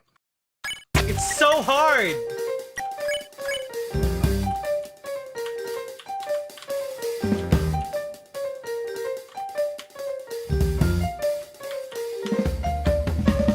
Oh, shit.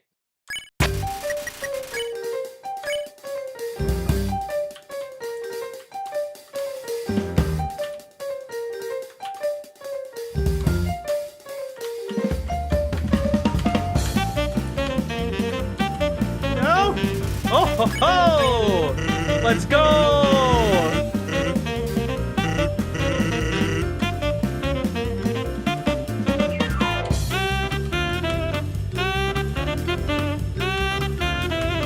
No!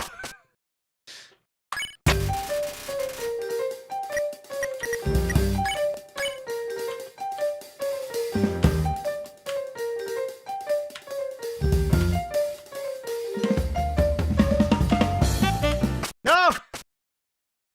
Damn. This is very fucking hard, though.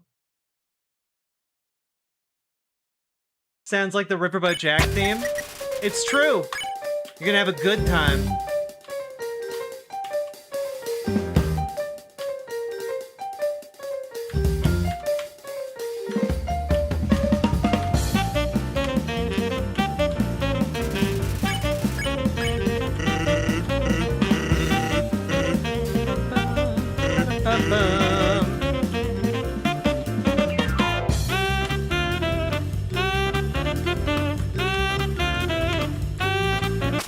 Damn it! I was so close!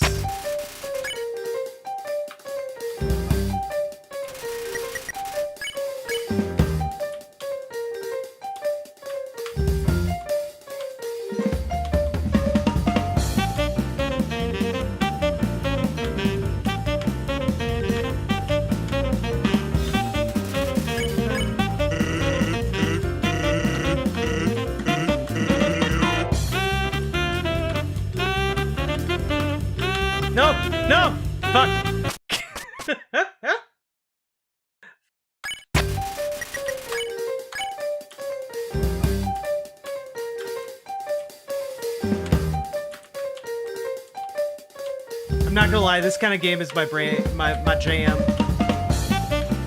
Damn it!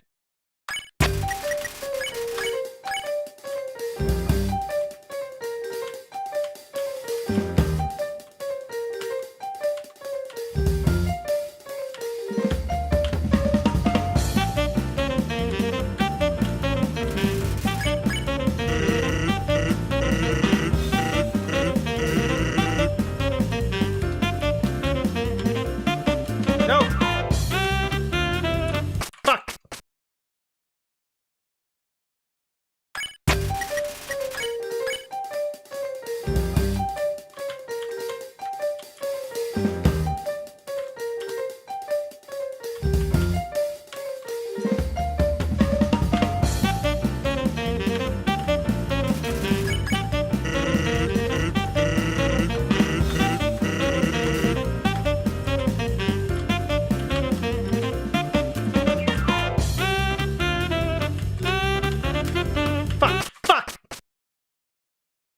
How much do we have to pay you to do a genocide run?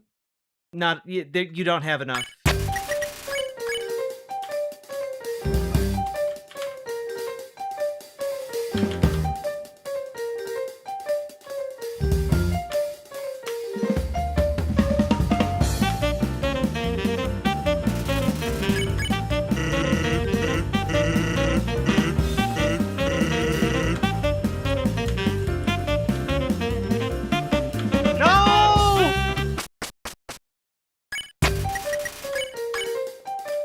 Okay, one more time.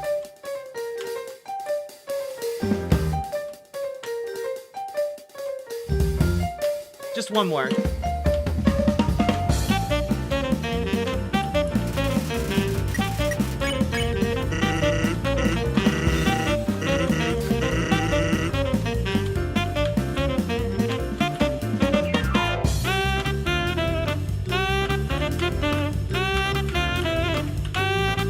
No, no, no, no, no, no, no, no, fuck! I got so close. All right.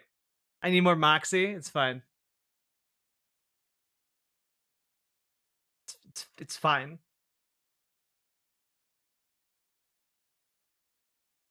I was right there, but I needed to do the stepping thing again. Damn it. Do I have time for one incredibly cursed Wii video?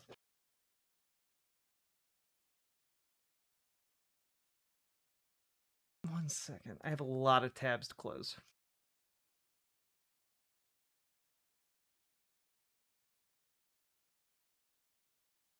Beep.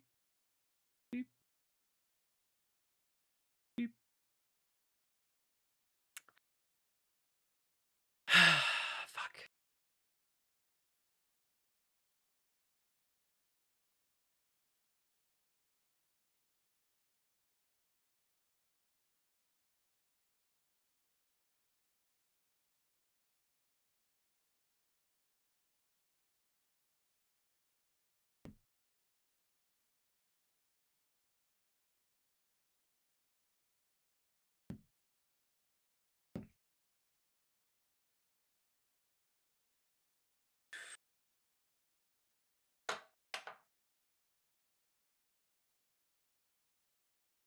All right. I feel like there was a politics question someone asked earlier. I don't remember what it is. Let me see.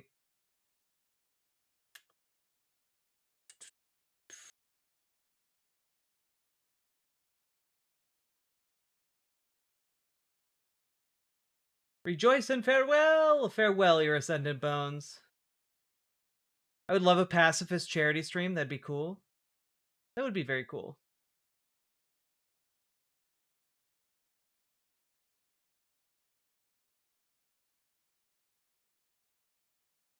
This is the kind of game that makes me break shit. Are we gonna be okay? You know, no one in life can ever guarantee that we're gonna be okay. But I think the more of us that work together to try and be okay, the more okay we'll be. You know?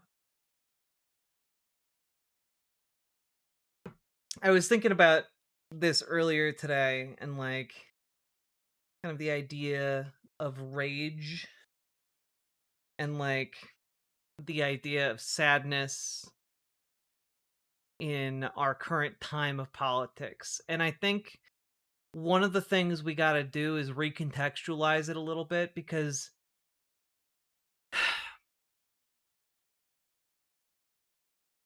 the rage and the grief we feel, and some of the fear we feel as well, a lot of it is based in our love for one another. It's based on the love we have for those who are going to be hurt and are hurting. It's based upon the love we have for our neighbors, our friends, our colleagues. And for a long time, love has been something that has been atomized down to, well, you only really love your family. You only really love your kids. But love is not just something that we show to our offspring or to our partners. Love extends a lot farther than that. It extends to, the folks you see down at the library, or the folks you chat with at the grocery store. It extends, or at least it can extend, in all kinds of different directions between you and the people around you, and the world around you in general. Because you can also have love of land, and love of animals, love of trees. And I think that we should take a step back and realize that a lot of what we are feeling is a righteous indignation and rage that the people and the places and the things that we love with all of our hearts, and even if we wouldn't normally put the label of love on it, we do love these things, even if it goes unsaid. And so I think that the goal of our movement is to build one on love. And that doesn't mean it is a movement of, that doesn't sow division at times. It doesn't mean that it isn't a movement that doesn't seek to destroy its enemies, because our love must come and it must win in order to preserve the things that we love. And it's just that the way our movement should ask that we love one another is more expansive and more all-encompassing than the folks who build their movements on hatred. We need to build off of love rather than sacrifice in the name of hate. Which, to be clear, the hatred and the sacrificing in the name of said hatred, that's what conservatives do in America these days. It's the binding of Isaac all over again. They'll strap down their firstborn and get ready to sacrifice him if it means, causing one more trans child to contemplate suicide. Like they will give everything to build a world that is exclusive.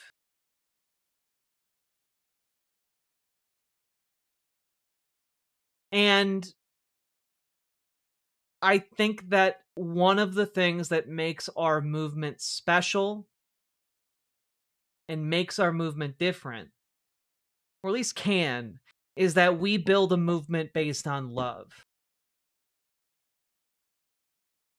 And I think that's what makes our movements more effective.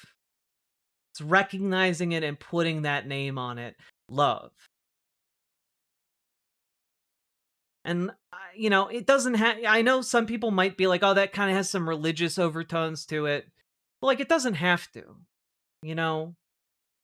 all people love someone, something. And I guess what I'm just asking us to do in this moment where we feel our hearts aching and simultaneously trembling with rage is that we remember that where that comes from is love. Because we understand who is going to be hurt by this, and it's people we care about.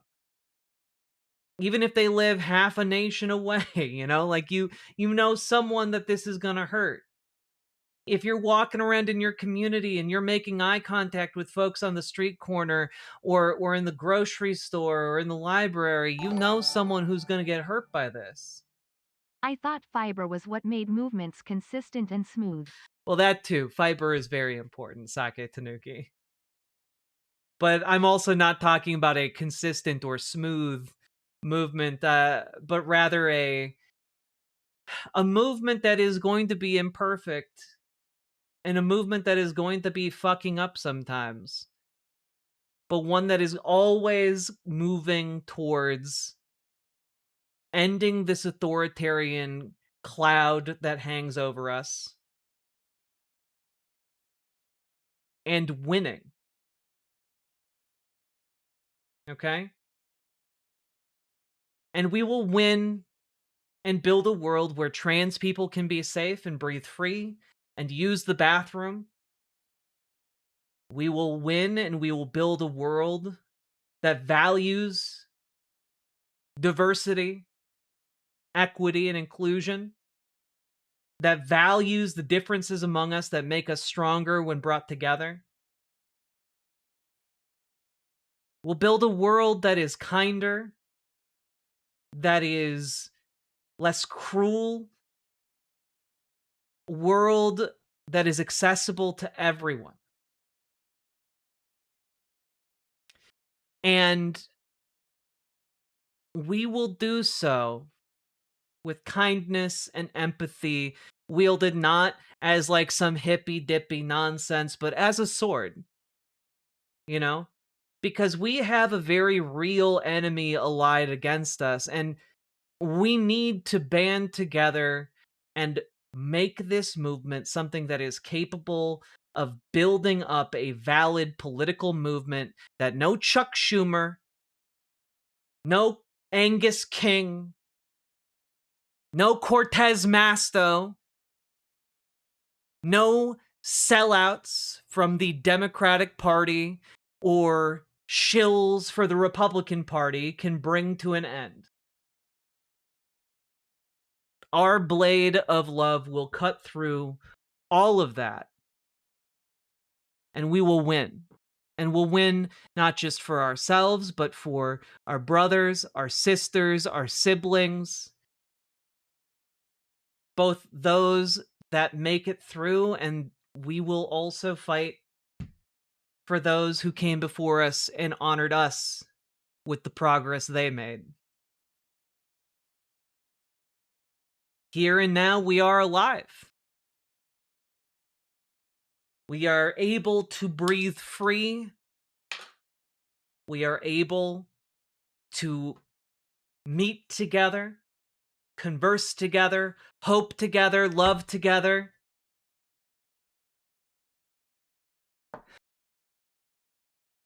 And together we will topple these corrupt oligarchs from their rickety thrones, and we will win. Today was a bad day. But not all days are going to be bad days. Not every day is going to be cloudy and overcast. Not every morning is going to be one where we can't see the sun. Folks, I've been up there, above the clouds, and I can tell you the sun is shining on us every damn day. So, together, we're going to go out there and we're going to fucking win. And I don't know each and every one of your situations, but I do know you all live in communities, and communities are made up of people. All you got to do is go out there and meet some of them and find some that are hurt, that are scared, and that are willing to listen. So let's fucking win.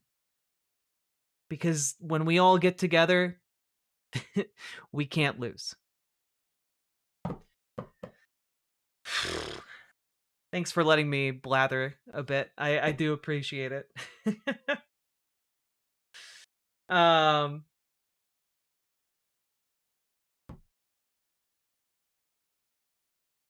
There's an Earth in the way of us getting sun right now. I don't know. Seems pretty sunny from where I'm sitting.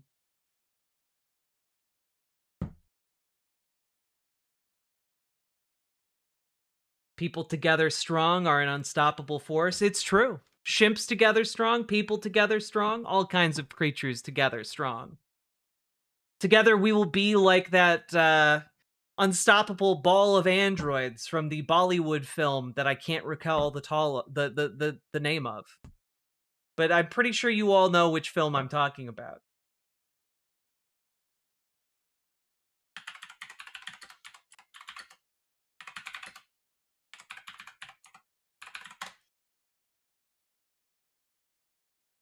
Entheron, yeah!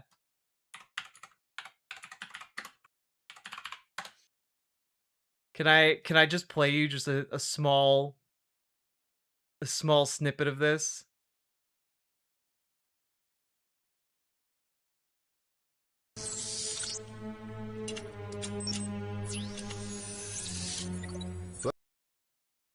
God, if you guys haven't seen this, it's so good. Let me just I just want to play you a small part of it.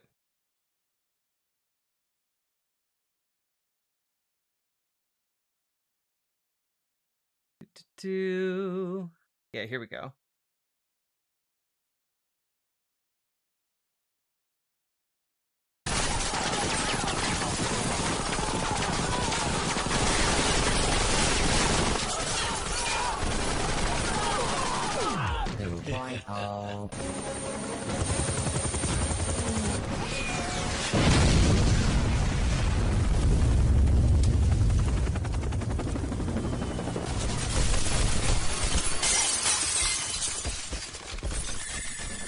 Режим трансформации. Сфера.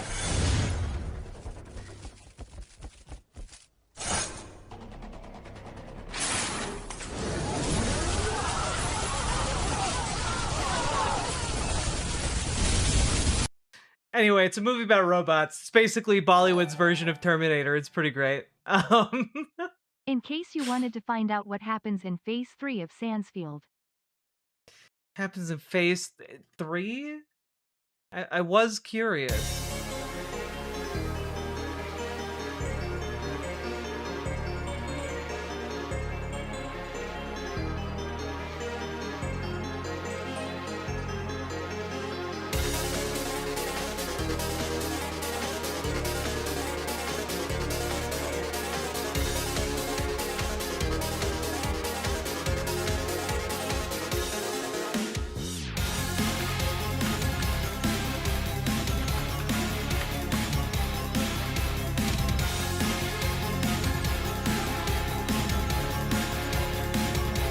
See ya, the Killin' Joe.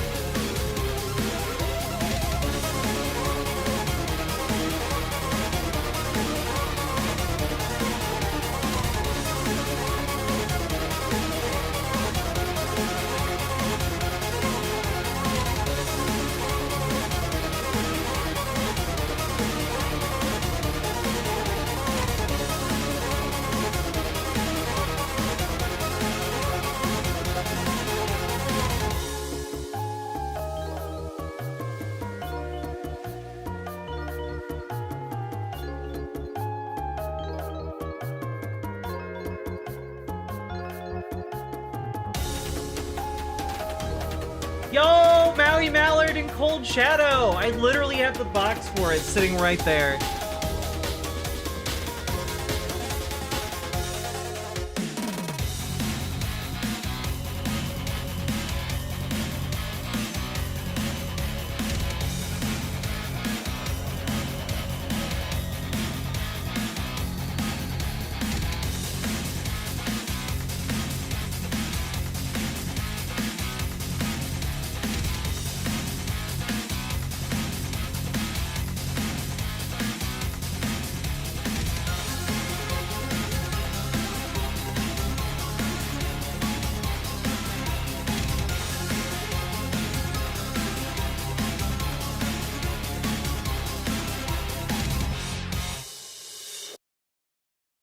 That was dope as hell. Whew, there aren't many people here who rely on some of the programs being cut, are there? Actually, the majority of this community is based on people who rely on those programs. My partner relies on some of those programs. So, I'm a little offended to a lot offended that the assumption is because I'm not, I don't know, crying inconsolably on stream that, like, we just don't give a shit. I'm absolutely terrified. Yeah, same.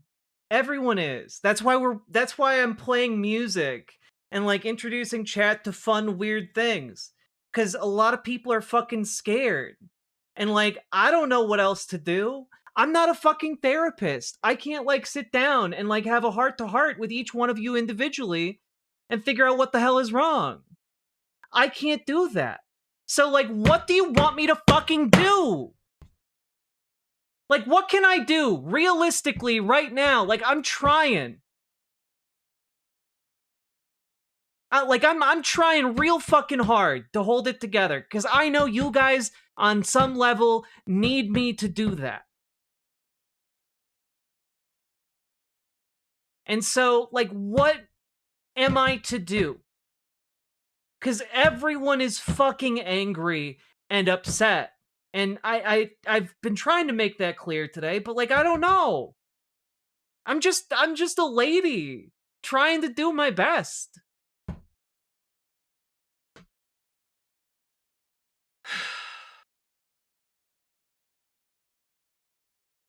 Like, does the spending bill still ban HRT on Medicaid? I mean, the continuing resolution got literally nothing done, so probably. Yeah.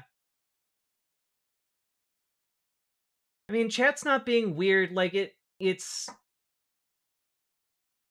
understandable that people are really upset. I'm really upset. Like, I don't know what to do because the single point of greatest leverage that we possibly could have created by this point, and there will, there will be other points at which we can build more leverage. We can build more people out in the streets. We can do more of everything. We can primary folks. We can get you guys to, like, organize locally. But, like,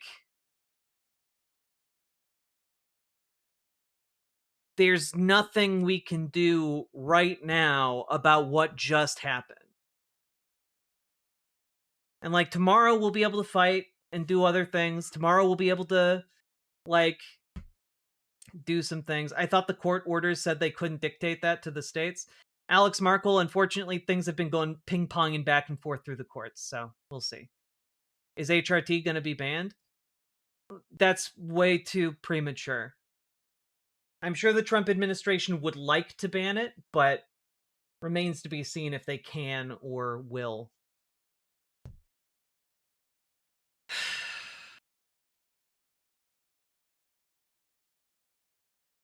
Well, yeah, no, Super Jet Guy, there are no anti-trans writers in the continuing resolution bill, but there are anti-trans writers in the budget bill that was passed earlier this year. And I'm not entirely sure where those all landed officially.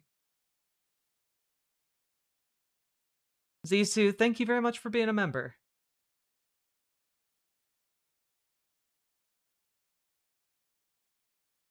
The HRT ban was removed in the Senate, but I haven't checked in a long time. They will doubtless try again. Yeah.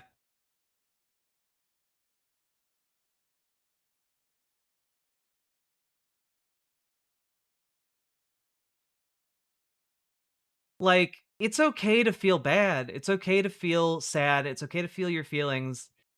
I'm trying my best. There's not much I can, like, I can't continue to analyze the situation and come up with a different take where there's something super secret that we could all do. Cuz the sad reality is that, like, it comes down to the day-to-day work of building up that solidarity and organizing power. You know, it takes a lot of effort to get people to do something they wouldn't normally do, like turn out to a protest or do a boycott or, you know, do X, Y, and Z. That takes a lot of work and effort. And we all need to start putting that in.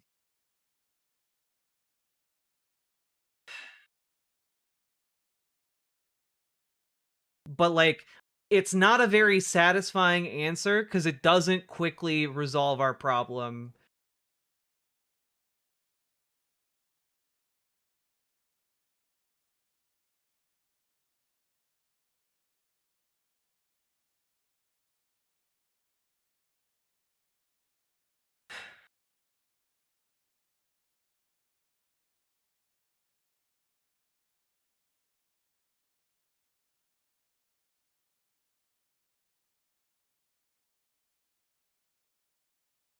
As far as I can see, you're doing your best every day. I am trying to do my best every day, Jess. And I'm sorry I snapped. I know everyone's feeling like shit. um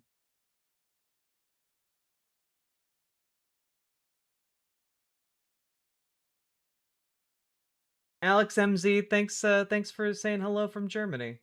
It is really nice to see folks from outside the country looking in. It's just nice to know that there are places out there that give a damn. You're made of human like the rest of us? Yeah, but I hate that. I wish I could just be like a robot. It would be so much more convenient. Would a shimp-sized donation from Shimpack help in any possible measure? Shimps together strong, raised fist emoji, shrimp emoji. Maybe Shamaniacal the Shamanite, but I wanna figure out what we can do. I have to put more thought into it.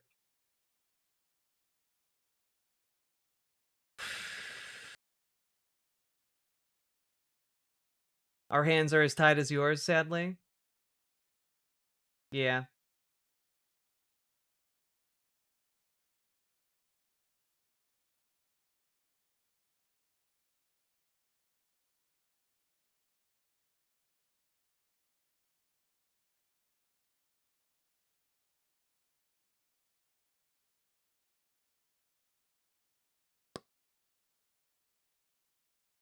No apology necessary. You're human. Yeah, I mean, you know, I think it's good to apologize. Yeah, you know, my failing might be understandable and human, but I still apologizing is nice. Just a nice thing to do. Um, Tonight was bad, and it's infuriating that Schumer and the moderates took the momentum and energy the people built and threw it away. Tomorrow we dust ourselves off and get back at it. My theory about how tomorrow is gonna go.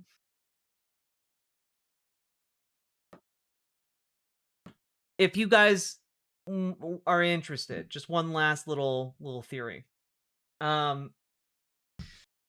It's that this is going to energize the organizing apparatus of the base. Because think about how angry each of you are right now. How angry and worried and upset you feel right now.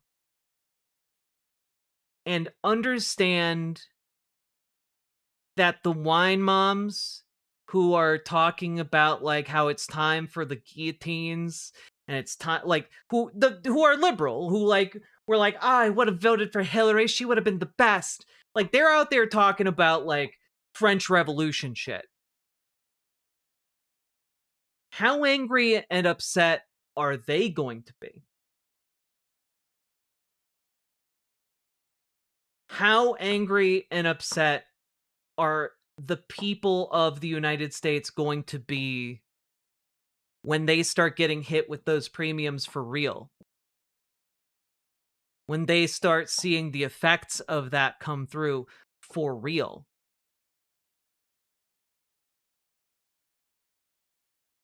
And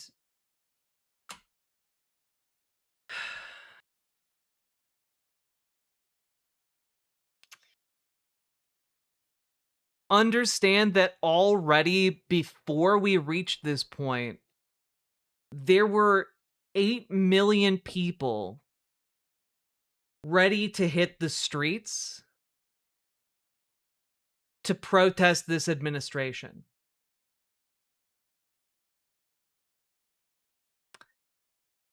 That number is going to get much, much bigger. It's going to get bigger because of today and every subsequent day that things fail to improve. And I got news for you guys. Things are not going to improve. Short of like some SCOTUS fuckery, and I wouldn't hold my breath for that on the vast majority of cases. And that, I think, is going to be pretty hard to ignore going into 2026 and 2028. Because No Kings, you can arrest the founders of No Kings if you want. You can arrest some of the organizers, but like, people are still going to fucking turn out for that thing. It's a movement that has already been successfully imprinted upon the American mind. And folks, it's going to keep on being on the American mind. If HRT is off Medicaid, apparently Canada admits asylum claims at ground border crossings with or without a passport, and you don't need to pass US CBP on the way out, only on the way in.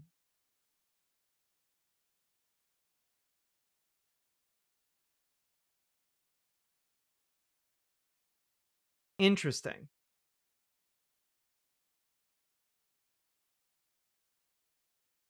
Do not do the asylum thing, chat. It is not a promise. Yeah, I mean, look, I don't. You can't do it until Canada has like a codified asylum system expressly for people from the United States. It just, asylum is hard to get, you know, and typically it's not extended to Americans.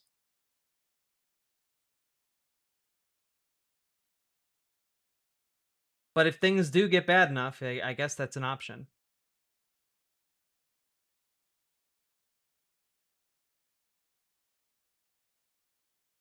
Yeah, it has. Yeah, exactly, Salmon Moose.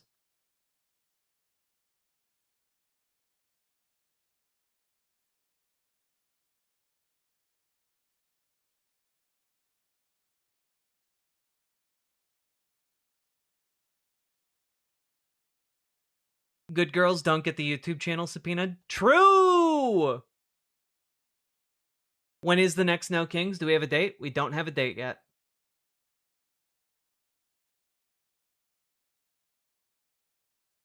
Where do you see rock bottom at? I mean, rock bottom is probably going to be sometime between now and, you know, the midterms. And we're pretty close to rock bottom right now. I guess my guess would be like summer. The summertime. Like, perhaps rock bottom is all of this shit going on and the AI bubble finally popping. Like, that's when we're talking about like a Great Depression level event. And Yeah, that like the AI bubble. I'm my guess is that the AI bubble is going to pop sometime this summer. So I guess that would be the rock bottom.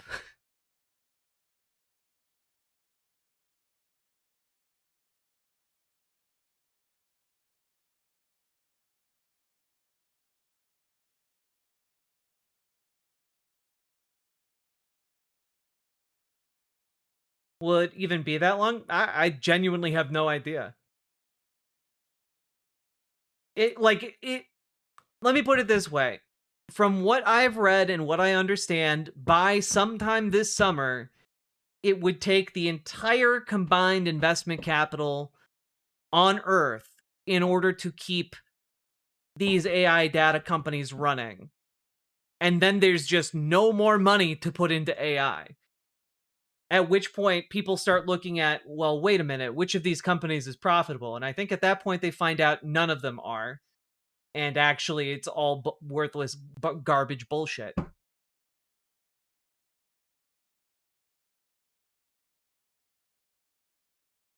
How can things not crash with how shit the Christmas economy is going to be? Well, keep in mind, the Christmas economy is going to be shit for sure, but that's going to be a tiny crash in comparison to the AI bubble crashing.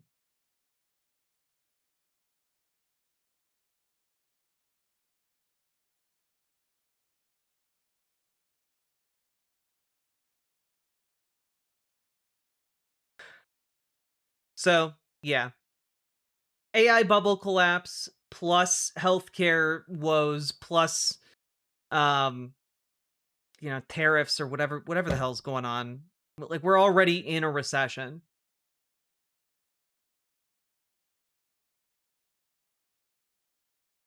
Yeah, Unlearning Economics is a great channel, that one, American. Highly recommend as well.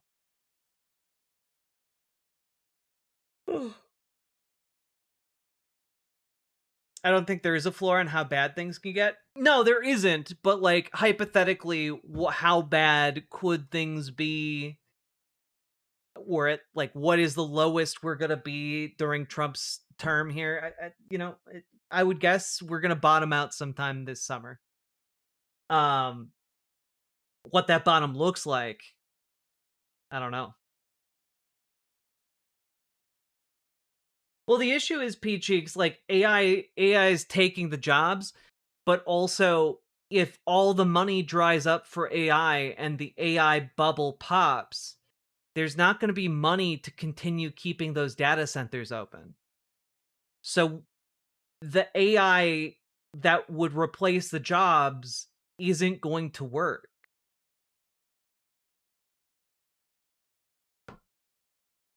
Like that's the issue. They'll just print more money? Nah, that's not how this works.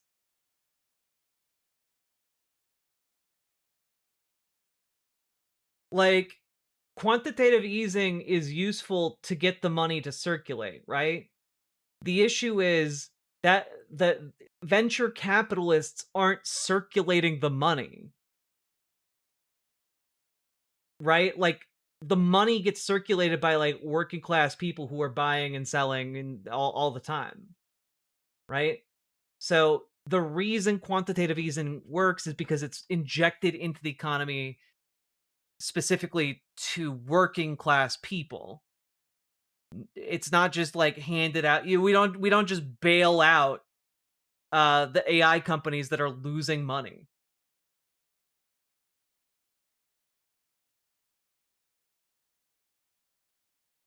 Well, we print $1 trillion every 90 days already. Yeah, and just assuming that's true. I'm not going to bother to fact check you, but even with that amount of printing money, it's not enough to sustain AI.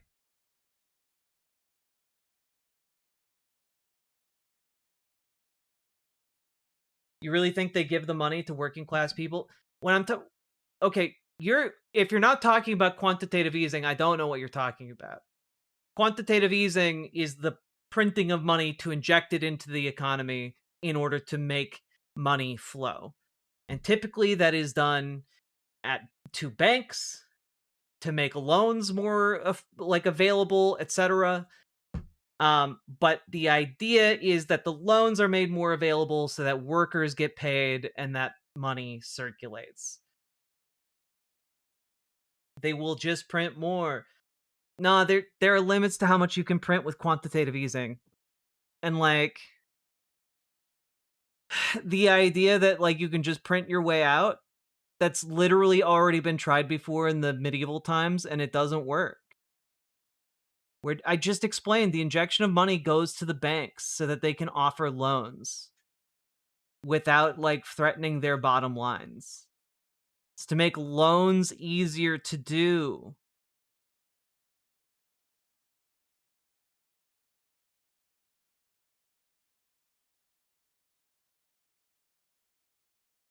On top, yes, AI also takes up a massive amount of water.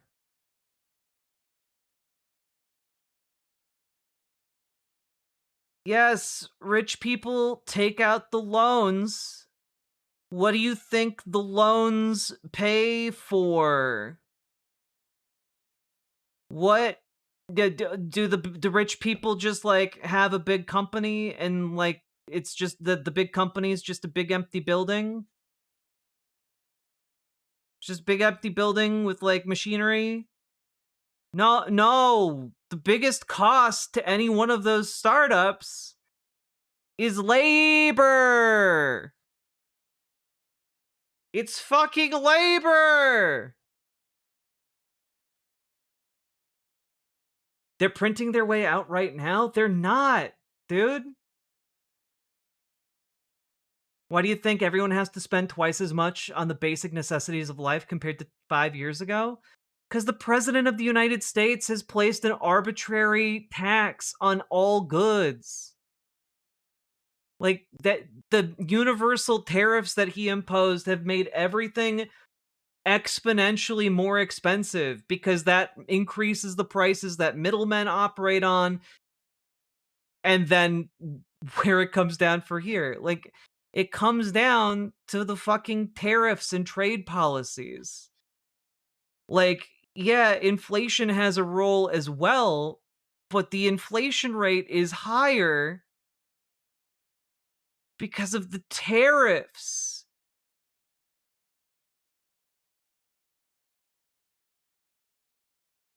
Yeah, deplorable Kulak, you're describing why the system doesn't work. Yes, you are describing the flaws in quantitative easing. Yes, I'm aware.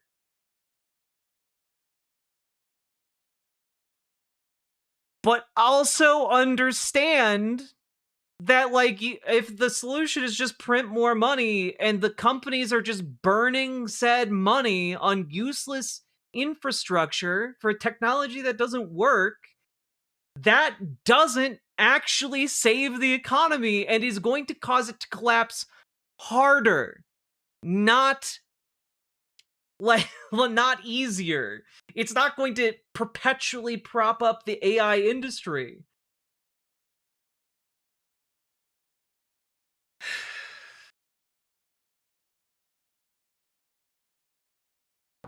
Like, the argument you're making is that the crash is going to be harder. You realize that, right? God damn it.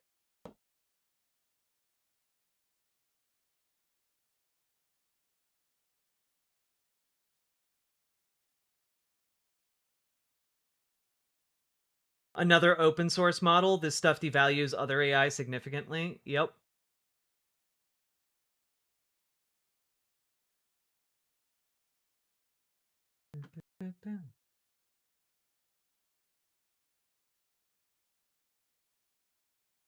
Oh yeah, Superjet guy. Yeah, no, I talked about that earlier.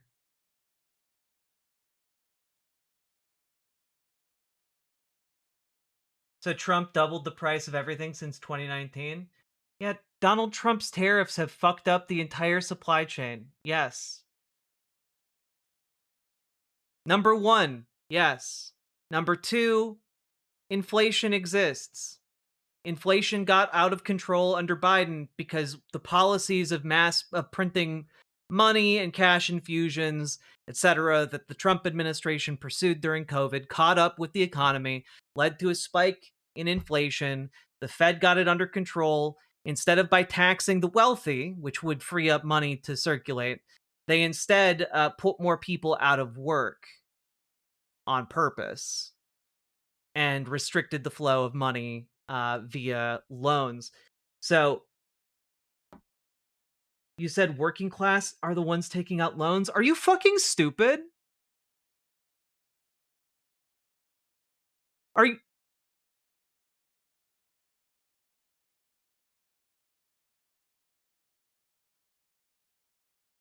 I think you might just be stupid. Your argument is that I think that quantitative easing works by, like, the workers taking out loans from the bank?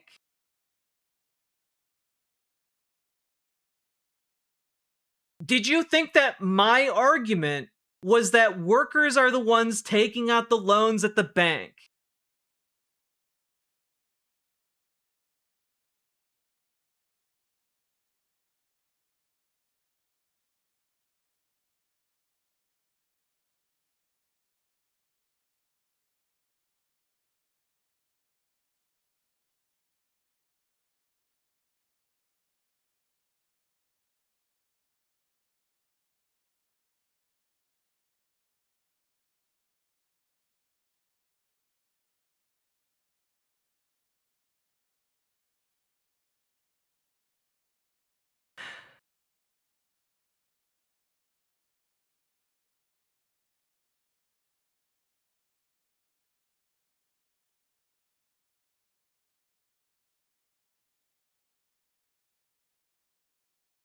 Feel like I'm having a stroke reading this? Yeah.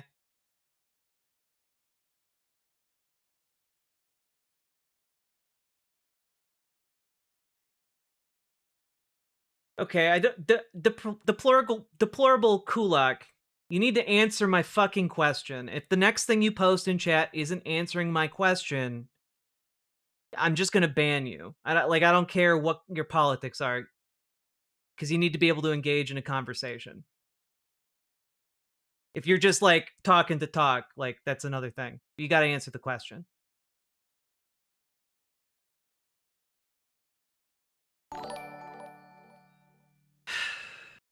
Don't forget, a lot of the inflation under COVID was caused by literal price gouging by corporations, especially grocery and home goods. They got an inch of supply chain stress, and they took a mile. It's true.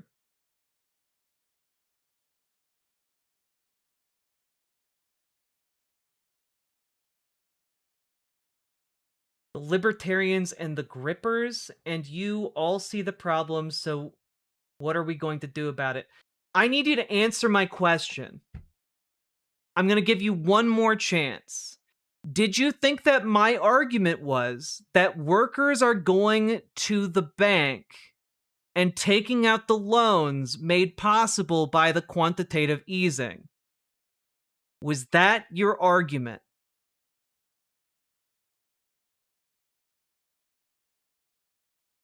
I'm going...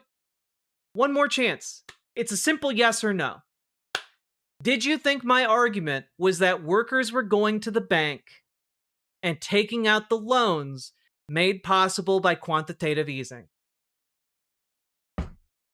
If you can't answer a yes or no, like, I'm sorry, there's not any point in engaging with you.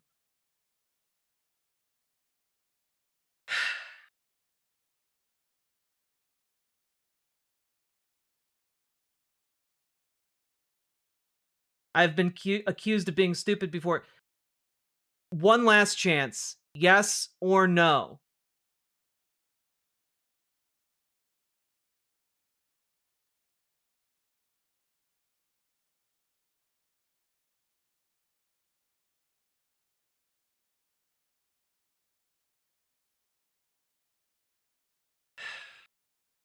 Shouldn't take this long to type yes or no.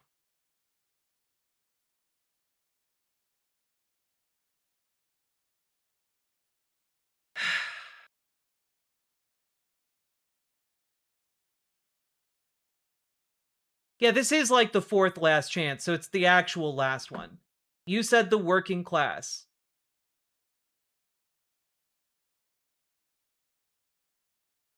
Do you understand the context in which I said the working class relates to quantitative easing? You said quantitative easing goes to the working class. I did not. I said quantitative easing goes to the banks where people take out loans.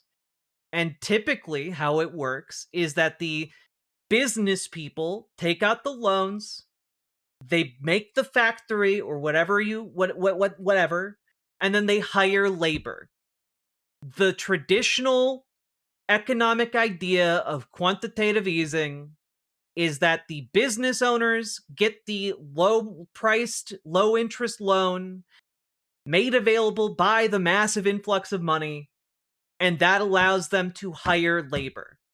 And thus, the Keynesian economists of the world were like, yes, we can employ more people. It's brilliant.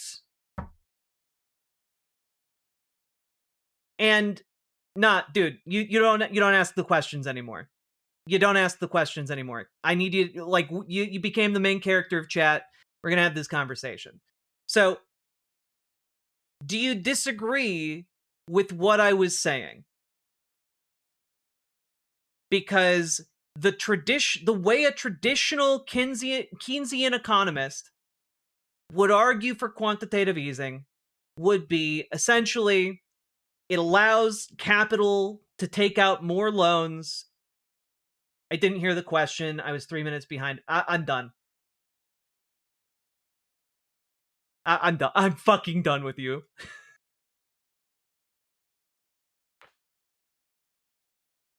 Fuck you. Like, my god, you came in here and wasted like 20 minutes of our time. Nah, fuck you. Like, I was 3 minutes behind the entire time. Fuck you. God damn. Got one guide so hard. Fuck. He was here to clown, clearly, or just...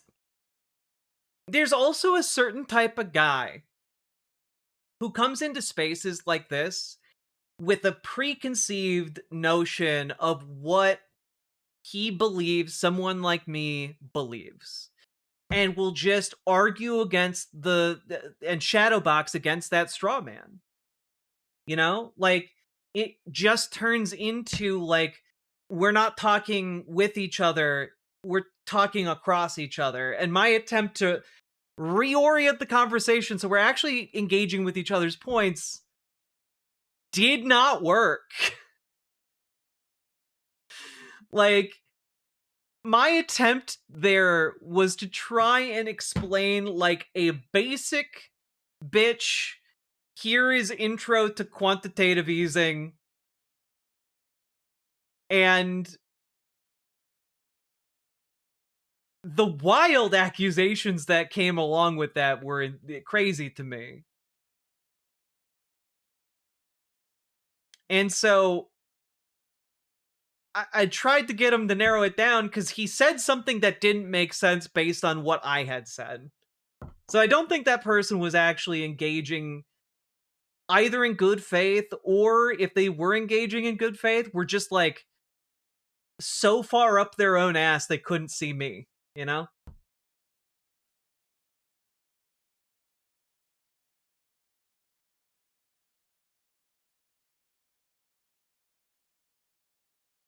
Well, Cute Dark Arts, I believe Kulak is like a socioeconomic class, or was a socioeconomic class in like the Tsarist Russia and early USSR.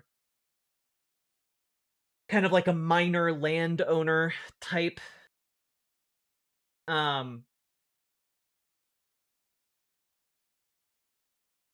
One of the very first clues that a recession, depression is going to hit, long-term, short-term bonds invert. When long-term bonds are bought, it's a sign that investors have faith in the future of the US economy. When that flips, it's a very bad sign. Yup. It's also a really bad sign that, like, strippers are struggling right now. When people don't have enough money to drink or tip strippers, like, things are bleak. Jack, what did I miss in the last 20 minutes? Literally nothing of note. God has blessed you this day.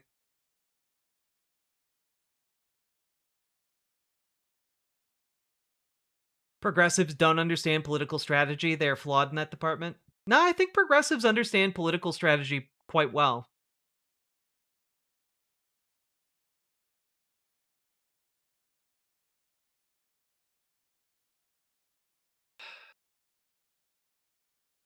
How do we know that about strippers? Because sex workers talk with each other? Like, there are, like, stripper forums and whatnot? One of these days you'll play Bad Monday Simulator on stream and fight Sansfield. It's free too. One of these days, you all will finally watch RRR, the greatest film ever made.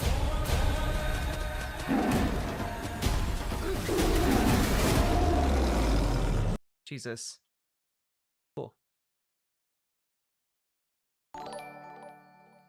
One of the best films ever made. One of these days you'll play Bad Monday Simulator on stream and fight Sansfield. Hell yeah. It's free too.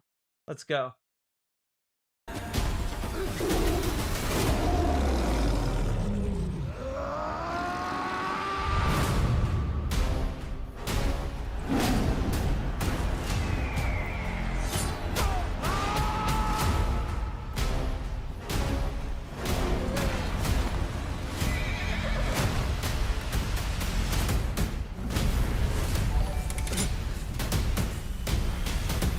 How do we know that about strippers?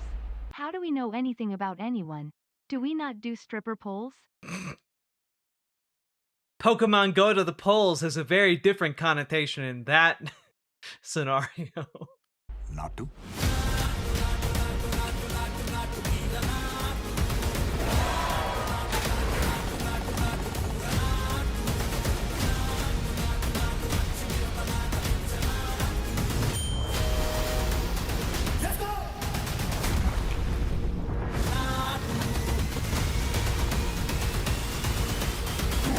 No person will ever rise up against the British.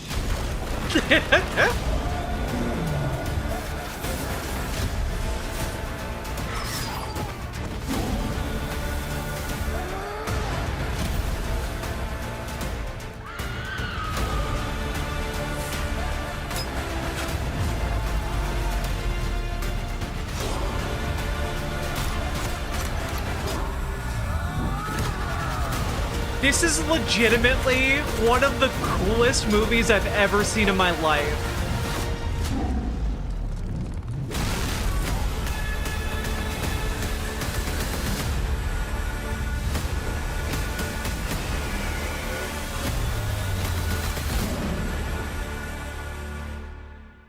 And I cannot stress enough, guys. We don't call them Poles anymore. They're Americans of Polish descent. Oh, true. Pokemon Go to the Americans of Polish descent. My bad. I apologize for my, my ineptitude. Never heard of RRR. Would you guys believe it if I told you those weren't even remotely the coolest scenes in the movie? RRR is just so fucking cool. Is it an Indian film? Yeah. It's so fucking badass. Did you see that? That guy picked up a motorcycle and hit guys with it. It was so cool. It's on Netflix, yeah. One of my top 10 films of all time.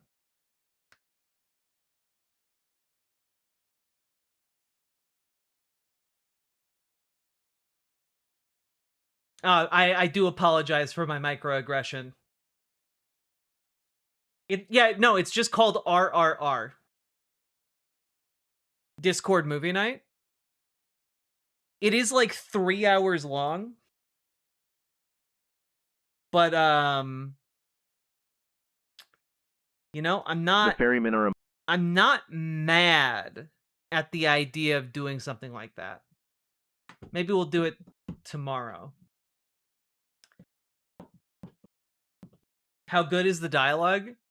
It's pretty fucking great. There's an entire dance number where they clown on white boys, how white boys can't dance, and it's wonderful.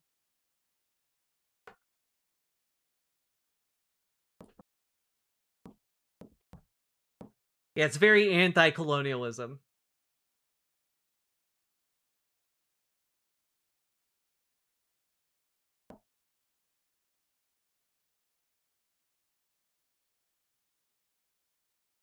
Also, I finally saw Weapons the other day. You know, again, just I saw Weapons, and it was good. It was nice seeing that Zach Kreger has gotten even better at directing horror films, because I liked parts of Barbarian, but last part of Barbarian was just kind of gross. Have you seen Tamil action movies yet? Well, tell me more. Be more specific.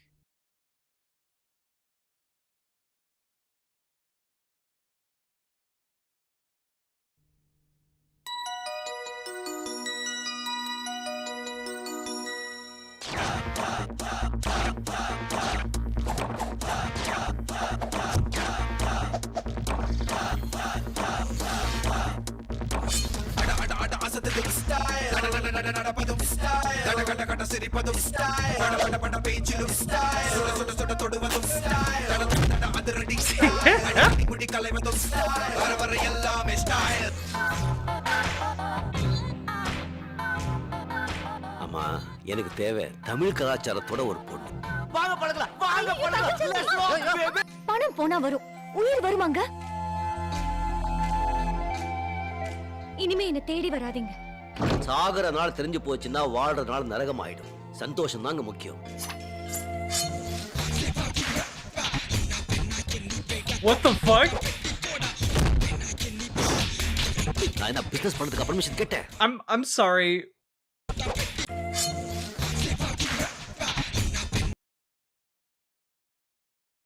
The fuck are those things? Holy shit. They're really scary. They're really scary.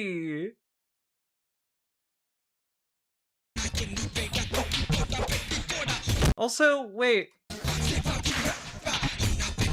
Why is just one of the lions different? Why do these guys all get the same looking lions? Sorry, tigers. But this one has a different looking tiger. Did he just fuck up drawing the tiger? நான் என்ன business பண்ணதுக்கு permission கேட்டேன். ஏழைகளுக்கு service பண்றதுக்குயா. போட்டுறட்டுமா? கிட்டத்தட்ட. Cool.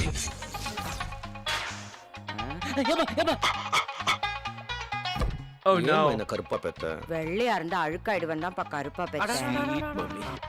Oh no. Oh no.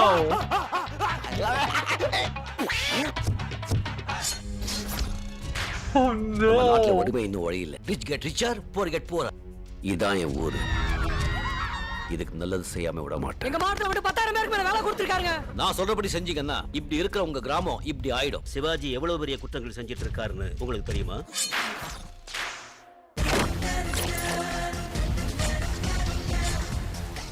What the fuck is happening here?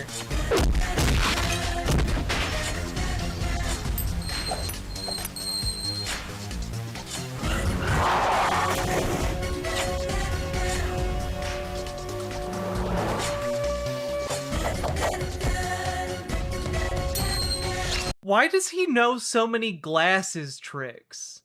And most of his tricks are just like...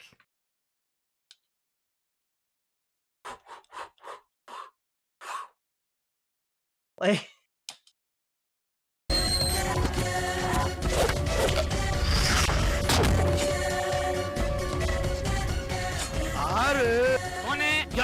Boss.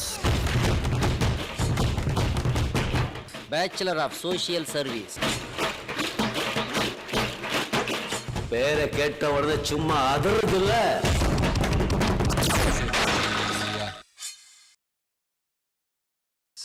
So cool.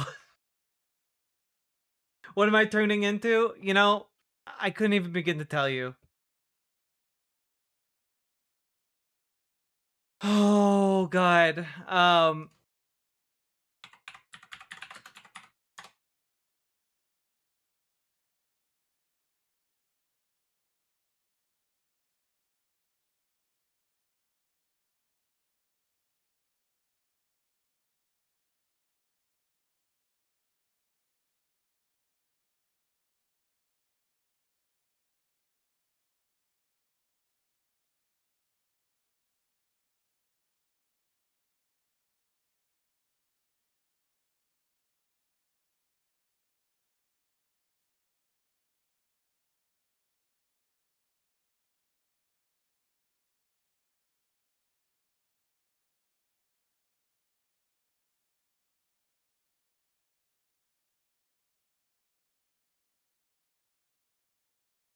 Oh God. Okay, hey folks, you remember the Sydney Sweeney jeans? The Sydney Sweeney jeans controversy? You can call me Jess. I don't have the mental horsepower to finish that tonight. So, you know how some people are like, well, maybe she's just like she just doesn't know about the white supremacy. Maybe she just thought they were really good jeans. Just in case anyone thought that, she was interviewed by GQ asking Sydney directly about the backlash. Stoffel said, the criticism of the content, which is that maybe specifically in this political climate, white people shouldn't joke about genetic superiority, like that was kind of the criticism, broadly speaking. And since you were talking about this, I just wanted to give you the opportunity to talk about that specifically. Sweeney replied, I think that when I have an issue that I want to speak about, people will hear. Elsewhere in the interview, Sweeney said that the ad spoke for itself.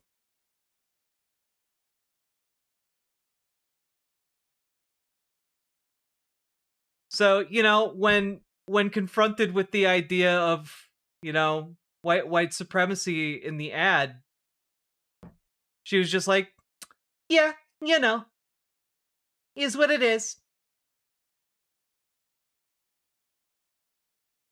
It's I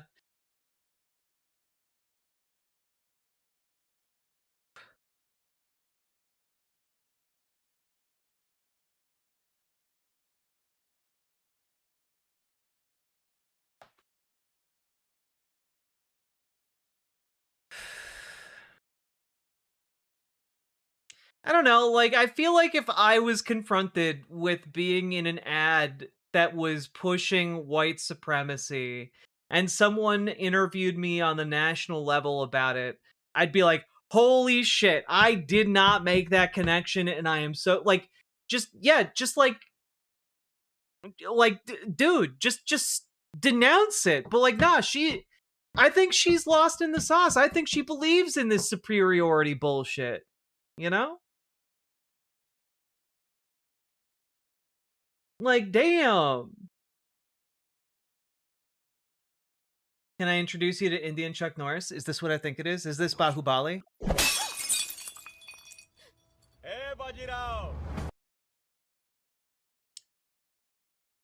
But what is the name of the movie? This movie is great, though. It's fine. Excellent.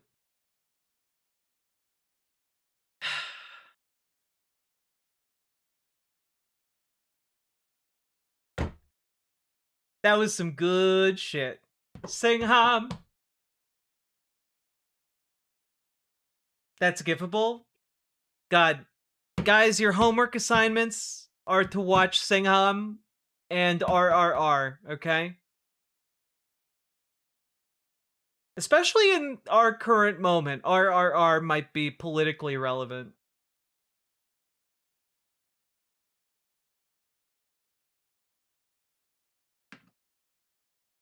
nah, AI ain't gonna do that, right? Like, AI could never shit out something that cool. Not even once. Also, folks, I think I'm gonna be done for the night. I'm very tired, and today was really hard. um, but take care of yourselves, and hold on to the idea that tomorrow can be better. Because the entire project we're working on is to make tomorrow better for everybody. With that being said, thank you all for being here. Like the YouTube stream. Hit the follow button over on Twitch. Subscribe on YouTube. Do the things. We're getting closer every day to 20K. And that, I don't know, I feel like 20K is a big milestone. So I appreciate all y'all being here. Sorry for the late the late Sunday stream. It's been a day. So that being said, folks, I will see you all tomorrow. And I will do my best to have a good show. If I'm really out of it, I might do a playthrough of Undertale. We'll see. Love y'all. See you on a new day. Bye.